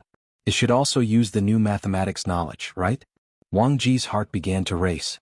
Fortunately, he had done some research on modern mathematics. Otherwise, no matter how familiar he was with the chemistry textbook, he would have to kneel before this test paper. However, although Wang Ji had done some research on the new mathematics, he was far from being proficient in it. After solving a problem, he was already sweating profusely. It was as if he had run 10 miles. After finishing the second question, Wang Ji couldn't help but raise his head and look at Li Zixuan with a bit of bitterness in his eyes. He thought to himself, "Do I have a grudge against you?" It was just a question. Was there a need to make it so difficult? He wasn't being pretentious, but strictly speaking, Li Zixuan's question was somewhat out of line. Moreover, all the questions were biased towards practical applications. It was very difficult to get good grades just by reading books. No matter how difficult it is, I have to give it my all. I can't lose this bet. Although he had only stayed in Yanhuang College for a month, Wang Ji felt that he had completely fallen in love with it. Not only did he like the environment, facilities, and delicious food, but he also liked the atmosphere of Yanhuang College. That positive, united, and progressive atmosphere. He didn't want to leave. The desire to live, this was also another kind of desire to live. The strong desire to live made Wang Ji's mind unprecedentedly clear. His thoughts also became active. Although most of the questions on the test paper were questions he had never seen before, he could always find a way to solve them. Just like that, he broke through all the obstacles. When there was still half an hour before the end of the exam, Wang Ji finally came to the last question. This was a question and answer question. A mixture of sodium carbonate, sodium bicarbonate, calcium oxide, and sodium hydroxide is 37.2 grams. After dissolving in enough water and fully reacting, the calcium ions, carbonate ions, and bicarbonate ions in the solution are all converted into precipitate.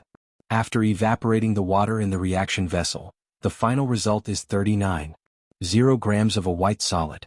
What is the mass of sodium carbonate in the original mixture? The aftereffect of surpassing all the obstacles and performing exceedingly well was a headache. At this moment, when he saw the last big question, Wang Ji felt that his head was about to explode. This was because many of the substances in this question could react with each other. In fact, for a person like Li Zixuan who had received modern higher education, this problem was not difficult at all because it involved nothing more than a multi-step reaction and multi-substance cross-reaction. Calcium oxide reacts with water to form calcium hydroxide. Calcium hydroxide can react with sodium carbonate and sodium bicarbonate. As long as multiple chemical reaction formulas were combined into one and balanced to obtain a total chemical reaction formula, the whole problem would be solved without any difficulty. But for Wang Ji, who was a beginner in chemistry, he obviously didn't know this method. What should he do? He had to solve this question. After thinking for a long time, Wang Ji still couldn't think of a clever and simple way to solve this question. He gritted his teeth, made up his mind, and decided to use the stupidest way to solve this question, which was to use the method of equations. Isn't it just that there are a lot of unknowns? No problem, solve it. I don't believe that I can't solve it by today. Wang Ji secretly made up his mind. At the same time, he couldn't help but sigh. Was this a chemistry exam or a mathematics exam? In order to calculate, he used 3 pieces of draft paper. Fortunately, he used the pencil that Li Zixuan gave him. If he used a brush, Wang Ji felt that he didn't need to take the exam anymore. Just grinding the ink would be exhausting. Clang, clang, clang. Okay, time's up. Mr. Wang, please stop writing. At 4 in the afternoon, the gongs and drums of the academy sounded. Li Zixuan immediately stood up and said. At this time, Wang Ji just finished writing the last word. He took a deep breath.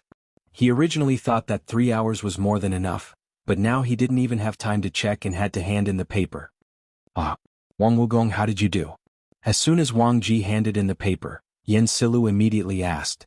It was hard to tell whether that tone was filled with schadenfreude or concern. I can't. I'll talk about other things in the future. This old man has a terrible headache now. I have to go back and have a good rest. Yamacho, when Ji Kongue, this old man will take his leave first. Wang Ji frowned and scratched his head. He stood up and said with a painful expression. He had used too much of his brain for this exam. Mr. Wang, are you feeling unwell? Do you need me to call a doctor for you? Li Zixuan asked with a worried expression. He didn't want to ruin a genius like Wang Ji because of an exam. No need. This old man just feels a little tired. I should be fine after a sleep. Wang Ji waved his hand. Chapter 850. Wang Ji overused his brain and had to go back to rest. Li Zixuan was worried that something would happen to him, so he quickly arranged for a guard to go to Wang Ji's dormitory to take care of him. He also ordered the guard to report if there was anything unusual. Seeing that it was still early, Li Zixuan, Li Gang, and Yen Silu worked together to review the test paper left by Wang Ji. The fill-in-the-blank questions and multiple-choice questions had a unique answer. There was nothing to dispute, so it was very fast. To Li Zixuan's surprise, Wang Ji actually did everything correctly. One must know that in this test, Li Zixuan specifically set a few trap questions. Even in modern times, 70 to 80% of students would fall into those traps, but Wang Ji actually ran around the trap and escaped. This was too inconceivable. Then it was the question and answer at the back. This part was different because the answers to the question and answer questions were generally more flexible, so this part was personally reviewed by Li Zixuan. Looking at the scribbled handwriting on the test paper, one could probably imagine that Wang Ji's heart was a little nervous at that time. These were not very important. The important thing was that basically Wang Ji used his own method to solve every big question. Although the answers given by Li Zixuan were different, the process and the final result were all correct. This meant that Wang Ji had completely understood the first volume of chemistry, and had his own unique understanding of it. When Li Zixuan saw the dense process of solving the last question, his eyes almost popped out of their sockets. What is this? I gave the chemistry question. How did this old guy solve it as a math question? There were so many unknowns. Just looking at it gave me a headache. Also, wasn't this old guy busy reading chemistry recently? How did he even solve the linear equation of multiple variables? He really knows how to play. He didn't know that during the exam, Wang Ji was still complaining about why he changed the chemistry question to the mathematics question. The most important thing was that Wang Ji solved it correctly. What else could he say? It could only be said that a prodigy was indeed a prodigy. He was really outstanding. What is this old guy's brain made of? How is it that you can still learn things so quickly at such an old age? After marking the last question, Li Zixuan couldn't help but mutter in his heart. Yamacho, what do you think? How did Wang Wugong do with the last 4 questions? Are there any mistakes? Seeing Li Zixuan put down the pen, Yen Silu hurriedly asked. Li Zixuan came back to his senses. Instead of answering, he asked, Mr. Yen, are you hoping that Mr. Wang will make a mistake? Or is there no mistake? Yen Silu wanted to say something, but he immediately shut his mouth. When Li Zixuan saw this, he couldn't help but laugh in his heart. These 2 little old men clearly belonged to the love-hate type. Although they usually bickered with each other, if there really came a day when one of them had to leave, the other would definitely not have the heart or be reluctant to part with him. Alright, Yamacho, don't keep me in suspense. Tell me how you did on the exam. Li Gang chimed in from the side. Li Zixuan nodded, put away the smile on his face and said solemnly, both of you have just seen that Mr. Wang did not make any mistakes in the first 4 questions. Just now, I carefully reviewed the last 4 questions and found that although Mr. Wang's solution was different from the answers I gave, his way of solving the questions was completely correct, and there were no problems with the final answers. Therefore, I think that Mr. Wang should get full marks in this exams. Both of you can take a closer look. If you have any objections, you can raise them now. After saying that, he handed the second half of Wang Ji's exam paper to Li Gang. Li Gang quickly waved his hand and said, No need. This old man is not proficient in chemistry. Besides, with Yamacho's character, this old man believes that you would not do such a dishonorable thing. Since you said that Wang Wugong did not make any mistakes, then he should get full marks. This old man has no objections. Li Zixuan smiled and looked at Yen Silu. The latter pursed his lips, hesitated for a moment and said, This old man also has no objections. Let's give Wang Wugong full marks. Listening to his tone towards the end, it suddenly became a little lighter.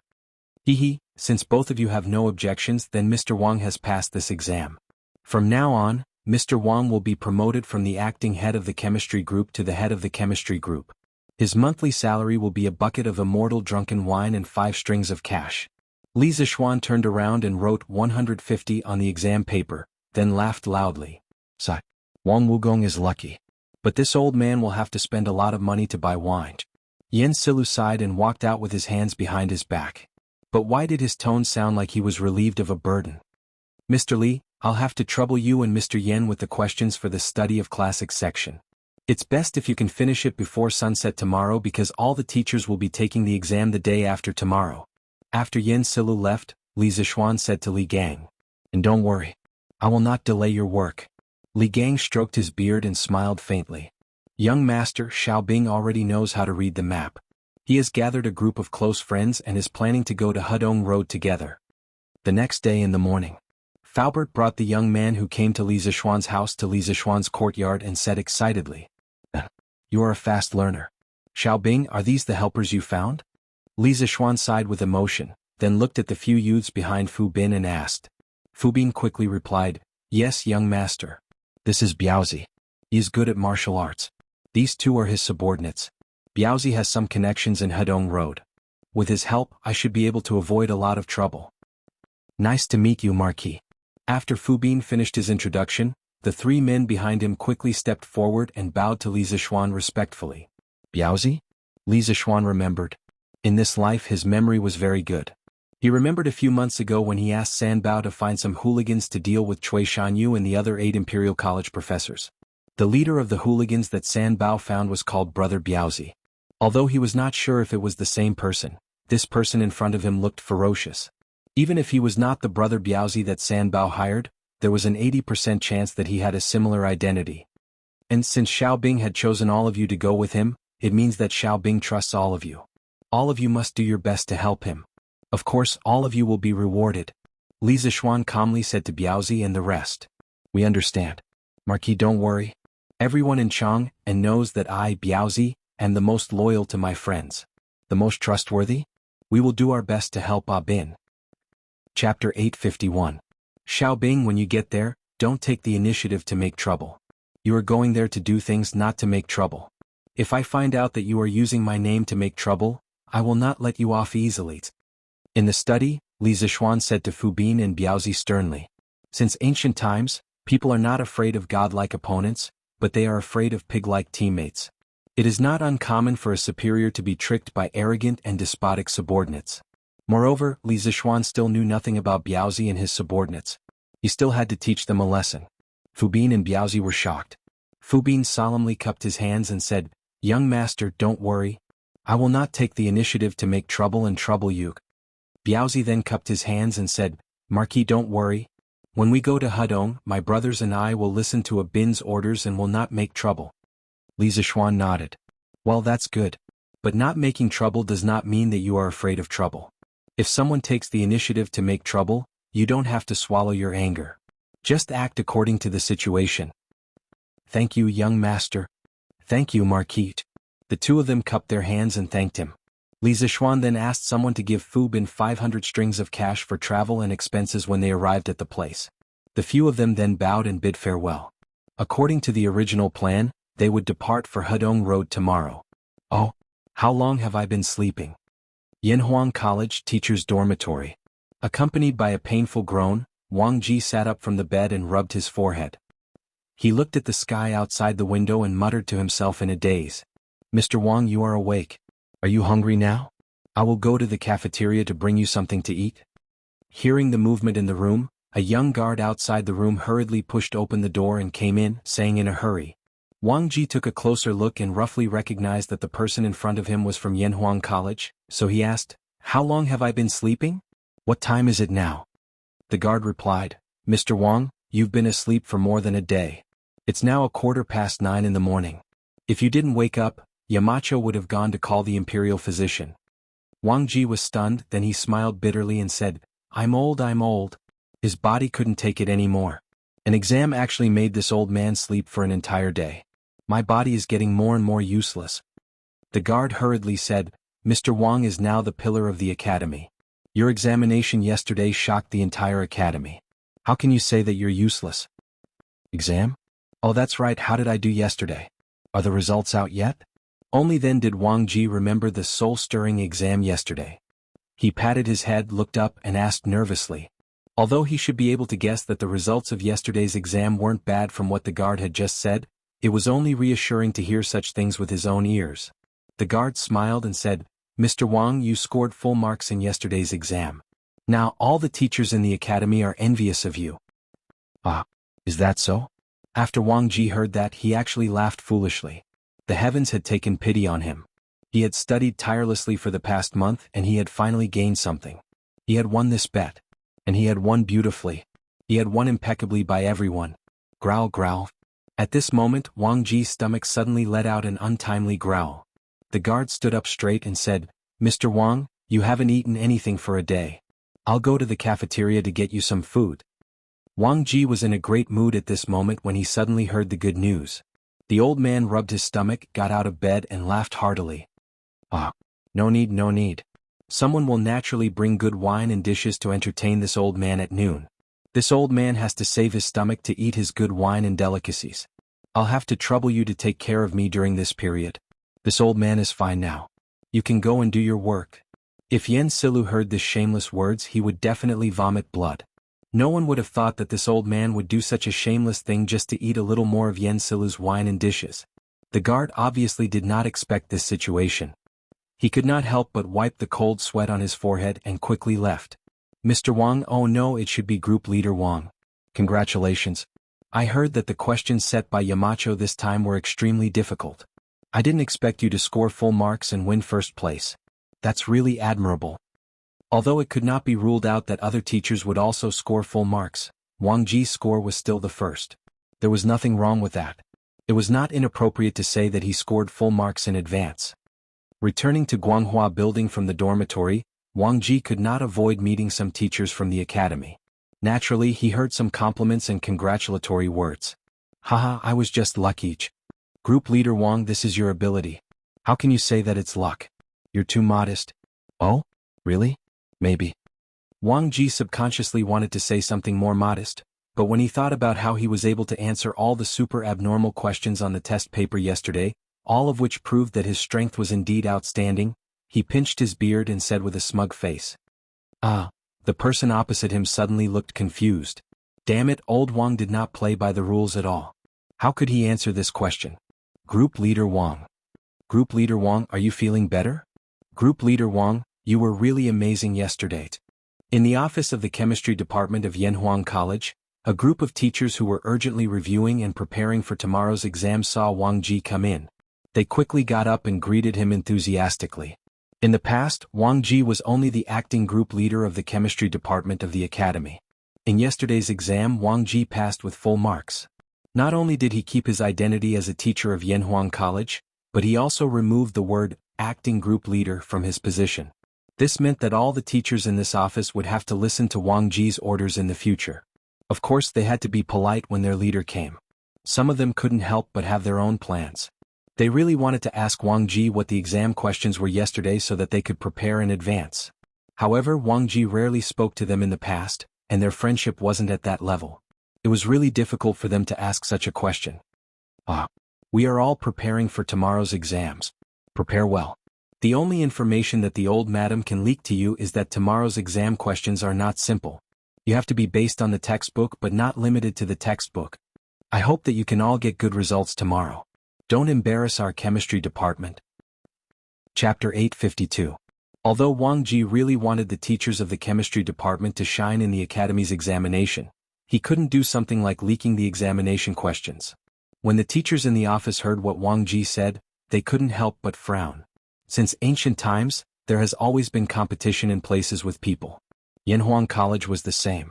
In tomorrow's exam, if the teachers from the chemistry department scored lower than the other departments, wouldn't that mean that their chemistry department was the weakest? Or rather, their chemistry department's teachers were the weakest? How could that be? Although these people didn't have to be like Wang Ji who didn't get full marks, they still felt a bit of pressure in their hearts when they thought of the teachers from the other departments. Don't worry, Leader Wang. We will do our best. The teachers cupped their hands and quickly returned to their seats to continue reading. Wang Ji smiled, then turned around and walked out of the door, heading towards Yen Silu's office. Oh, Wang Wugong, you're finally awake. Yen Silu, who was compiling the study of classics test paper, put down his pen when he saw Wang Ji enter. He looked at Wang Ji at the door and said, "Hey, what's wrong? Looks like you really want to treat this old man to a drink." Wang Ji walked in and sat across from Yen Silu without any hesitation. He said with a smile on his face. Yen Silu's face darkened and he said angrily, "Now the whole academy is talking about how you, Wang Wugong, passed the examination with full marks. Can't you be more reserved and set a good example for the other teachers in the academy?" Wang Ji did not care at all and chuckled as he said, "Hey, eating and drinking is a matter of course. How did this old man become a bad example? Could it be that you, Yen Silu, want to go back on your words?" "Bullshit, do you think this old man will go back on his words?" "Hey, is that so? That's great. This old man is hungry now. Kongui, let's go to your house for a drink." "Wait. It's not even noon yet. Why are you in such a hurry? This old man won't go back on his words. Hey, it's almost time. Let's go. I've been sleeping for the whole day. I'm starving. Brother Kongui, let's go." "But, what's there to but? Even if Yamacho saw it, they would understand. Let's go." Phew.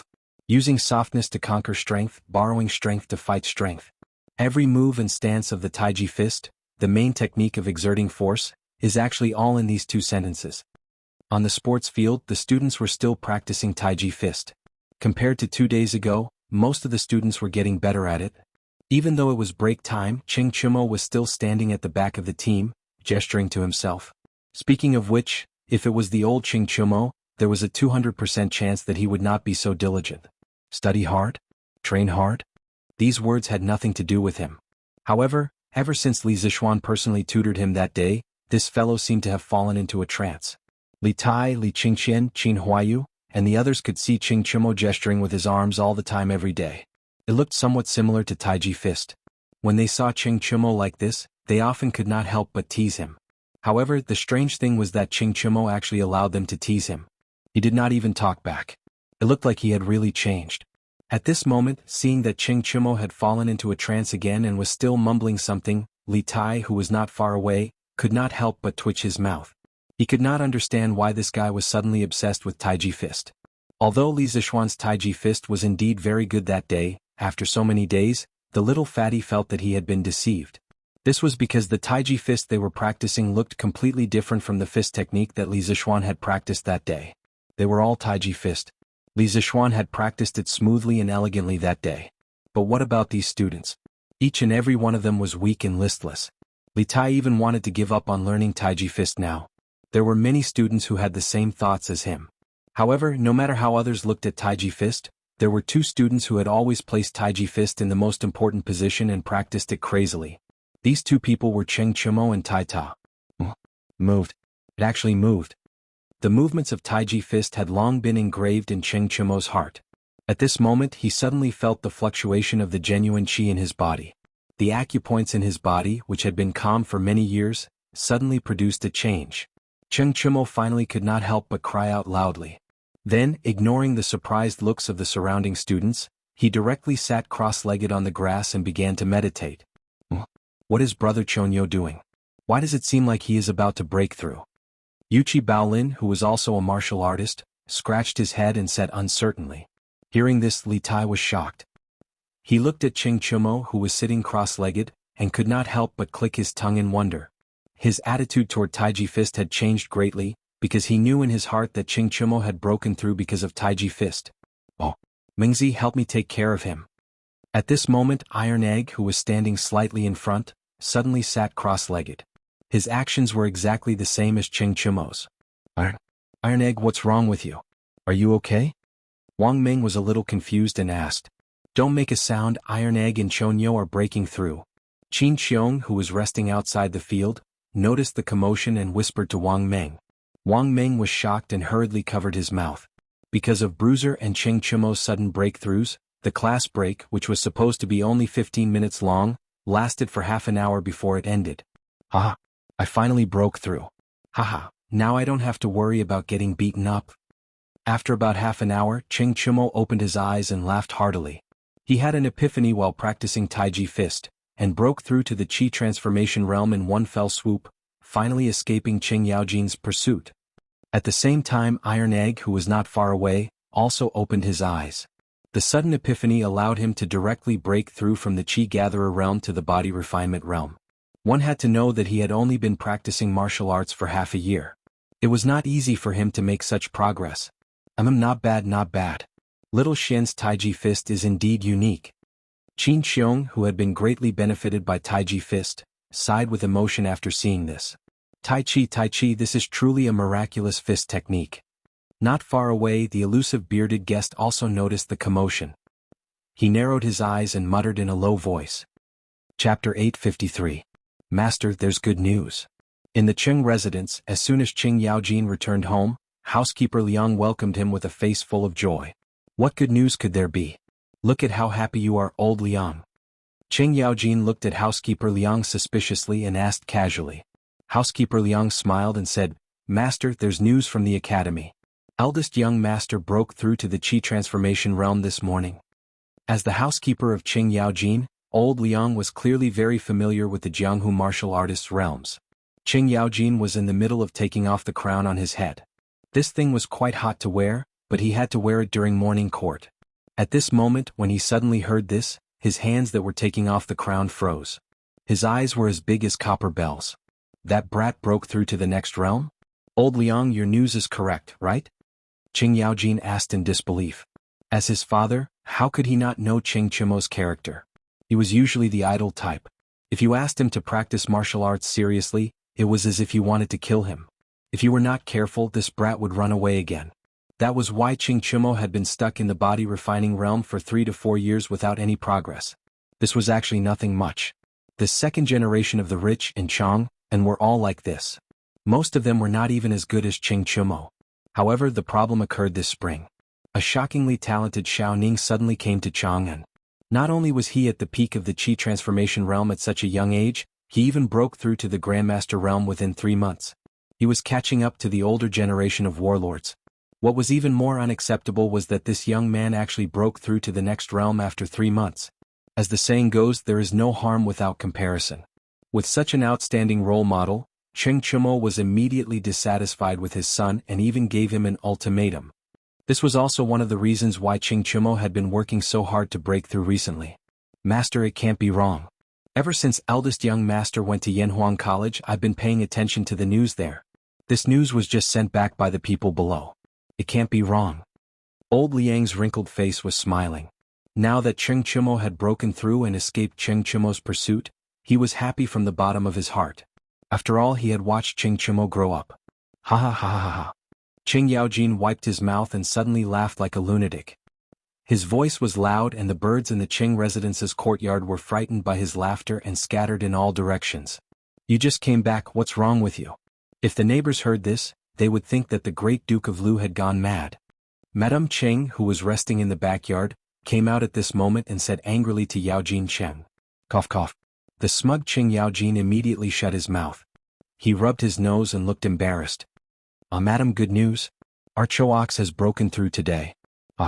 This brat still needs someone to keep an eye on him. How long has it been since he entered Yanhuang College? It hasn't even been a month, right? Then he became a Qi transformation expert. Madame Qing rolled her eyes and said, breakthrough, breakthrough? All you think about is letting Choax break through.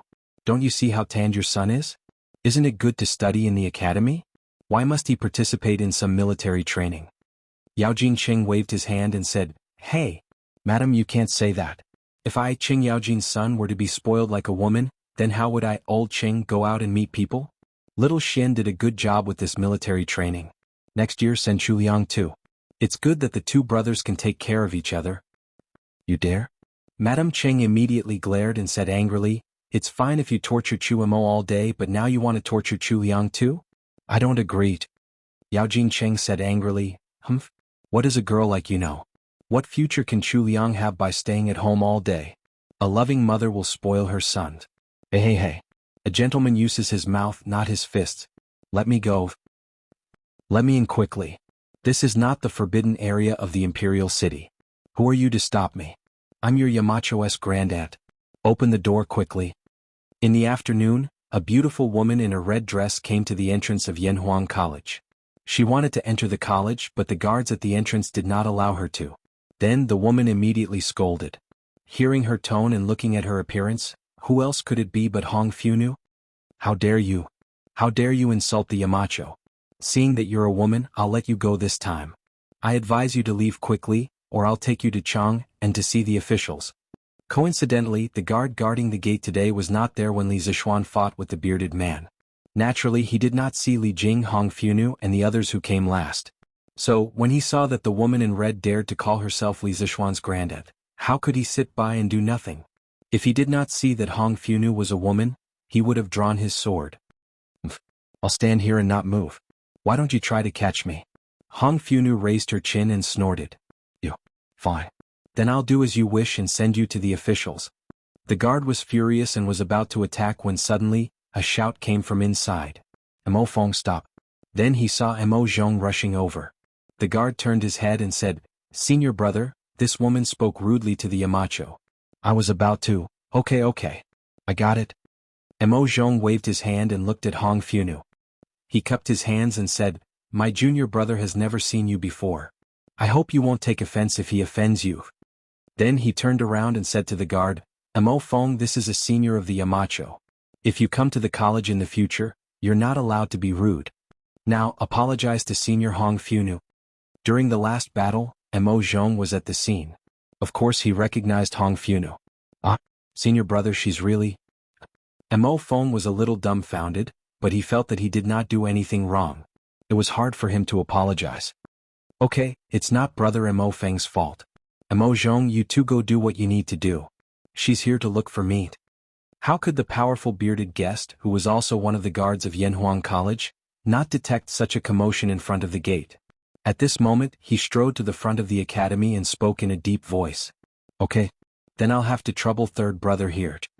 Mo Zhong knew about the relationship between the bearded guest and Hong Funu. When he saw this, he cupped his hands at the bearded guest and retreated far away with Mo Feng. Third brother? Big brother, how can they call you third brother? Seeing the bearded guest come out, Hong Funu, who was overjoyed, could not help but exclaim. Chapter 854. Ahem. Chuchen, why are you here? In front of Yanhuang College's main gate. Hearing Hong Funu ask about the origin of his third brother, the bearded man was a little embarrassed. He coughed dryly and changed the topic. Big brother, you still have the nerve to ask me why I'm here?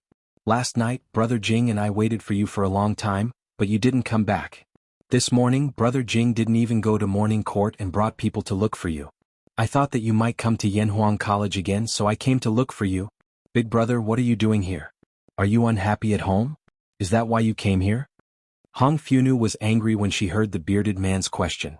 In the face of this bombardment, the bearded man regretted purposely changing the topic. Hong Funu's questions were obviously more difficult to answer than before. No, I'm not unhappy. The medicine master, you and I have reunited after a long time. We're happy. Chuchen, I'll be staying at Yanhuang College from now on. I have some things to do here. If you and the medicine master want to catch up with Big Brother, you can come to the college directly to look for him. If there's nothing important on a normal day, you can go about your own business. The bearded man didn't want Hong Funu to know that he was a guard at the college, so he could only speak vaguely. But how could Hong Funu be so easily fooled? What? Big brother, you want to stay at the college? What? Is it because Li Zixuan is not willing to give you the C map and is using it to blackmail you? The quick-witted Hong Funu hit the nail on the head. Her guess was very close to the correct answer. Obviously, when the bearded man was at their house, he had already told them about the C map. The bearded man was obviously stunned. After thinking about it, he denied it. Of course not. Although Big Brother needs the C map, he will definitely not be blackmailed by others. Think about it, Chuchen. Who in the world can blackmail your big brother? Hong Funu felt that it was reasonable. She was very confident in the bearded man's personal strength. Generally speaking, as long as he wasn't surrounded by a regular army, there weren't many people in the world who could threaten him. Then Big Brother, why are you staying here? Hong Funu stroked the beautiful hair on her forehead and asked. After delaying for so long, the bearded man had already thought of an excuse. He pretended to be mysterious and said in a low voice, Chuchen, this Yanhuang College has something that can improve Big Brother's martial arts, so Big Brother must stay here. Don't ask about the specifics, be careful of others hearing it, understand?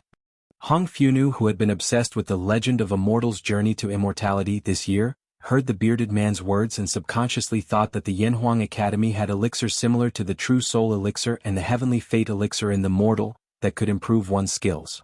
She immediately narrowed her eyes and looked at the bearded man with a everyone knows look. Big brother, you don't have to say any more. I already know. I just didn't expect that such a desolate place like Cloud Mountain would produce such immortal elixirs. Li Zixuan's methods are indeed extraordinary. The curly-bearded guest was dumbfounded when he heard this. What spiritual pills? Where did this come from? However, since Hong Funu could fill in the gaps in his words, he was naturally happy to see it. Yes. Chuchen, since you understand this, you should go back first. By the way, tell Medicine Master not to look for Big Brother anymore. He should focus on his future. The current emperor is a rare wise emperor. Let him assist him well. The bearded man put on the attitude of an elder brother and said earnestly. Okay, then I'll go. Big brother, take care. Brother Jing and I will come to see you often. Hong Funu hesitated for a moment and was about to leave. Yes, you and Medicine Master also take care. October 19th, Yanhuang College calendar, Friday, cloudy weather. Today was a good day, at least for the students of Yanhuang College. Because almost all the teachers in the college had to take the exam or be invigilators, they really didn't have any teachers to control them. Although there were still instructors by their side compared to before, there were no Li Zixuan, Li Gang Yen Silu, and the others patrolling the field. The pressure on their bodies was suddenly reduced by a lot. After today, I'll be officially free from the sea of suffering. This military training has really tortured me. Sun Zifan said as he lay on the grass and let out a long breath. Ah, in your dreams. I heard from the Yamacho that on the last day of the military training, all the classes will be put together to test their results. But today the teachers of the college have to take the exam. I guess this test results will have to be postponed to next Monday. Li Tai mercilessly poured a bucket of cold water on Sun Zifan's head. The latter's heart instantly turned cold. Damn, do you have to be so ruthless? Putting aside whether this was ruthless or not, the teachers of Yanhuang College were all complaining that Li Zishuan's questions were so ruthless. This exam involved the 5 major departments of Yanhuang College, with a total of more than 70 teachers. Even the leaders of the departments such as Ma Zhou, Su Hongji, Mo Huai, and Xiao Dian, personally participated in the exam. Wang Ji, the leader of the chemistry department, had finished the exam the day before yesterday. Before the exam, almost every department's leader had mobilized their teachers. Although Li Zishuan didn't say what kind of punishment would be given to the students who did the worst in the exam, no one was willing to be the worst. Moreover, during the recent military training of Yanhuang College, these teachers had more or less seen the students sweating profusely on the field. Many of them were affected by it. Just think about it. The students were already working so hard, so how could they, as teachers, be willing to degrade and be the last in the class? They had to fight for the first place. However, when the exam papers were handed out, they realized how perverted the questions were this time. They finally understood why Wang Ji slept for an entire day after taking the exam the day before yesterday. It was because these questions were too difficult. Physics, chemistry, and geography. These 3 subjects' exam papers were more or less mixed with some new mathematics knowledge. If you only looked at the textbooks of this subject and didn't look at the mathematics, you would definitely not be able to get a high score. Then, did that mean that the teachers of the science department had the most advantage? Of course not. The questions of the mathematics department were some more tricky mathematics questions. They were more realistic but naturally more troublesome to solve. Then did the classics have an advantage? Obviously not. This time, the classics questions were different from the usual questions. They combined the classics with life. Many of the questions, if you didn't look at them carefully a few times, you wouldn't be able to grasp the meaning they were trying to express. Therefore, the teachers of the 5 departments fell into the big hole dug by Li Zishuan this time. Whoever could climb out of the hole would be the winner. Chapter 855. Many people might subconsciously think that it was impossible to finish a course in a month. This was because when they were in school they spent an entire semester to finish every course. How could they possibly finish a course in a month? However, don't forget that when they were in school they had to study more than 1 course in a semester. Usually, there were at least 3 or 4 courses and at most 7 or 8 courses. What about the teachers in Yanhuang College? They only needed to study 1 course. Oh, that wasn't entirely correct. This was because the teachers in the other departments, in addition to studying the teaching materials of the subject, also had to roughly learn about the new mathematics. This was originally stipulated by Li Zishuan. However, even so, their learning tasks were far less than the modern students. Therefore, from this perspective, it wasn't impossible to finish a course in a month. Moreover, the teachers in the academy were all working hard this month. Under such a dense learning atmosphere, basically all of the teachers were able to grasp at least 70 to 80% of the knowledge of the subject. With more than 70 teachers, 1 classroom definitely couldn't fit all of them. This time, the examination was divided into 2 examination halls. Li Zishuan was personally invigilating the examination hall in the first examination hall. As for the second examination hall, it was jointly invigilated by Li Gang, Yan Silu, and Wang Ji. The current Li Zishuan's mental strength was no longer the same as it was in the past. Even the slightest movement around him couldn't escape his perception. Therefore, even if he was the only invigilator in the entire examination hall, he wasn't worried that others would be able to cheat under his watch. Tang Yu, if those 2 eyes of yours continue to wander around, it'll be like 2 rotating earths. Before you make a big mistake, quickly pull back from the precipice. Sima Fu, do your own test properly. Don't have any evil thoughts. If you have evil thoughts now, how are you going to educate your students in the future? Sun Zhongwen, what's wrong with your neck? Do you want me to call the imperial physician to treat it for you? Eyes in 6 directions, ears in 8 directions. He was referring to Li Zishuan's current state. Those who rolled their eyes, raised their heads, and craned their necks were all called out by Li Zishuan. It was not that these people were cheating, but they were just a little bit restless. Li Zishuan's purpose was to nip these restless people in the bud. After all, it wasn't easy to recruit a teacher. He couldn't let them go down the wrong path and ruin the reputation of the teaching team. However, it was inevitable that some people would be wrongly accused. When the middle-aged teacher named Sun Zhongwen heard Li Zixuan calling his name, he immediately became anxious. Yamacho, my neck was stiff when I slept last night. If you don't believe me, you can come and take a look. I really didn't have any evil thoughts. Li Zixuan saw the way this guy was talking to him with his head tilted, and he couldn't help but find it funny. Yes, I know. I've wronged you. You can continue answering the questions. Oh. Sun Zhongwen answered in a muffled voice, and then lowered his head laboriously. Although there was such a small episode, none of the teachers dared to let their guard down. They were conquered by Li Zixuan's keen eyesight. Under this 360-degree, omnidirectional, and tight surveillance, anyone who wanted to plagiarize would be courting death. A few people who wanted to take the crooked path immediately put away their little schemes and began to do the test questions seriously. Li Zixuan was secretly pleased. In his previous life he was the flower bud of the motherland. Being invigilated by the teachers was a common occurrence. In this life he was the one invigilating the teachers. The changes in the world were truly unpredictable. In the other examination room, although the three old men were not as observant as Li Zixuan, they had the advantage of numbers, so there were no signs of cheating. At 9:45 a.m., the gongs and drums of the academy rang, and the examination rooms on both sides collected the papers at the same time. No matter if they had finished the exam or not, the papers in their hands were all collected. Phew. The exam is finally over. Brother Ma, how did you do? I heard that the classics exam was set by old Mr. Li and Mr. Yen. I don't think it was very difficult, right? Su Hongji put away his pencil. The academy had already started to use pencils everywhere, stood up and asked Ma Zhou with a smile. Ma Zhou shook his head. There was no joy or sadness on his face.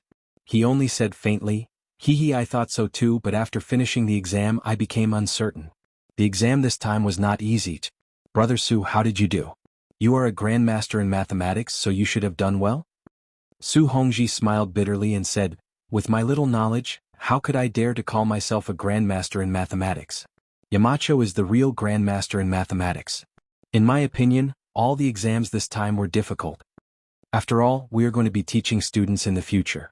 Yamacho also has high hopes for the students in the academy, so he has to be strict with us. Immediately organize all the teachers to mark the exam papers. First, paste the names of all the exam papers. Then, cross-mark the exam papers between the different departments. Then, let the team leaders of each department conduct a review. Finally, if there are any problems, let me do the final reviews. In the academy's conference room, Li Zixuan pointed to the stack of exam papers on the table and said to Yen Silu beside him. Okay. I understand, I will arrange it now. Yen Silu nodded and was about to assign tasks to the teachers of each department. Oh, by the way, there is one more thing. Mr. Yen, wait a moment. Li Zixuan suddenly remembered something and hurriedly stopped Yen Silu. He added, immediately inform all the students that there will be no rest on Saturday and Sunday this week. There will be a military training exercise next Monday. After the exercise, there will be a 3-day break, and classes will officially start after that. The class with the last performance will be responsible for cleaning the academy for a month. Yen Silu was stunned. Yamacho, you mean there will be no rest this week? If the students know about this, won't they make a fuss? Li Zixuan narrowed his eyes and replied calmly, it's just a temporary break, not a permanent break. I want to see who dares to make a fuss. Mr. Yen, you just have to arrange for someone to inform the students. Don't worry about the rest. Yen Silu could only nod in agreement. In fact, according to the original plan, Li Zixuan originally planned to hold the military training exercise this Friday. However, many unexpected things happened this week. He had too many things to do, so he could only postpone the military training exercise. If he really wanted to calculate, the students didn't lose out. They even had an extra day of break.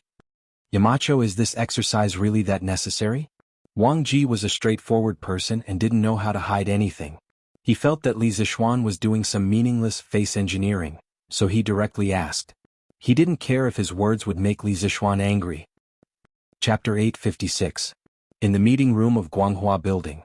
Hearing Wang Ji's accusation, Li Zixuan smiled meaningfully and said, of course it's necessary. The students have been training hard for a month. It's time to show us the results and let them see it for themselves. Military training is a learning experience, but it is also a test. I hope that they can bring this spirit of military training to their future studies. Li Gang couldn't help but nod. Well, I agree with Yamacho's point of view. A military training performance is equivalent to posting the students' exam results and letting them compare with each other. It's also good to leave a deep impression on them. You have to know that there are a lot of playboys in this batch of students. We have to let them remember this month's military training. Wang Ji was silent for a while before nodding in agreement. On the field, the students were practicing Tai Chi compared to a few days ago when they first came into contact with Taiji Fist. Most of them did not have much enthusiasm for it now. Ultimately, it was because after a few days of learning, they still could not perform the same artistic conception as when Li Zixuan performed Taiji Fist. They felt discouraged. However, there were still some people who were obsessed with learning Tai Chi. Most of these students were from the special training class. Yesterday, Cheng Chumo and Iron Egg both broke through to the next realm. Although there was no direct evidence to prove that it was because of Tai Chi, humans always like to daydream, especially those who like to have dreams. What if I also broke through after practicing Tai Chi? Would I also have a chance to reach the level of a grandmaster in this life? Therefore, with this belief, the students in the special training class who had a foundation in Kung Fu were very serious when learning Tai Chi. However, they were wrong. Tai Chi wasn't that magical. It didn't mean that practicing Tai Chi would improve one's Kung Fu. Qin Xiong broke through to the next realm because of Tai Chi. That was because he happened to be recovering from his internal injuries. Coupled with his many years of Kung Fu comprehension, he broke through to the next realm. The reason why Ching Chumo and Iron Egg broke through to the next realm because of Taiji was, to a certain extent, a kind of accumulation. After a month of arduous military training, all the muscles in their bodies were fully trained, and their bodies were in a state of hunger. At this time, Li Zixuan happened to teach them the essence of Tai Chi step by step. The two of them crazily absorbed the nutrients and comprehended the Tao and Tai Chi. Only then did they break through the realm. It could be said that the three of them had broken through due to special reasons and special conditions. It wasn't just because he had practiced Taiji Fist. It was almost lunchtime. Unexpectedly, Yen Silu, the teaching director of the academy, came to the sports ground. Under his arrangement, the students of the academy gathered in the middle of the field. Yen Silu was now on the rostrum. He said in a deep voice, "I've just received a notice from Yamacho. All the teachers and students of the academy will not rest this weekend. The military training will continue as usual. The academy will hold a military training exercise next Monday. The class with the lowest grades will clean the academy for a month." Whoosh! When they heard that Yen Silu wouldn't have a weekend off, the students immediately exploded. "What? Are you kidding me? I already packed my things last night and was ready to go home today. Now you're telling me that we won't have a weekend off? How can this be? Yeah. Why do they have to hold a military training exercise? They've already been trained. What's the point of putting on an exercise? Isn't this unnecessary?" Exactly. So what if it's a joint exercise? It's also taking up our rest time. This is unfair. I don't agree. After coming to Yanhuang College for so long, the students had already gotten used to the 2-day rest schedule every 5 days. Why were they able to persevere through the long and painful military training? Wasn't it because they could rest for 2 days after enduring 5 days of military training? It was precisely because there was hope in life that they persisted. Now the students thought that the military training was about to end. Who knew that Yen Silu would come to them and tell them that there would be another 3 days of military training without rest in between? Most of them couldn't accept this. Therefore, as soon as Yen Silu finished speaking, there was immediately a wave of opposition from below. Yen Silu had already expected this situation. Otherwise, he wouldn't have come to announce this in person. He was afraid that the people below wouldn't be able to control the situation. Okay, everyone quiet down. Although there's no holiday this weekend, after the military training exercise next Monday, the college will have 3 days of holiday. If you have any objections, you can go directly to Yamacho. If you don't have any objections, continue to train seriously. Instructors of each class in the next 2 days, take the students to practice military posture, formation, and formation. Monday's exercise will include all of these activities including Taiji Fist. Yen Silu cleared his throat and said loudly. Seeing that Yen Silu said that they would go to Yamacho if they didn't agree, the students below immediately fell silent. Who didn't know that Yanhuang College's Yamacho was a peerless, ferocious person who even dared to beat up the Feng Qin 3 heroes? Asking them to go to Li Zixuan to reason with him? Wasn't that just asking for *T death? Moreover, although there was no holiday this weekend, after the exercise next Monday, they could take 3 days off. It seemed that it wasn't that hard to accept. Therefore, as soon as Yen Silu finished speaking, the students who were shouting suddenly quieted down. Seeing this, Yen Silu smiled satisfactorily and left the rostrum. Things were progressing more smoothly than he expected. The main reason was that Li Zixuan's fierce reputation was too widespread. Young master, in the afternoon, Faubert sent someone to deliver a big bag and a small bag. I don't know what's inside, but young mistress said to wait for you to come back before opening it. In the evening, Li Zixuan returned to the Yunshan residence and saw 2 bags on the stone table in front of the door. 1 big bag and 1 small bag. Xiaoxi went up and explained with a smile. Faubert sent something? Then it must be something good. Li Zixuan's eyes lit up. He walked to the stone table and quickly opened the bigger bag. He saw 8 beehive-shaped pillows of the same size. Looks like the workshop's rubber technology has made some progress. Li Zixuan exclaimed in his heart. 2 days ago, Faubert sent news that the workshop's rubber research was not going well. It was estimated that the main problem was the ratio of sulfur. The rubber produced did not meet the requirements, so the things that Li Zixuan asked him to make would be made later. Li Zixuan did not blame him. He asked someone to pass a message to Faubert, asking him to take his time and not rush. He did not expect to make something today. Young master, what is this? Why does it look like a hornet's nest? Xiaoxi looked into the bag and asked curiously. Chapter 857. There's good stuff inside. With it, Xiaoxi, you can have beautiful dreams every day.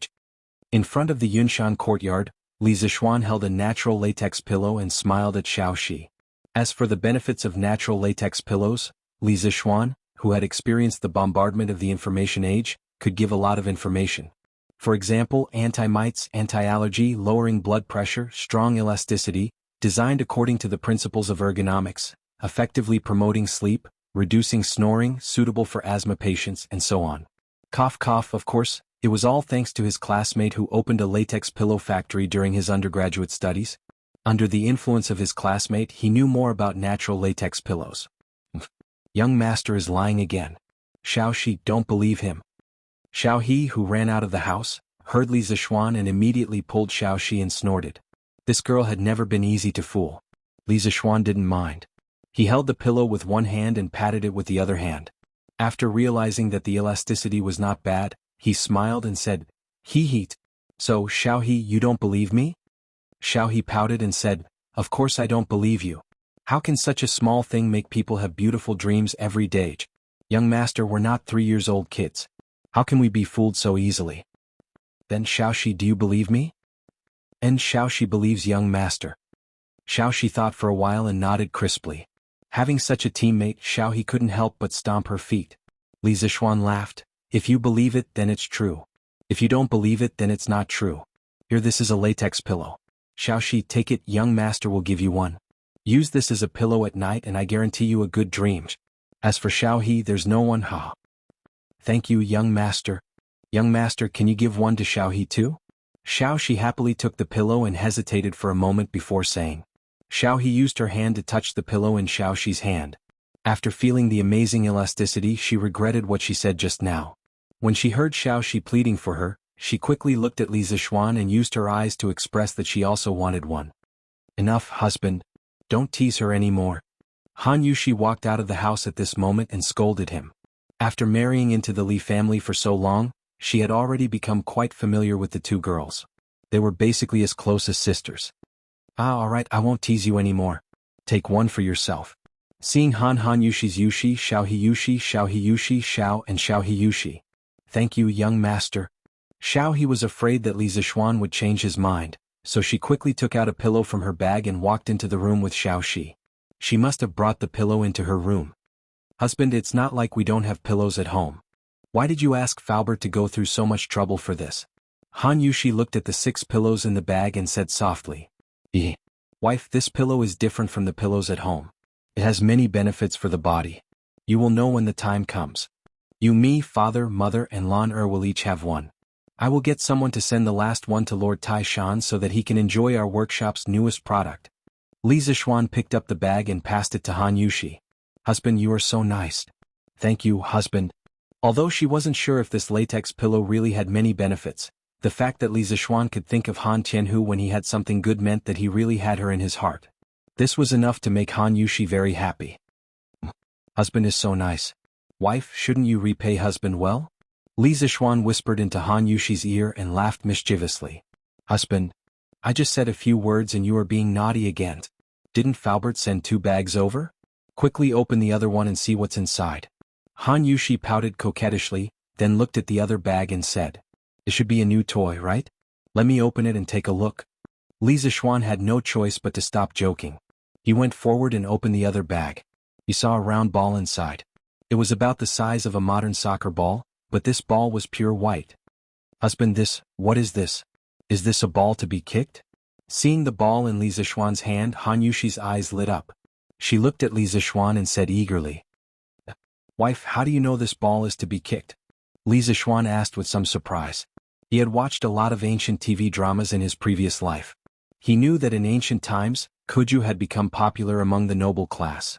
However, in his impression, the Kuju used to kick in ancient times was mostly the kind of solid ball sewn with fur. It looked cumbersome, not to mention kicking it.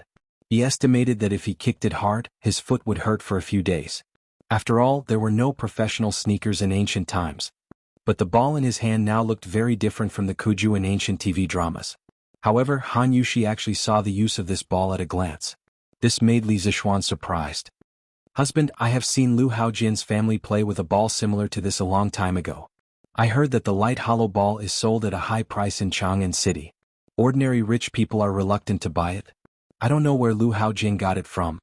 After listening to Li Zixuan's question, Han Yushi seriously recalled for a long time and answered, "So hollow balls have been sold in Chang'an City for a long time?"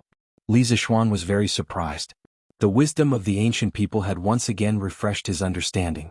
He always thought that hollow balls were the patent of modern people. He didn't expect that the ancestors had already made them. The brainless ancient TV dramas in his previous life were really harmful. Han Yushi nodded and said, "Yes, husband. This concubine remembers that it was sold in the early years of Wuda. However, the quantity was relatively small. Only some of the truly high-ranking officials and aristocrats would buy it. Ordinary people could only play with those solid meatballs. Husband, can you lend me this ball to take a look?" Han Yushi's eyes were very bright as she looked at the ball. Li Zixuan's heart moved and asked, "Wife, did you also like to play football in the past?" Once the words came out, Han Yushi's cheeks instantly turned red. She bit her lips and said softly, "When I was young, I was naughty with Hongling and Asyang a few times. Husband, do you think I'm not gentle?" Li Zixuan laughed and said, "I wouldn't dare. My wife is naturally the most gentle and virtuous in my heart. It just so happens that my husband also likes to play football. Later on, let's have a football game in our residence, haha." Chapter 858. During the Han Dynasty, Kuju had already become popular. At that time there were 2 kinds of balls that people kicked. One was simple to make and directly used hair or wool to entangle it. It was called Maowan. It was less durable and could not be kicked too far. The other kind was what Yan Shirgu of the Tang Dynasty said, using wei as the ball, using the material as the substance. Wei was soft leather that was sewn into a ball and stuffed with animal hair. This kind of solid ball easily reminded us of the plastic bag-wrapped ball that we used to kick when we were young. However, it was more advanced than Maowan. At the end of the Eastern Han Dynasty, this kind of ball was commonly used in the Xuchang Imperial Palace. Sports historians believed that this kind of solid ball with a leather shell had appeared in the Shang Dynasty. At that time the word Ju was changed and there was a Ju dance during the sacrificial ceremony. In the Tang Dynasty, the production of football had a qualitative improvement. It changed from a solid ball to a ball that could be inflated. There were many mentions in the poems of the Tang Dynasty. For example, Gui Shizhi in De Ri Xiu Pai poem said, 8 sharp pieces cut the waves into a ball in the fire and in the water needed. Zhong Wupa in Fuan Balloons said, follow the rules wholeheartedly, in the beginning the square becomes round. Use fake hands to fill the seam, in the end it will not overflow. Su Jian, who was highly valued during the Tang Xuanzong, also described in records of beginning studies, today use the skin with the cell as the inner and with the breath closed and then kick. Combining these materials, it could be seen that the football of the Tang Dynasty was more commonly called a ball than a Ju. The leather had to go through many processes such as water kneading and fire roasting. When the ball was made, the leather was first cut into squares and then the 8 pieces of leather were sewn together to form the outer shell. Of course, the outer shell would definitely not be as round as the football made with 32 pieces of leather today. The most important point was that the ball of the Tang Dynasty already had inner bladder, which was the urine of animals. This should be the earliest inner bladder ball in the world. According to the world sports history, the British invented the inflated ball in the 11th century, which was 300 to 400 years later than the Chinese. The ball of the Tang dynasty had to be blown with the mouth. After that, the ball could be tied up and the outer shell sewn together. The elasticity of a balloon was definitely much better than a solid ball. It could be kicked higher and was more entertaining. Therefore, the great progress of this equipment led to a major change in the rules of the Tang dynasty compared to the Han dynasty. There was a folk game where several people kicked each other. It was called white fight, surrounding and jumping, not making them fall to the ground. Missing a step is a shame, not falling for a long time is a joy. There was also a pure competition to see who could kick the ball higher. It was called Kuju. In Wangwei's The Matter East of Hanshi City, there was a phrase, Kuju flying birds repeatedly. It was referring to this kind of game. After entering the Tang dynasty, power-based players who could withstand falling and carrying were no longer popular. China's ancient football was locked into the technical style. Instead of the Han dynasty having 6 goals per side, the two sides shared 1 goal. The low goal was changed to a high goal. The side that kicked the ball through the most holes in the net was the winner. The direct confrontation between the two sides became an indirect confrontation. Therefore, from the Tang dynasty onwards, long-distance dribbling attacks no longer appeared. Players were more concerned about stopping the ball and shooting skills. Of course, Li Zixuan did not know about these situations and he did not need to know. What he wanted to do was to bring modern football and its rules to the Tang dynasty. Wouldn't it be great if the Celestial Empire could hold another World Cup every 4 years? Anyone who did not come was not giving the Great Tang face, and if they did not give the Great Tang face, husband, this ball is lighter and more flexible than the hollow ball sold in Jianghu. How did Faubert and the others do it? Han Yushi took the ball from Li Zixuan's hands and tried it. She was surprised. Li Zixuan smiled naturally and said, "Haha, this is made by the workshop with the latest technology and materials. In the whole Great Tang only our family can do it. Even if other people know the method they can't do it." Han Yushi returned the ball to Li Zixuan and asked, "Husband, are you going to give this ball to the students?" As Li Zixuan's pillow, Han Yushi knew that her husband was not interested in making money now. Therefore, she guessed that this kind of light and flexible ball should be specially made by Li Zixuan for fun. "Yes, that's right. If we don't give those little bastards some entertainment, they will always be so bored that they will cause trouble." Li Zixuan put away the football and walked into the house with Han Yushi as he replied. In fact, the football was not all prepared for the students. It was also prepared for himself. He also wanted to play football. In his previous life he was a fake football fan. Because his body was weak he could not take it after running for a while. Therefore he was just a fan off the field. Usually he only watched football games and rarely played in the field. Of course he only watched football games of other countries. It was not that he was not patriotic, but it was his country's football. In this life he was strong, rich, and in a high position. He wanted to develop football in the Great Tang and build a strong football country to make up for the regrets of his previous life. If he wanted to promote football, of course he had to start from the academy. After all, more than half of the second generation of officials, in Jianghu, gathered here. "But husband, isn't the academy a place for students to study?" Han Yushi asked. "Hey, I don't know if my wife has heard of combining work and rest? And I think that only students who know how to play will have good grades. If they don't even know how to play, how can they study? I'll add some patterns to this ball. My wife, go ahead." The next day, Saturday. The students who were supposed to be on holiday were still bitterly undergoing military training in school. It was worth mentioning that some parents saw that their children did not return home yesterday and were afraid that there would be an accident. Last night, they personally went to Yanhuang College to inquire about the situation. After knowing that the academy was on holiday, they left with peace of mind. Through word of mouth, more and more people knew that Yanhuang College was on holiday. The parents who had not yet gone to Yanhuang College to inquire about the situation also saved an extra trip. Sigh, boring. If it was in the past, I would still be lying in bed sleeping. The evil military training, the evil reassignment. During the break between classes, Sun Zifan lay on the grass on his back and sighed with a tired expression. "It's boring, but there are only a few days left. After that, we can officially start classes. By then, it should be much more interesting."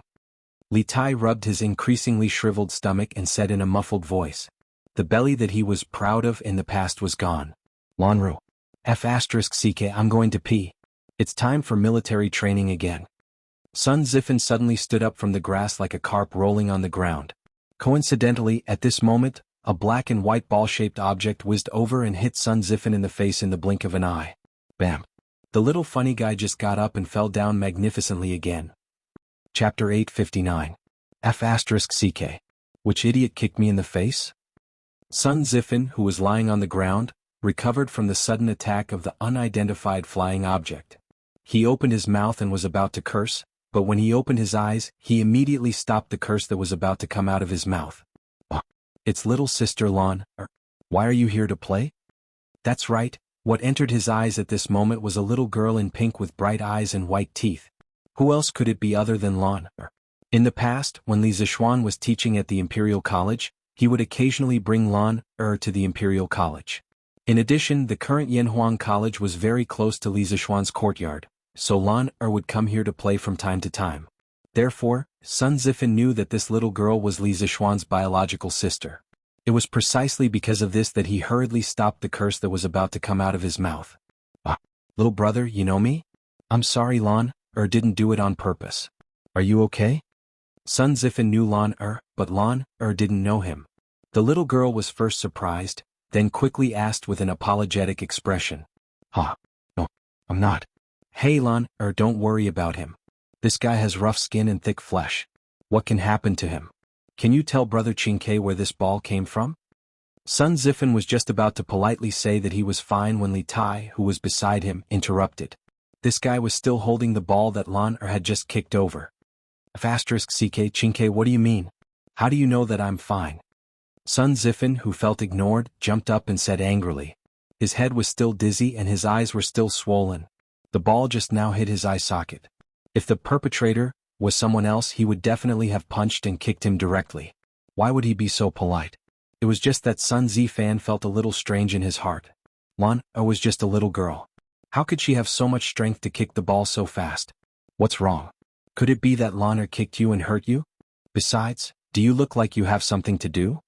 Li Tai did not know the inside story. He rolled his eyes and retorted. Sun Zifan was at a loss for words. He wanted to say that he had something to do, but with Lan standing in front of him, how could he say that? Hey, Sister Lan, quickly tell Brother Qingke where you bought this ball?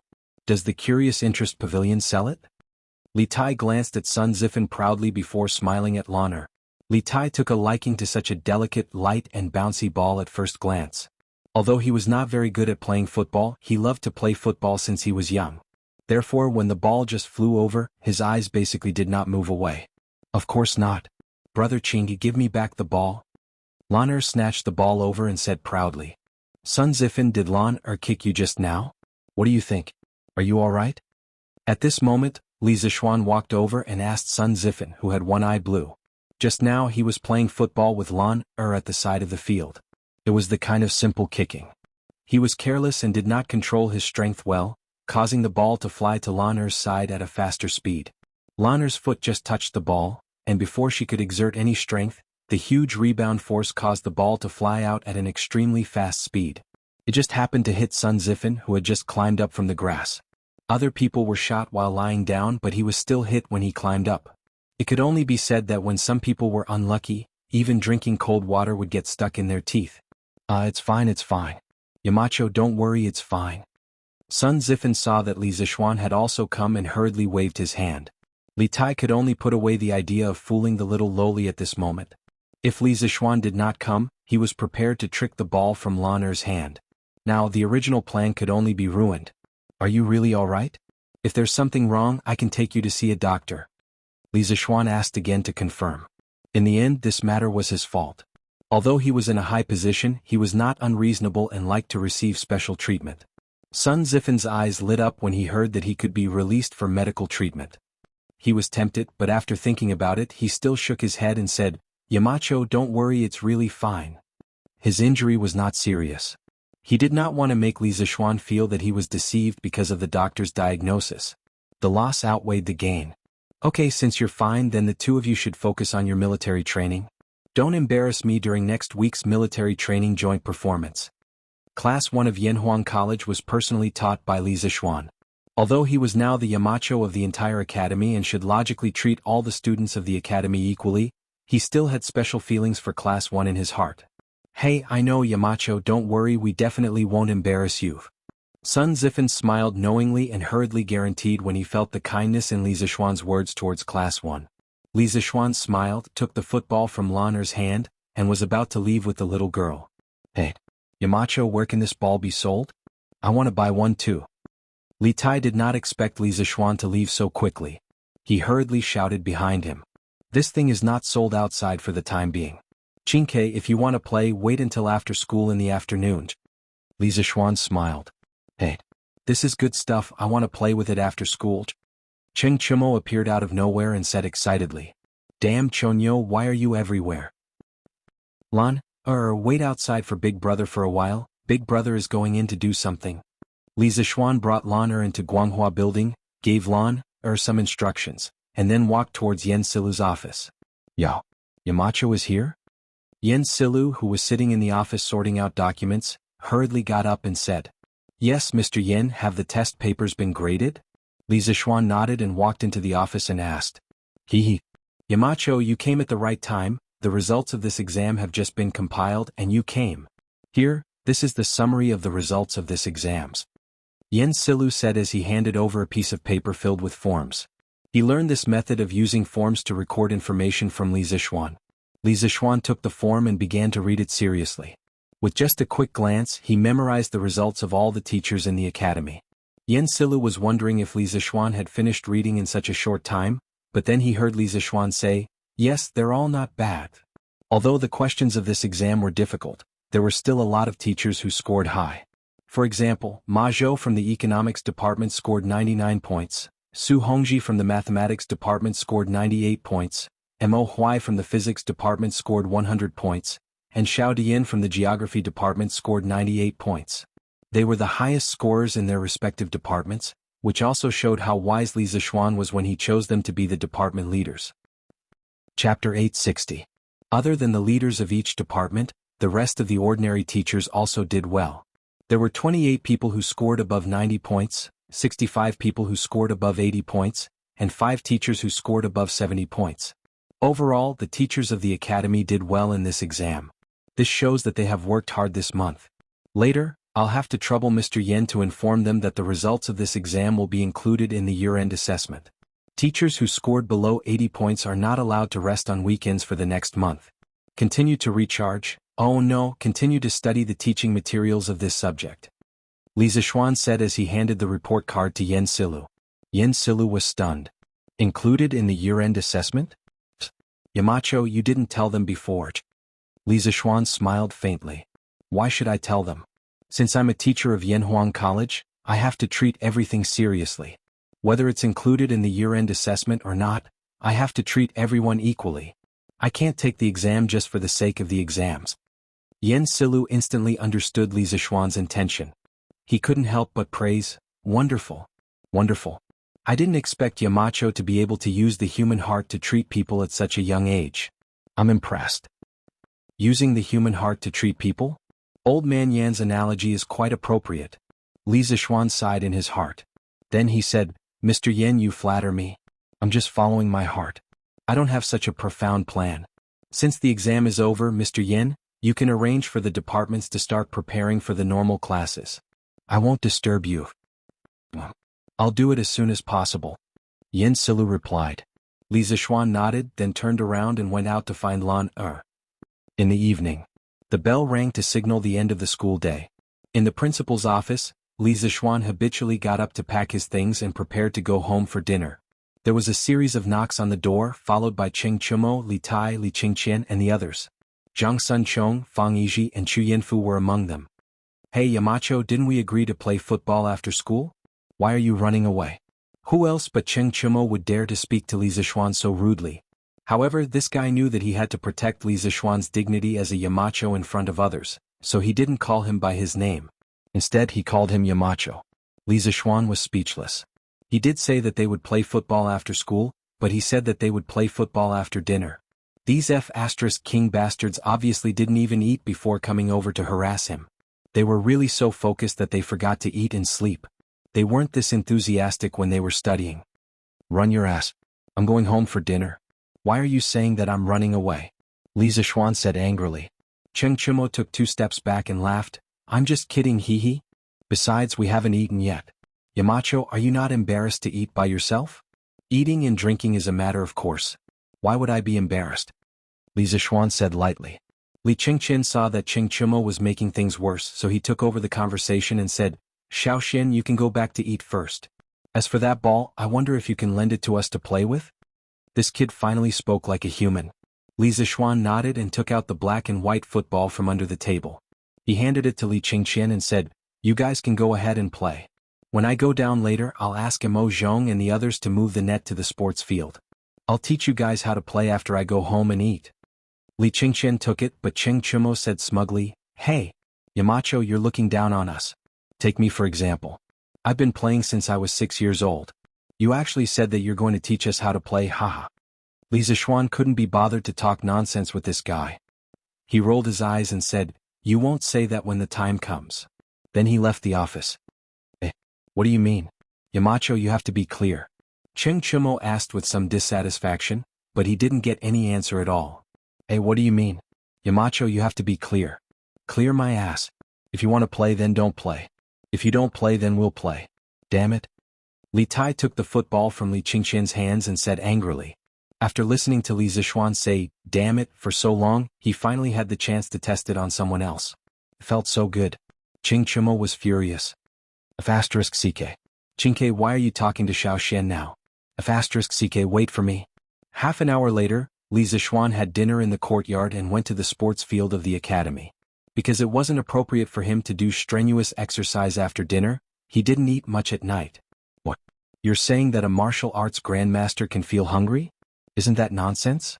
A martial arts grandmaster's legs were just a little awesome. He wasn't a god, so of course he would feel hungry. At this time on the sports field, Qing Chumo, Li Tai, and Li Qingqian were playing in full swing. However, Li Zishuan had never seen them play like this before.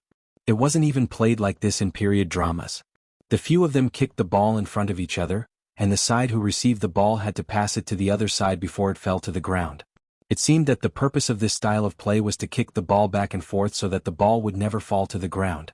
Actually, the scientific name of this style of play was white hit. Although this style of play lacked competitive spirit and looked boring, it still tested the ability of a player's legs. After all, to make the ball never fall to the ground, strength, angle, and timing of the kick were all indispensable. What surprised Li Zishuan was that Li Tai, this damn fat otaku, could actually walk a few rounds between Qing Chumo and Yuchi Baolin. Looking at the way he played the ball, it looked like he had some form of play. It didn't match his previous fat otaku image at all. *CK Qing Chumo, why are you using so much strength? Who the *CK can catch this kind of ball? *CKU, this ball is yours. *CK. Sun Zifan, did you not eat dinner? You passed the ball like a girl. This ball is yours. *CKU. Li Zishuan was speechless. This little fatty kept saying *CKU and *CKU. Where did he learn this from? Why did he sound so similar to the young lady in Qinxiang 630 in his previous life? This kid, in my opinion, other people shouldn't call him Wei Wang. They should call him Sister Wang in the future. Li Zishuan mischievously thought in his heart. Okay, stop. I'll teach you the real way to play football. Chapter 861. Yamacho is here. Li Zishuan's shout from the side of the field made this group of youths who were in the midst of kicking the ball instantly stop what they were doing. Yamacho, this ball is so easy to kick. Even the best ball workshop in Chang, and can't make a ball with such good elasticity. Is this a new product from Chitsu Pavilion? Are you selling it? Li Tai lifted the ball with the tip of his foot. He moved closer to Li Zishuan and said with shining eyes. Sell? You're thinking too much. This ball is not for sale at the moment. Currently, rubber was a non-renewable resource for Li Zishuan. He didn't want to waste it on football. At least, before he found a stable source of rubber, he wouldn't let the workshop mass-produce footballs to sell. Why not? Even if this thing is rare, you can sell it at a higher price. If you don't want to make money, Yamacho, are you stupid? Li Tai said unwillingly when he heard this. Because he and Li Qingqian owned shares in Chitsu Pavilion, their monthly dividends were comparable to their previous year's income. Therefore, the little fatty was not short of money now. Are you itching for a beating now? Do you want me to help you loosen your muscles? Li Zishuan glared at the little fatty and said angrily. Yes. Qingke is itching for a beating. Yamacho, help him loosen his muscles. Qing Chumo shouted. Cheng Chumo was already unhappy with Li Tai's your sister, but he couldn't scold back because Li Tai's sister was Chang'e. How could he scold her? Li Tai was furious. Damn. Cheng Chumo, you. Enough. I'm not here to listen to you bastards bicker. I'm here to teach you how to play football. Li Zishuan clapped his hands to signal the two of them to shut up. Then he said, no matter what you called this type of ball in the past, from now on, it only has one name, and that is football.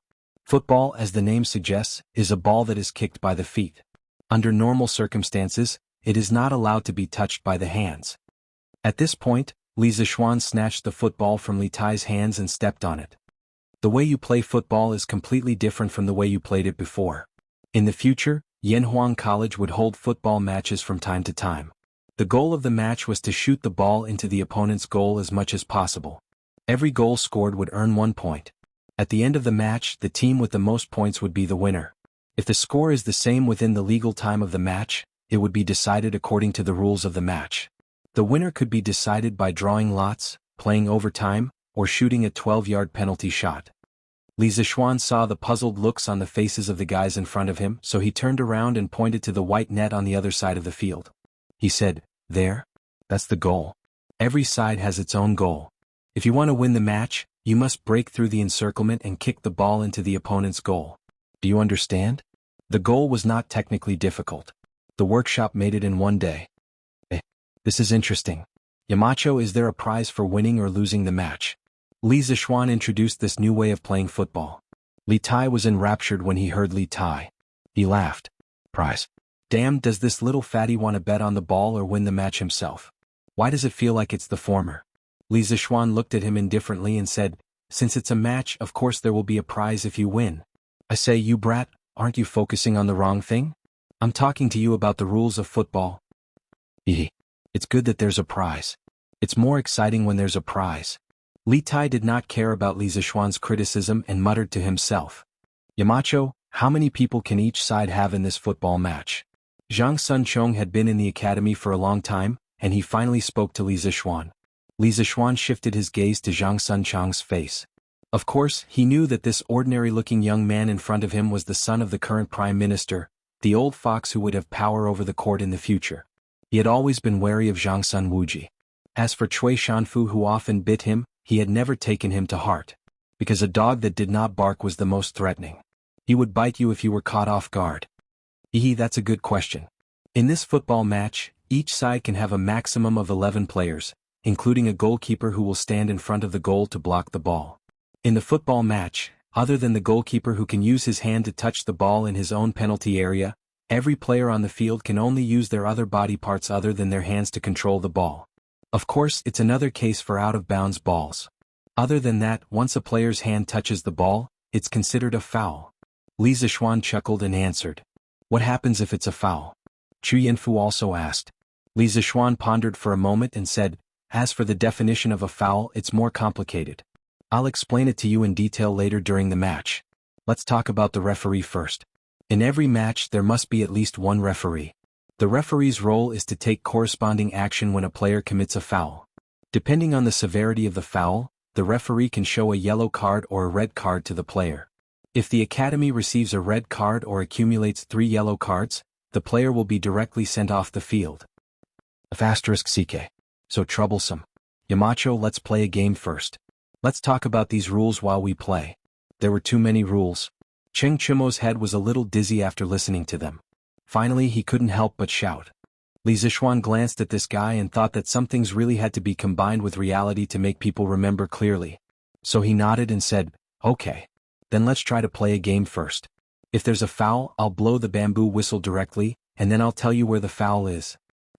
Okay. Let's play a game first. Sun Zifen shouted.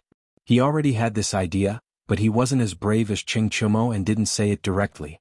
The others naturally didn't have any objections. Li Zishuan looked and said, there are a total of 8 people here. You 4 can be a team. Divide into 2 teams and experience what football is like first. Okay. I'll be in a team with Cheng Chumo. I'll be in a team with Green Sparrow. In a moment the 8 people were instantly divided into 2 teams. Cheng Chumo, Sun Zifen, Yuchi Baolin, and Zhang Sunchong were in one team. Li Tai, Li Qingqian, Li Ku, and Chu Yanfu were in the other team. This wasn't a regular game, and Li Zixuan didn't let them choose sides by tossing copper coins.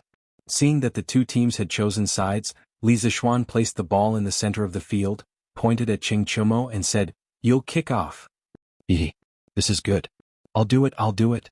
Cheng Chumo excitedly came to the football as if he had won the lottery. He looked at the opposite goal, took a deep breath, gathered his internal strength and kicked out like lightning. Go for me. Li Zixuan didn't even have time to react before the football rushed directly from the midfield to the opponent's goal.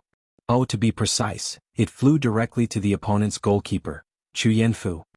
F*CK, are you F*King acting in Kung Fu football? Chapter 862. Huff. Cheng Chumo had just made an unexpected breakthrough 2 days ago, and he was feeling smug at the moment. His kick was really powerful and he used up all the strength in his body. He wanted to see what kind of effect a kick with all his strength would have. The football whistled in the wind, and it even stirred up some leaves on the ground as it moved forward. It was like a tornado passing through. It was powerful and unstoppable. Oh, wow, that's awesome. Sun Zifan, who was in the same team as Cheng Chumo, couldn't help but be stunned. At this moment he could even imagine the following situation in his mind. With Cheng Chumo leading them, they would be invincible, give the opponent a 5-0 score and finally win. At this moment he was really glad that he had made a wise decision to team up with Cheng Chumo. But Chu Yanfu, who was standing in front of the goal, was about to cry. Damn it, I'm here to play football, not to play with my life. He wasn't stupid. He knew that if this ball hit him, he would definitely be seriously injured and would have to lie in bed for at least a few months. Dodge. Almost subconsciously, Chu Yanfu wanted to dodge this lightning-fast ball. But driven by Cheng Chumo's immense inner strength, this lightning-fast ball arrived at a distance of 10 feet in front of the goal in the blink of an eye. How could Chu Yanfu have a chance to dodge? Bam! Just as Chu Yanfu was feeling a little desperate, a handsome young man suddenly flew in front of the goal. Yes, he did fly over. The young man swung his right foot in the air and kicked the slightly upper half of the football. With a bang, the football quickly bounced back, but it didn't hit the opponent's goalkeeper, Yuchi Baolin. Instead, it flew to a place outside the field where there was no one. Scared me to death. Chu Yanfu wiped the cold sweat on his forehead and patted his chest with a look of lingering fear. Only then did he have time to look at the young man who had blocked the ball for him. Who else could it be other than Li Ku? Among their team members, only Li Ku knew martial arts. Moreover, his martial arts attainment was higher than Cheng Chumo's. Thank you. One.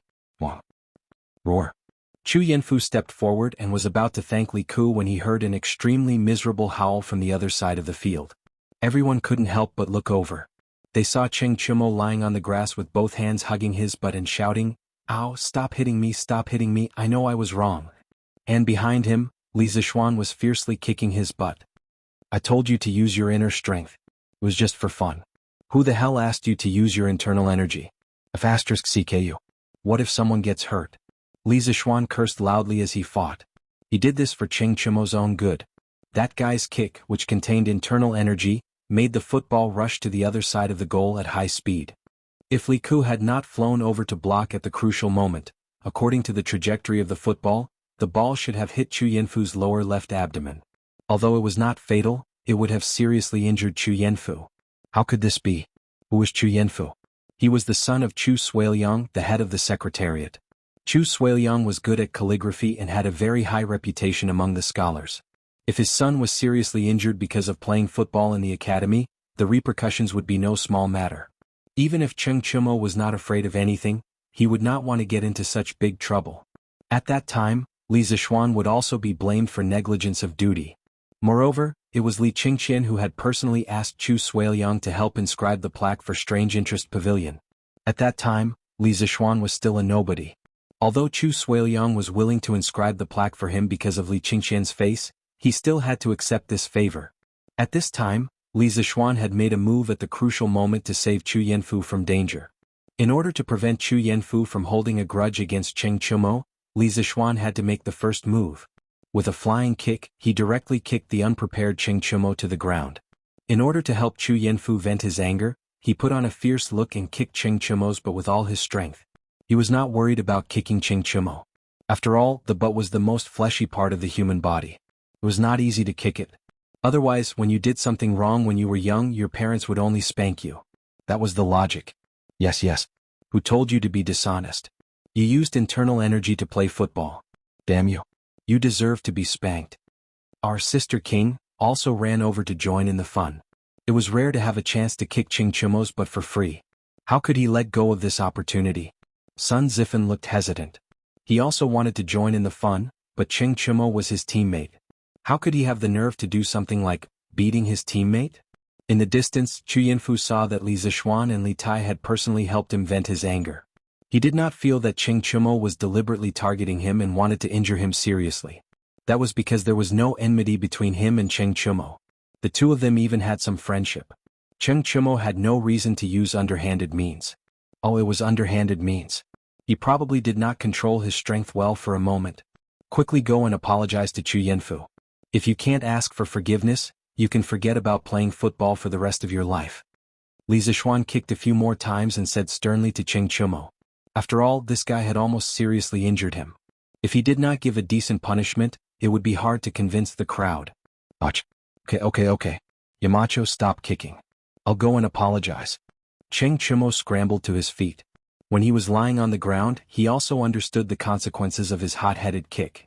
If he had seriously injured Chu Yinfu, Ching Chimo would definitely beat him to death when he went back. Moreover, with the label of harming a fellow disciple, he would not be able to stay in the academy in the future. Ching Chimo limped to Chu Yinfu and said sincerely, Yinfu, I was wrong just now. I just broke through 2 days ago and was excited. I didn't control my strength when I kicked you. I swear I didn't mean to target you. Before he could finish, Chu Yinfu waved his hand to stop him. I know you didn't mean to target me, Choax, and I didn't take it to heart. Just a game. You don't have to take it to heart. Hearing this, Ching Chimo grinned and said, Hee Yinfu, you're straightforward. I'll recognize you as my brother. In the future at the academy, recognize your head. I asked you to apologize, but you came to recognize me as your brother. Li Zixuan slapped the back of Ching Chimo's head. Ching Chimo cried out in pain and said, Yamacho, I've apologized. Yinfu has forgiven me. Chu Yinfu hurriedly said, Yamacho, please forgive Choax. I didn't blame him. Li Zixuan looked at the two of them, thought for a while and said, From now on, in regular football matches, players are not allowed to use martial arts on the field. The academy will set up a football association in the future. Players who use martial arts on the field without permission will be banned for life in the entire Tang Empire. Chapter 863. After reprimanding Ching Chimo, Li Zixuan guided the group of players for half an hour to familiarize them with the rules of football. During this period of time, no one dared to use their internal strength without permission. However, those who knew Kung Fu had an advantage over ordinary people in terms of reaction time and speed even if they didn't use their internal strength. Fortunately, both sides had players who knew Kung Fu. Ching Chimo's side had 2 players who knew Kung Fu. Li Qingxian's side only had 1 player, and that was Li Ku. Compared to Ching Chimo and Yuchi Baolin, Li Ku was born in the royal family and had been practicing Kung Fu since he was a child. Naturally, the resources he had were incomparable to the other 2 players. In addition, Li Ku was gifted and talented in Kung Fu. His Kung Fu foundation and attainments were naturally more solid. Therefore, although their side had fewer players who knew Kung Fu, with Li Ku's outstanding individual ability, both sides were still evenly matched. In the end, they tied with a score of 2-2. The score of 2-2 in half an hour, and so many goals were scored mainly because each team only had 3 players who were fighting on the field. The field was so big that it was not easy to defend. Many times, a single player could go straight in and attack the enemy directly. That was why so many goals were scored. Beep. Li Zixuan blew his bamboo whistle and made a stop gesture. The 8 players on the field stopped what they were doing and gathered in front of Li Zixuan.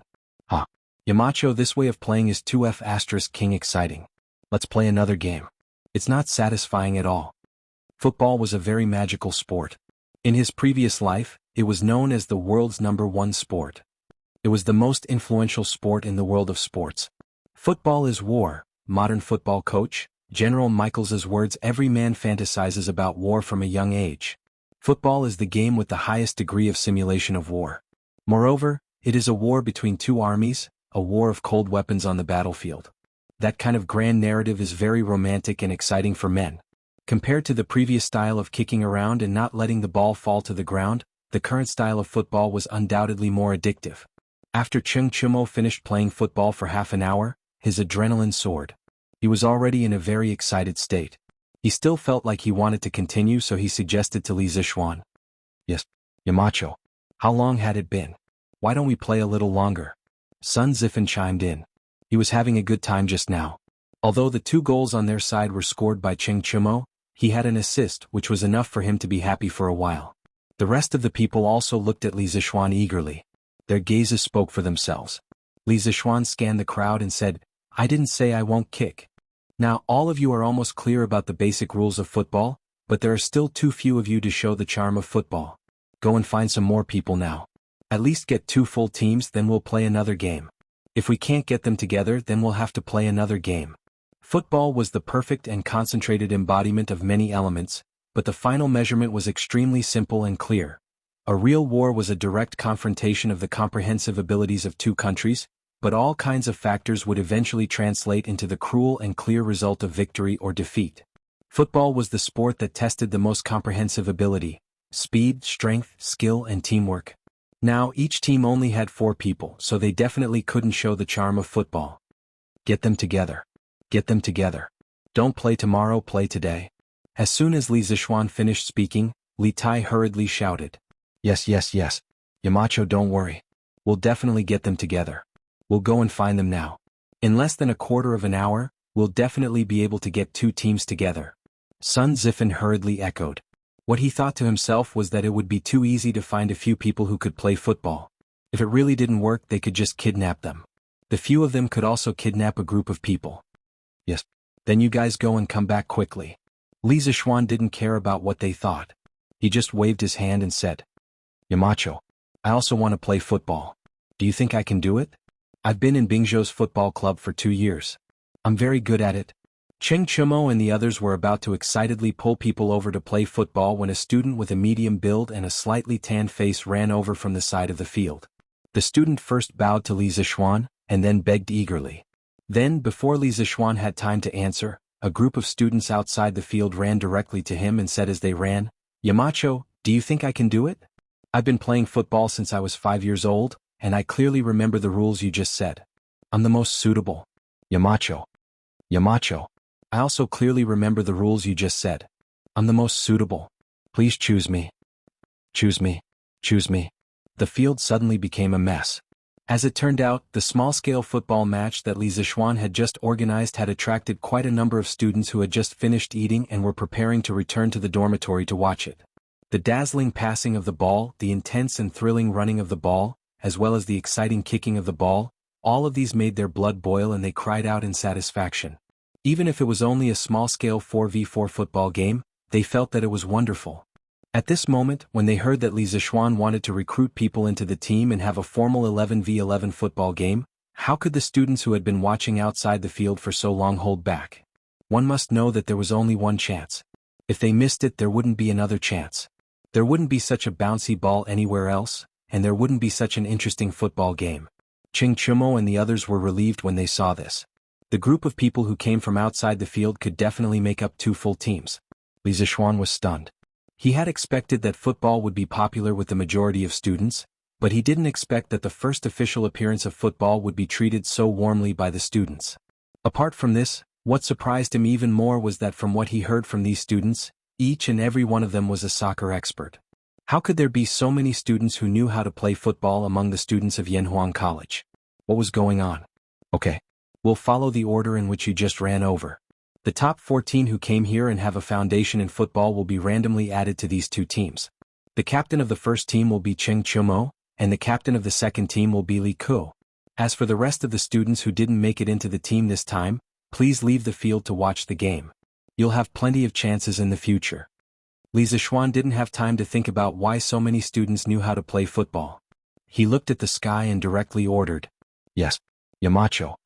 Whether it was those who received the admission ticket, or those who wanted to leave, they all responded and began to carry out Li Zixuan's orders. Chapter 864. The Tang people actually loved to play football. The reason why there were so many students who were good at playing football was because of the Tang people's love for football. In the Tang dynasty, there was a traditional festival that had disappeared today, the Cold Food Festival. It was 105 days after the winter solstice and 1 or 2 days before the Qingming festival. It was said that it was to commemorate Jie Zichui, who would rather be burned to death in the mountains than accept rewards during the spring and autumn period. According to tradition, there was a ban on fireworks and only cold food on this day. In the Qin, Han, and Sui dynasties, there were more activities such as mourning, trekking, swinging, and kuju. In the Tang dynasty, the trend of cold food kuju reached its peak, and it almost became a legal football day. If you didn't go to the suburbs to play football, it would be as if the day didn't pass. In the Tang dynasty, Xuchang poet Wang Jian wrote in a poem, Palace Ci. The night's makeup remains until tomorrow, always standing by the bright sunflower tree. Cold food kuju's wife long by, first scatter the money in the treasury.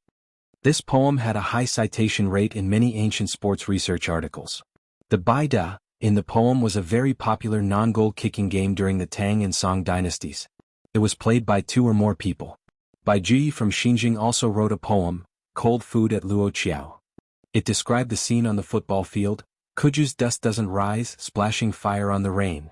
Other than that, famous poets such as Wang Wei, Li Bai Lu Yuxi, and Wei Yinggu all mentioned cold food kuju in their works.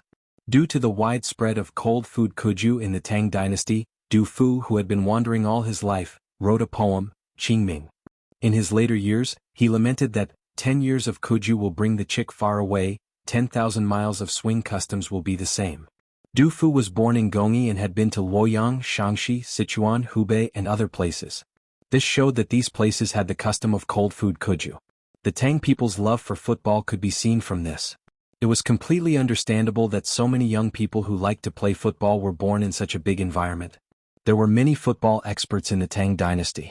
Although they weren't as famous as the Song dynasty, there were still many of them. For example, Yang Jian and Wu Chongshuan were guests of the Tang Zhongzong's son, Crown Prince Li Zhongjuan. It was also because of this football atmosphere in the Tang dynasty that the Song dynasty produced Gao Qiu and Lu Sanfu. Beep. Li Zishuan blew the whistle and gestured for the game to start. Li Qingxian's side got the right to kick off. Li Tai saw that the other side had so many more players and knew that with his strength, there was no way he could directly break through. He did a side pass and passed the football to Li Qingxian's feet, who was only 10 steps away from him in the front left. Then he quickly ran forward to provide support.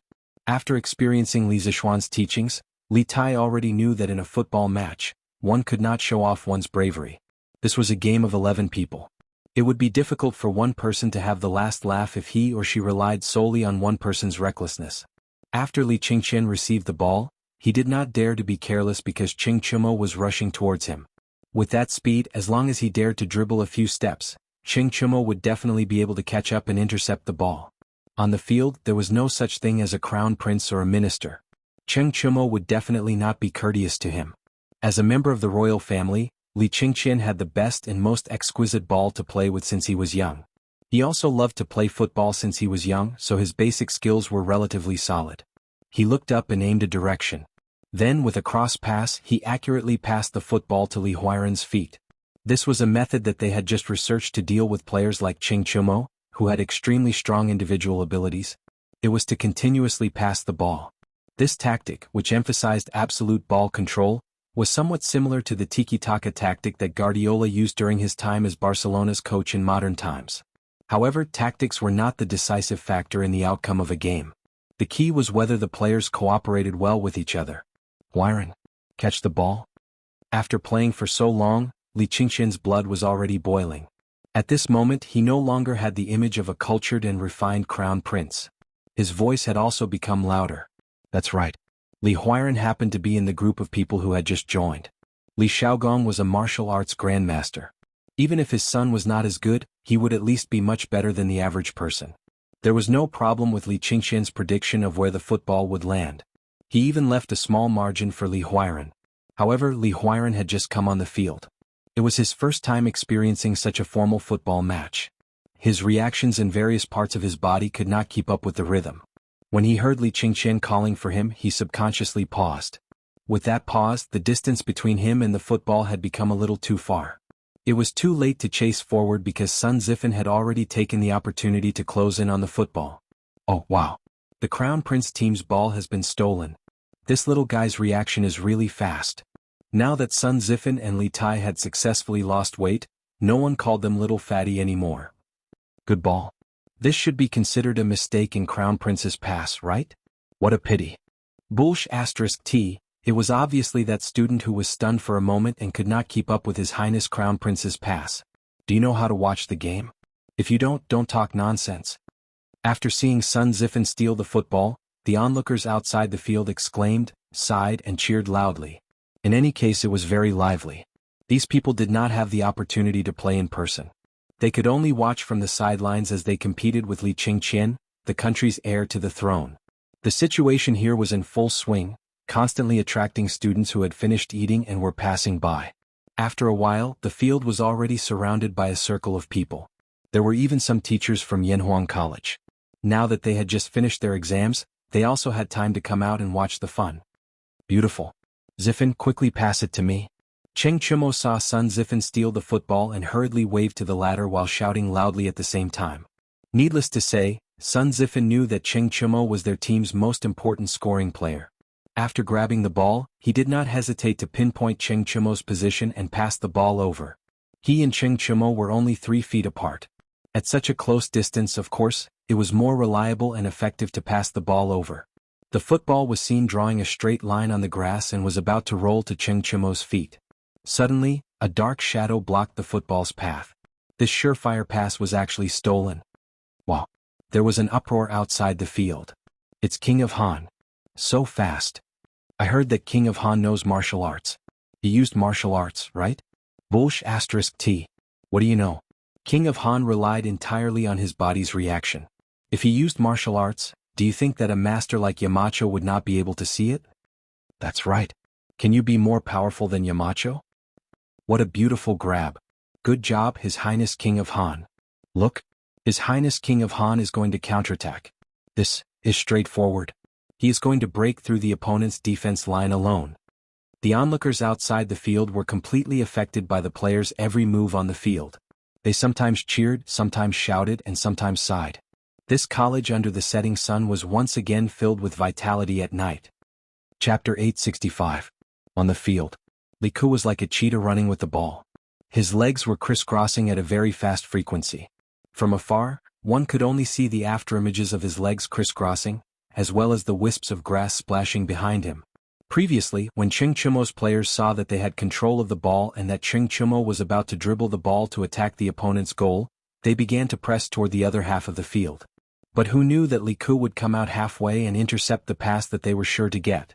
As a result, they had no choice but to brake and turn the car around to chase after Li Ku.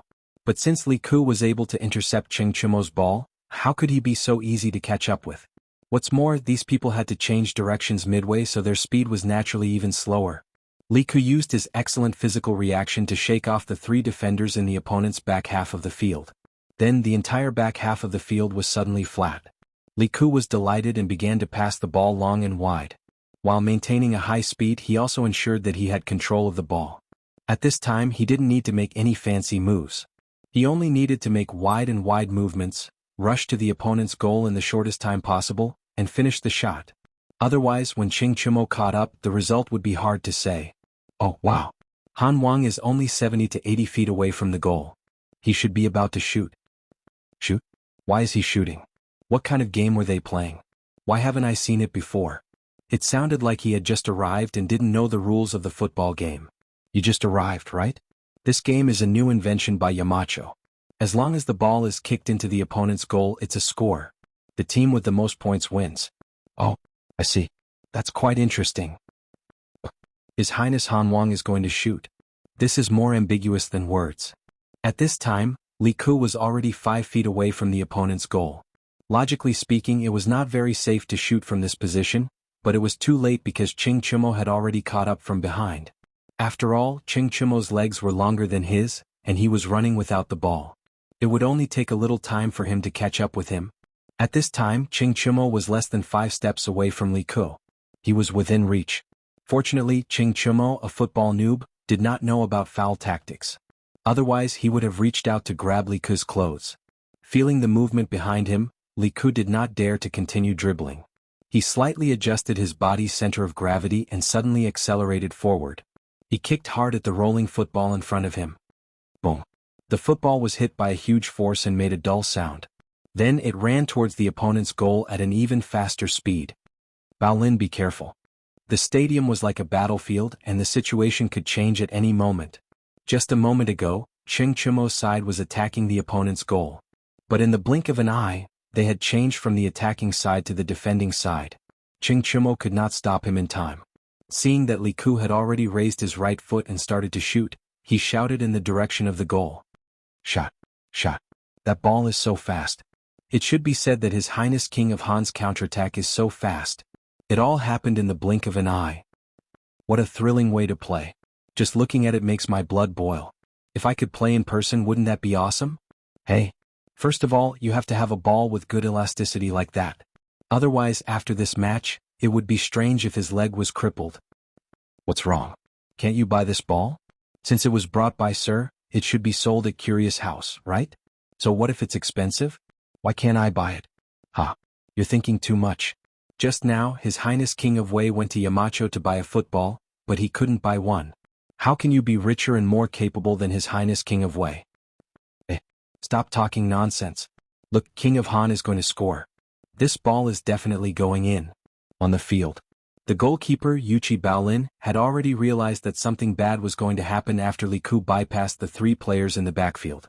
After all, he only looked honest, but he was not really stupid. At that moment he was already prepared. In the face of Li Ku's sudden shot, his eyes were fixed on the ball flying in the air without blinking. At the same time he was calculating in his mind where the ball was going to shoot towards the goal. Top left corner. When the ball was less than 2 feet away from the goal, Yuchi Baolin moved. He bent his knees slightly, and the developed muscles on his legs bulged instantly. Then he stomped his feet hard on the ground, and his whole body immediately bounced up from the ground, heading straight for the ball's landing point. Li Zishuan did not allow the players to use martial arts, which meant that they were not allowed to use internal energy. Yuchi Baolin had no choice but to use the jumping power of his legs. If he could use martial arts, Yuchi Baolin would definitely be able to defend this simple goal with his lightness skills. Whoosh whoosh. The ball made a whooshing sound in the air, and the landing point seemed to be exactly where Yuchi Baolin's hands were at the top left corner of the goal. Naturally, Li Ku also noticed this. He covered his face and looked extremely regretful. The players on the field, as well as the spectators outside the field, all held their breaths at this moment. They stared unblinkingly in the direction of the goal and guessed in their hearts whether or not the ball would enter the goal. He blocked it. He definitely blocked it. Cheng Chumo had already stopped running. He saw that the ball was getting closer and closer to Yuchi Baolin's palms. He waved his arms excitedly and roared in a low voice. Yuchi Baolin had the same idea as Cheng Chumo, because his hands could already feel the strong wind from the ball. Hey! I blocked Xiao Ke's shot. The corner of Yuchi Baolin's mouth drew a curve. Sigh. King of Han's shot has been blocked. The spectators outside the field also let out sighs at that moment. Everyone felt that the ball would definitely not go in. Even Li Ku, the initiator of the shot, felt the same way. However, at that moment something unexpected happened. The ball that was about to touch Yuchi Baolin's palms suddenly changed direction in the air and flew toward the bottom right of the goal at high speed. Bam! The ball went in. Boom! Everyone inside and outside the field exploded, and their eyes widened. F***CK. What's going on? Xiaoku, what did you do to the ball? Cheng Chumo's mouth was agape as he asked Li Ku loudly with a puzzled look. He looked at Li Ku again and saw that the lad was also dumbfounded at that moment. This ball. How did it change direction? How did His Highness King of Han make such a kick? Could His Highness King of Han have violated the rules by using his inner strength? Don't talk nonsense. That's not a joke.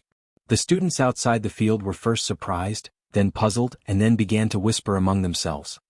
Chapter 866. I didn't use my internal strength. The discussion of the surrounding students naturally reached the ears of the players on the field. Cheng Chumo's players looked at Li Ku with strange eyes, but many people just looked and didn't dare to say what was in their hearts. After all, Li Ku was the son of the emperor. This identity was enough to make many people afraid. Hearing the discussion of the students outside the field and feeling the strange eyes of the other players next to him, Li Ku hurriedly defended himself with red eyes. But the players with strange eyes just looked away and didn't say whether they believed it or not. Li Ku was so wrong that he was about to cry. After all, he was only a 7 or 8-year-old child. After all, he really didn't use his internal strength just now. Suddenly being criticized by the ring name, it was inevitable that his heart couldn't bear it. What's wrong? What do you mean by this? Little Ku said that he didn't use his internal strength, so he didn't use his internal strength. Would he lie to you? Just as Li Ku's emotions were about to collapse, Li Tai came over and patted Li Ku's shoulder, shouting to the surrounding players. I also believe in Little Cook. Li Qingqian also came over and supported his brother. But most of the players on Cheng Chimo's side, as well as the onlooking students outside the field, were still in disbelief, because the goal just now was really strange. If it wasn't for the use of internal strength, they really couldn't think of any other reason. I also believe in Little Cook. At this time Cheng Chimo spoke. Although he didn't understand why the football suddenly changed direction in the air, he believed that Li Ku wouldn't violate the rules just set by Li Zishuan for such an insignificant game. Even he, the captain, had expressed his opinion. The other players naturally couldn't say anything, but they still had doubts in their hearts. Beep. While many people were hesitant about this goal, Li Zishuan jogged over, blew the bamboo whistle, and made a gesture that said, "The goal is valid." The field suddenly boiled over again. What does Yamacho mean by this gesture? Stupid. Yamacho is saying that Han Wang's goal is valid and doesn't count as a foul. Then, doesn't that mean that Han Wang didn't use martial arts just now? Aren't you spouting nonsense? If the king of Han used martial arts, how could Yamacho still make such a judgment? That's true. But if the king of Han didn't use martial arts, how can you explain the ball just now? *CK. If you ask me, who should I ask? Li Zishuan's judgment completely shattered the guesses of some of the conspiracy theorist audience members. For Li Ku, it was a timely reign. Thank you, Yamacho, for your trust. Li Ku walked up to Li Zishuan and solemnly cupped his hands in thanks. If he hadn't experienced that moment just now, he would never know how important it was to have the trust of others. Li Zishuan smiled and said gently, Little Ku, you didn't use any internal energy just now, so the punishment is reasonable. You don't have to thank me. Li Ku's goal just now was not a problem. Besides, even if Li Ku secretly used his internal energy, it was impossible to hide it from the eyes of a martial arts grandmaster. The goal just now was just a curveball. For Li Zishuan, who often watched football games in his previous life, this kind of curveball was not a rare phenomenon. But for Li Ku to be able to kick this kind of ball for the first time, he was still a little surprised. Li Ku thought for a moment and asked hesitantly, But Yamacho, that ball just now. Li Zishuan couldn't help but laugh and said, What? You don't know what happened to that ball just now? Seeing Li Ku's expression, Li Zishuan finally understood. This kid didn't know how to kick a curved ball. Just now it was just a blind cat running into a dead mouse. It was just a coincidence. Well, yes, Yamacho. Regarding that ball just now, I also have a lot of doubts in my heart. Realizing that Li Zishuan did not suspect whether he used his internal energy from the beginning to the end, Li Ku's mood gradually relaxed. He then gathered his courage and spoke his true thoughts. Li Qingqian, Li Tai, Cheng Chimo, Sun Zifan and the others who were beside him also focused their attention. Obviously, they also didn't understand why the ball suddenly changed direction. Li Zishuan didn't want to waste any time. He organized his words and simply explained. Little Ku, the reason why your ball changed direction was mainly because you didn't kick the ball in the center when you kicked it. If I want to explain it to you clearly, I have to use relevant knowledge of physics. Today I will only briefly explain it to you. When you learn physics in the future, you can naturally bring what I said to the books to verify it. Little Ku, your ball just now, I call it a curveball. This kind of ball appears mainly because the direction of your strength when you kick the ball did not pass through the center of the ball. The ball will produce a corresponding rotation. Under the effect of air resistance, the rotating ball will travel a distance around its rotation axis. When the ball is close to the goal or the opponent's player, there is a possibility that it will make a sharp turn. This has nothing to do with the use of internal energy. If the direction of your strength is wrong, even if you inject internal energy into the ball, it won't suddenly change direction like just now. This explanation made everyone confused. After that, many people were speechless. They didn't expect that playing a ball or watching a game could be related to learning. Li Zishuan, Yanhuang College's Yamacho, was a bit too competent? But this way it could be said that Li Ku was completely cleared of suspicion, so the kid was smiling very happily at the moment. Okay, let's not talk too much. Continue to play. The score is now 1 o'clock. Cheng Chimo, you start. Hurry up. Li Zishuan looked at the sky and quickly said. Cheng Chimo immediately became spirited and quickly agreed. Then he shouted a few times behind him, nothing more than to let his team work harder and quickly equalize the score. In the following game there was nothing unexpected. The only thing worth mentioning was that the newly joined players, after a few minutes of practice, their cooperation with each other became smoother and smoother. Li Zishuan felt that with the strength and cooperation of these little guys now, it wouldn't be a problem for them to play in some school or city teams in his previous life. This could only be said that the Tang dynasty's football environment was too good, even better than modern China's. As a result, too many young people who were good at playing football were cultivated, so the quality of the players on both teams was quite good. In the end, the score of the two teams was 2-1. Cheng Chimo's team won with a 1-goal lead, mainly because Li Huiren gradually became more active towards the end. He and Li Ku formed a double striker strategy, which made it difficult for the defenders on Cheng Chimo's side to defend. Beep. Li Zishuan blew the whistle to end the game, then said, "Okay, everyone is dismissed. We'll play again in the future." Chapter 867. Tense, hot-blooded, exciting. This unique game left a deep impression on the teachers and students of Yanhuang College. Whether it was on the field or off the field, their hearts were surging at the moment. Compared to the goalless style they used in the past, Li Zishuan's current style of play was undoubtedly more competitive and more gripping. "Hoo-hoo, that's it? Yamacho, give us another quarter of an hour, and our team will definitely equalize the score." Cheng Chimo looked at the temporary scoreboard that Li Zishuan made on the sidelines and shouted unwillingly. "Hey, Toad yawns, what a big tone. Even if I give you another half an hour, you won't have a chance to equalize the score because we have little Ku and Huiren, ha." As the winner, of course he had the right to ridicule. How could Li Tai give up such an opportunity? "Damn. That's because I didn't do my best just now. If you have the ability, give us another quarter of an hour to try." Cheng Chimo straightened his neck and said angrily with a red face.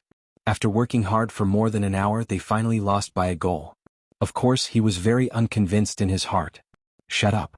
I said it's over, so it's over. Is there any room for bargaining? Hurry up and go eat." Seeing that the two of them began to bicker again, Li Zishuan angrily rebuked. "Oh." The two of them responded sullenly and could only obediently retreat to their respective teams. Li Zishuan took the football from Li Qingqian and then prepared to go home. Yamacho, how do I get a football?" Li Tai's eyes were fixed on the football spinning around. In the end he couldn't help but chase after it and ask loudly. Immediately, the surroundings quieted down. Everyone shifted their gaze to Li Zishuan. Obviously, everyone wanted to know the answer to this question. Li Zishuan paused. He thought for a while and said, "In the next few days the academy will introduce a batch of footballs. The students of the academy can rent them for free, but only within the academy. At present, all the footballs are only for rent and not for sale. It's impossible to buy them with money. However, in the future, the academy would reward the top 3 in the monthly exams and football competitions with a football. If you want it, go fight for it yourself." After saying that, he walked out of the field without looking back. *CK. This trick again. Couldn't they just sell it directly? It's not like I'm lacking in money. Li Tai kicked the grass and complained gloomily. Isn't this exactly what you want? Qingke, your grades are so good. You even got first place in the entrance exam. What are you worried about? Sun Zifen pursed his lips and said. *CK, the academy is full of experts now. Who can guarantee that they will get first place every time? Zifen, you brat, it's easy for you to say that. Then Qingke, you can wait until after the monthly exams and buy a football from the students who got it. You're not lacking in money. Sun Zifen suggested in a strange tone. Li Tai was a little tempted after hearing it. However, after thinking for a while, he shook his head and said, *CK, no way. It's true that I'm rich, but I don't want to be taken advantage of. Isn't it just the top 3 in the monthly exams? It's a piece of cake. The football match ended. However, the exciting process of the football match had been passed around by the students of Yanhuang College. During the military training the day after, people could always be heard discussing the football match between classes. Moreover, the scene of the discussion was quite intense. In this era where there was a lack of entertainment, the appearance of football which combined sports and entertainment captured the hearts of many students and even teachers. Of course, the words that Li Zishuan had said before he left yesterday had stirred the minds of many students. The reward of being able to get a football for the top 10 in the monthly exam was really too tempting. Even those students who didn't like sports could sell the football to others if they got into the top 10. Li Zishuan also said that this thing was now a priceless item. If they really wanted to sell it, the price would naturally not be low. Therefore, this was a very generous profit. Many students who were confident in their own strength were holding back their anger. They secretly made up their minds that after the military training, They must study hard day and night and get into the top 3 in the monthly exams. This was the real books have their own houses of gold. Xiaomao, is your little shop almost ready? In the afternoon, Li Zixuan came to the academy. When he passed by a small fork in the road behind the bishop, he saw some people going in and out of a small house. When he walked over to take a look, he saw Gu Xiaomao inside. He thought for a moment and knew what was going on, so he smiled and said, "Oh, it's almost ready. Yamacho, please come in and have a seat." When Gu Xiaomao saw that it was Li Zixuan, he hurriedly went forward and greeted him enthusiastically. "Dad, this is the Yamacho of our academy. This little shop of yours is also a gift from the Yamachos." The old man next to him looked at Li Zixuan with a puzzled face. Gu Xiaomao hurriedly introduced him. The old man was shocked. He staggered 2 steps and went forward to bow and said, This old man greets the Marquis of Yong'an. Marquis has done a great favor for our Gu family. Everyone in the Gu family is deeply grateful to you." It was obvious that the old man was very emotional. He couldn't even speak clearly. "Uncle Gu, you don't have to be so polite. Gu Xiaomao deserves all of this. Who asked him to be so hard-working?" Li Zixuan helped the old man up and said with a smile. Gu Xiaomao was a little embarrassed by the praise and scratched his head. When the old man heard that his son was praised by Marquis personally, he was so happy that he couldn't close his mouth. "Xiaomao doesn't have any other abilities except for his strength. Marquis, you gave him such a high salary. If he doesn't work hard, I will break his legs. Look at my memory. Marquis, quickly come in and drink some water. How can you keep standing outside? Girl, quickly pour a cup of herbal tea for Marquis." A girl's voice immediately sounded in the house. "Yes, Dad." Li Zixuan smiled and didn't refuse. He knew that the girl inside should be Gu Xiaomao's sister. This kid had told him before.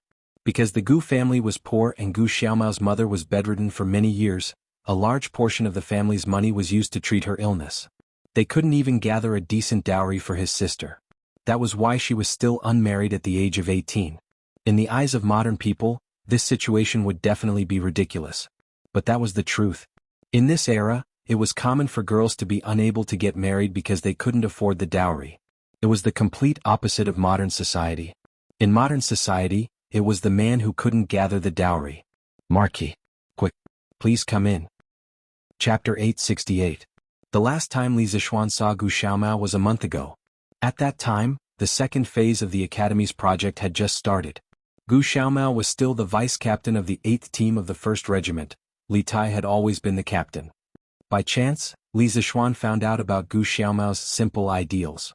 Therefore, after the second phase of the Academy's project was completed, Li Zixuan allocated a small house from the Academy, about 50 square meters in modern times. It was neither small nor big, for Gu Xiaomao to open a shop. Speaking of which, this small house was originally a small warehouse used to temporarily store equipment. It was located between the teaching building and the dormitory building. The location was not bad and was suitable for Gu Xiaomao to open a shop. It wasn't that Li Zixuan was stingy and didn't want to give him a big house, but with Gu Xiaomao's current wealth, even if he was given a big house, he wouldn't be able to fill it with goods. After entering the small house, Li Zixuan sat down and looked around. He saw that there were shelves with all kinds of goods on them. There were candied fruits, nuts, and other snacks. There were also daily necessities like soap operas, sweat towels, and wooden basins. The layout of this place was like a modern supermarket. This idea was also what Li Zixuan told Gu Xiaomao. A supermarket was a product that surpassed the times and could definitely make money in the Tang dynasty. When Li Zixuan had just transmigrated, he had also thought of setting up a supermarket. However, for a transmigrator like him, there were too many ways to make money. Therefore, he didn't have the time to do this. Li Zixuan saw that Gu Xiaomao was a rather down-to-earth lad, so he gave this valuable idea to him. "Uncle Gu, I heard that Xiaomao's mother has been sick. How is she now?" Li Zixuan looked around the furnishings in the house and asked with a smile.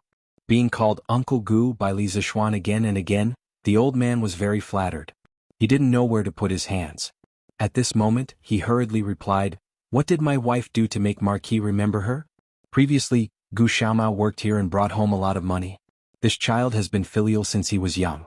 After he received the money, he ignored his mother's dissuasion and invited a doctor from Chang and city's Huichun Hall to help treat her. He even bought a lot of medicine. His mother's condition is basically stable now. We can only rest and see if the root of the illness can be cured." Li Zixuan nodded as he listened. He looked at Gu Xiaomao and said, "Xiaomao, your family is relying on you now. Oh, it should be your store. You have to do a good job in the future. Not only do you want your parents and sister to live well, but you also want to bring convenience to all the teachers and students of the academy. Do you understand? When Divine Dr. Sun comes to Chang, and again, I will ask him to take a look at your mother. A woman stood behind the door. She was Gu Xiaomao's sister. When she heard Li Zixuan mention her, she could not help but look up at Li Zixuan. It was not that she had any improper thoughts about Li Zixuan. It was just pure admiration. After all, which girl did not worship heroes? Li Zixuan was young, but his reputation had spread far and wide. He was a combination of wisdom, bravery, and handsome. He was simply an excellent candidate for a husband. This girl knew her own family. She knew that there was no possibility between her and Li Zixuan, so she did not have such thoughts from beginning to end. She only hoped that her brother could learn from Li Zixuan and become someone as powerful as Li Zixuan in the future. Thank you, Yamacho. Don't worry. I will definitely do my best and make this store a good one. Gu Xiaomao promised seriously. Marquis, don't worry. If Xiaomao does not provide convenience to the students and teachers of the academy, this old man will be the first to not listen to him. The old man also quickly promised. Fine. It's not that serious. I still trust Xiaomao. Li Zixuan chuckled. After that, he chatted with the father and son for a while, then got up and said goodbye. After all, they still had to busy themselves with cleaning the store.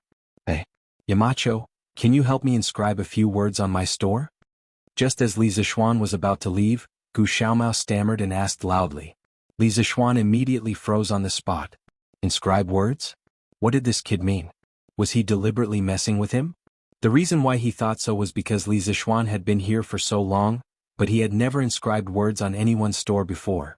Although his calligraphy was now quite good and was better than most people's, compared to famous calligraphers like Chu Suiliang and Yu Shernan, it was still a far cry, okay? How could he show it to others? Ahem, Xiaomao. Do you want me to ask Dr. Chu to inscribe a few words for you?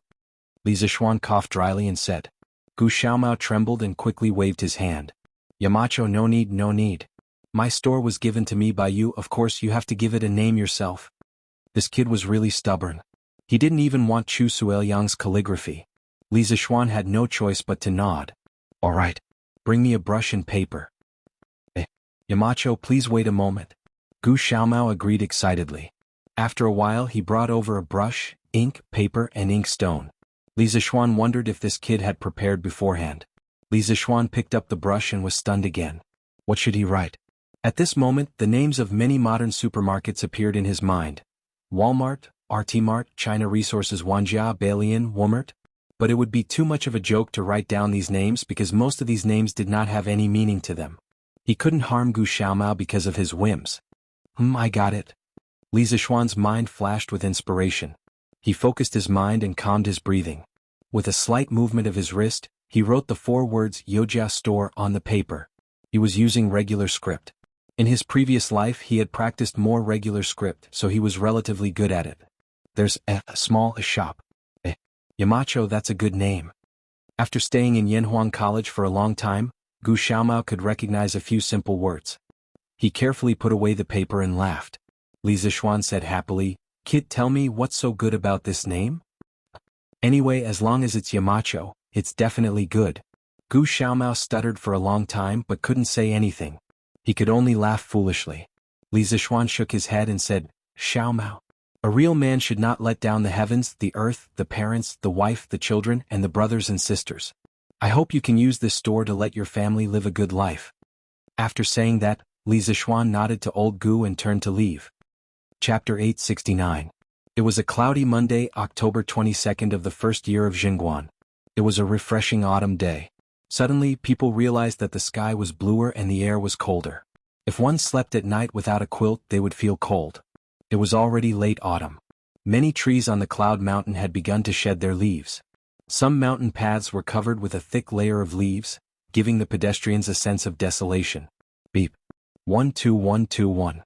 Today was the day of the military training at Yanhuang College. Early in the morning, the students were gathered on the field by the instructors of each class after breakfast. For a moment, all kinds of slogans were heard. Feiji, are there any students absent today? Li Zixuan turned his head and asked in a low voice. Marquis, no students are absent today. Pang Feiji cupped his hands and answered. Okay. When the teachers of the college arrive, the military training exercise will officially begin. Inform Mo Zhong, Mo Yun, and ask the guards of the college to stay alert. No outsiders are allowed to come in and make trouble today. Li Zishuan nodded and ordered.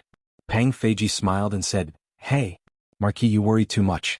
Third brother is now a guard of the college. Who dares to make trouble here?" Third brother? Li Zishuan was stunned. It took him a while to remember who the third brother was. He couldn't help but find it funny and said, "It seems that you are close to Mr. Zhang. You even called him third brother. In terms of experience in the martial arts world, you should call Mr. Zhang third master. You are so rude." Pang Feiji chuckled and didn't know how to respond to Li Zishuan's words. "Uncle Qing?" At this moment, Li Zishuan exclaimed. He quickly stepped forward and saw a man coming from the opposite side. Who else could it be but Qing Yaojing? "Uncle Cheng, shouldn't you be in the morning court now? How come you have time to come here?" Li Zishuan stepped forward and asked in confusion. "Today is not the imperial court's day off. Why did this old demon wander here?" Cough cough. Qing Yaojing sniffled and covered his mouth with his hand as he coughed twice. "This old man caught a cold yesterday and has already requested for a day's leave from His Majesty. I also heard that your place is very lively today, so I came over to take a look." "What? Don't you welcome me? Demonish Cheng would catch a cold?" Li Zishuan's eyes widened. Of course he was very suspicious, but he couldn't ask, right? He could only say, "Uncle Cheng, what are you talking about? Of course I welcome you with open arms." "Little rascal." Qing Yaojin scolded with a smile and then said seriously, "Chumo is here thanks to you, Xiao Xian. This little rascal used to be idle all day long and did not do anything serious. Only the academy can help him improve." Li Zishuan knew that Qing Yaojin was talking about Qing Chumo's breakthrough a few days ago with the help of Tai Chi. He smiled and said, "Uncle Cheng, you're too polite. The Cheng and Li families are already inseparable. Why do you need to thank me?" Qing Yaojin laughed and said, "Haha, what a good inseparable. Then I won't thank you for giving me the recipe for the century egg. Otherwise I'll think that I'm pretentious. You're right, our families are already inseparable. Chumo has made a good brother." In the end, Qing Yaojin couldn't help but feel emotional. When he first heard of Li Zishuan, it was because of the chicken that Qing Chumo brought back for him. After that, he saw that Li Zishuan was quite good at martial arts, so he thought that there would be no harm for his son to make friends with this young talent. But who knew that this young man's rise was so fast that it was beyond everyone's imagination? At this moment he really felt that his son was a fool for a fool. "Uncle Cheng, please come up. The military training exercise is about to start. Speaking of which, you've taught these students before, so you can take a look at the results of their training." Li Zishuan invited him. Although he knew that Qing Yaojin was here today for this. "Ah, no rush, no rush. You'll take a while. I'll say a few words to second brother Qin before I come back. You go ahead." Qing Yaojin waved his hand and went to find Qin Xiong. At 8:15 a.m., all the students of the 16 classes had gathered. Li Zishuan, Qing Yaojin, Li Gang, Yen Silu and Mo Huai, and the other core teachers of Yanhuang College went up to the rostrum. Qing Yaojin was here to watch the show, while Li Gang and the others were here to be judges. Previously, it was said that the last class in the military training exercise would clean the academy for a month. The last class was judged by the judges. As the chief instructor, Qin Xiong was, of course, commanding from below. Reporting to Yamacho, all 641 students of Yanhuang College have gathered. Shall we start the military training exercise? Pang Feiji was wearing a camouflage uniform. His back was very straight and he looked very energetic. He raised his head and looked at Li Zishuan on the rostrum, and shouted loudly. The first batch of students of Yanhuang College originally had 640 people. However, after Li Qingqian came to the academy to supervise the military training with the students, the number of people participating in the military training exercise increased to 641. The autumn wind whistled. Looking at the 600 students lined up neatly below him, Li Zishuan's heart was filled with a sense of heroism. He suddenly felt the majesty and desolation of an autumn soldier on the battlefield. "Let's start the military training exercise." Li Zishuan said each word clearly and powerfully. "Yes." Pang Feiji answered loudly. "Students of the first class, all of you, stand at attention. Look to the right. Look forward. Listen to my command, turn right and walk in unison." The general flow of the military training exercise this time was for each class to walk out of the field, stand at attention on the track, and perform actions such as standing at attention. Then they would walk in unison, run in unison, and change formations. Finally, all the classes would perform a round of Taiji fist on the field. The judges would give the 16 classes marks based on their performance. Under Pang Feiji's lead, the first class of students walked to the rostrum in unison. Throughout the process, none of them fell out of rhythm. The width of their arm movements were all exactly the same. Li Zixuan, Qing Yaojin, and the others stood on the rostrum and looked at it with delight. I used to say that this kid was only training some useless things. Now it seems, although it's still not very useful, it's really King beautiful. Qing Yaojin thought to himself as he stroked his beard. Stand at attention. Swoosh. At ease. Swoosh. Pang Feiji's every command was met with the sound of uniform movements. All the teachers present were moved. Those teachers who had previously been rather critical of Li Zixuan's military training regime were completely silent at this moment. Every command was executed in unison. Their momentum was majestic and they could topple mountains and overturn seas. The students' mental outlook had been completely changed by this 1 month of military training. Chapter 870. Bam. Bam. Bam. Following Pang Feiji's 1-2-1 slogan, the students of Class 1 walked in unison. Looking at them horizontally and vertically, they looked like a single line. Although there were 41 people present, they looked as if they were one person. There were no discordant movements or discordant sounds. The people on the rostrum were shocked, but the students of the other classes felt an inexplicable pressure. The excellent performance of Class 1 made them doubt their own strength. They all wondered if they could perform so well when it was their turn to go on stage. Beep. After Pang Feiji led the students of Class 1 to perform basic movements such as standing at attention, taking a break and marching in unison, he whistled. Just as he was about to lead them for a run, he saw Mo Zhong rushing in from outside the field, panting. It was obvious that something urgent had happened. Pang Feiji couldn't help but stop directing and look at the rostrum. Yamacho, His Majesty has brought all the civil and military officials, as well as envoys from various countries. Hurry up and welcome him. Mo Zhong's footsteps were hurried and could be described as swift as flying. He took 2 or 3 steps to ascend the rostrum, and hurriedly called out. Li Zixuan was only a little surprised in his heart. Beside him, Qing Yaojin's face was about to turn green. If he had known that Li Er was going to bring all the civil and military officials here to watch the show, he wouldn't have bothered to ask for leave. Xiao Xian, do you have any place here that I can hide in? Hurry up and bring me there. Qing Yaojin said hurriedly. He was an official who had applied for sick leave. Instead of resting at home, he came all the way to the academy to watch the performance. If old Li saw this scene, how could he, Qing Yaojin, have it easy? This was like a student who had applied for sick leave and came out to play but happened to bump into a teacher. Uncle Qing, how can there be a good place to hide in this sports field? If you really want to hide, you can only go to the teaching building. But don't bump into His Majesty. Li Zixuan sweated profusely and said to the old man. After that, he prepared to go downstairs to welcome Li Er. However, he heard Li Gang snort. You're deceiving yourself, High Duke Lu. Do you think all the teachers and students in the academy are blind? Others were afraid of Qing Yaojin, but Li Gang wasn't. The old man had been studying all his life, and what he hated the most were people who deceived others. Maybe he didn't know why Qing Yaojin was here at the start, but now that he saw this guy's reaction when he heard that Li Er was here, how could he not understand the key? Qing Yaojin's old face darkened and he said angrily, Li Wenji, since when did this old man treat you all as blind? I'm not feeling I just want to find a place to rest. You rest? Could it be that your body is weaker than mine, High Duke Lu? Do you still need to rest? Li Yaojin, Aujin. Li Zixuan was too lazy to care about these trivial things. He went down the rostrum alone with his hands behind his back. As for the military training exercise, of course, it was temporarily suspended.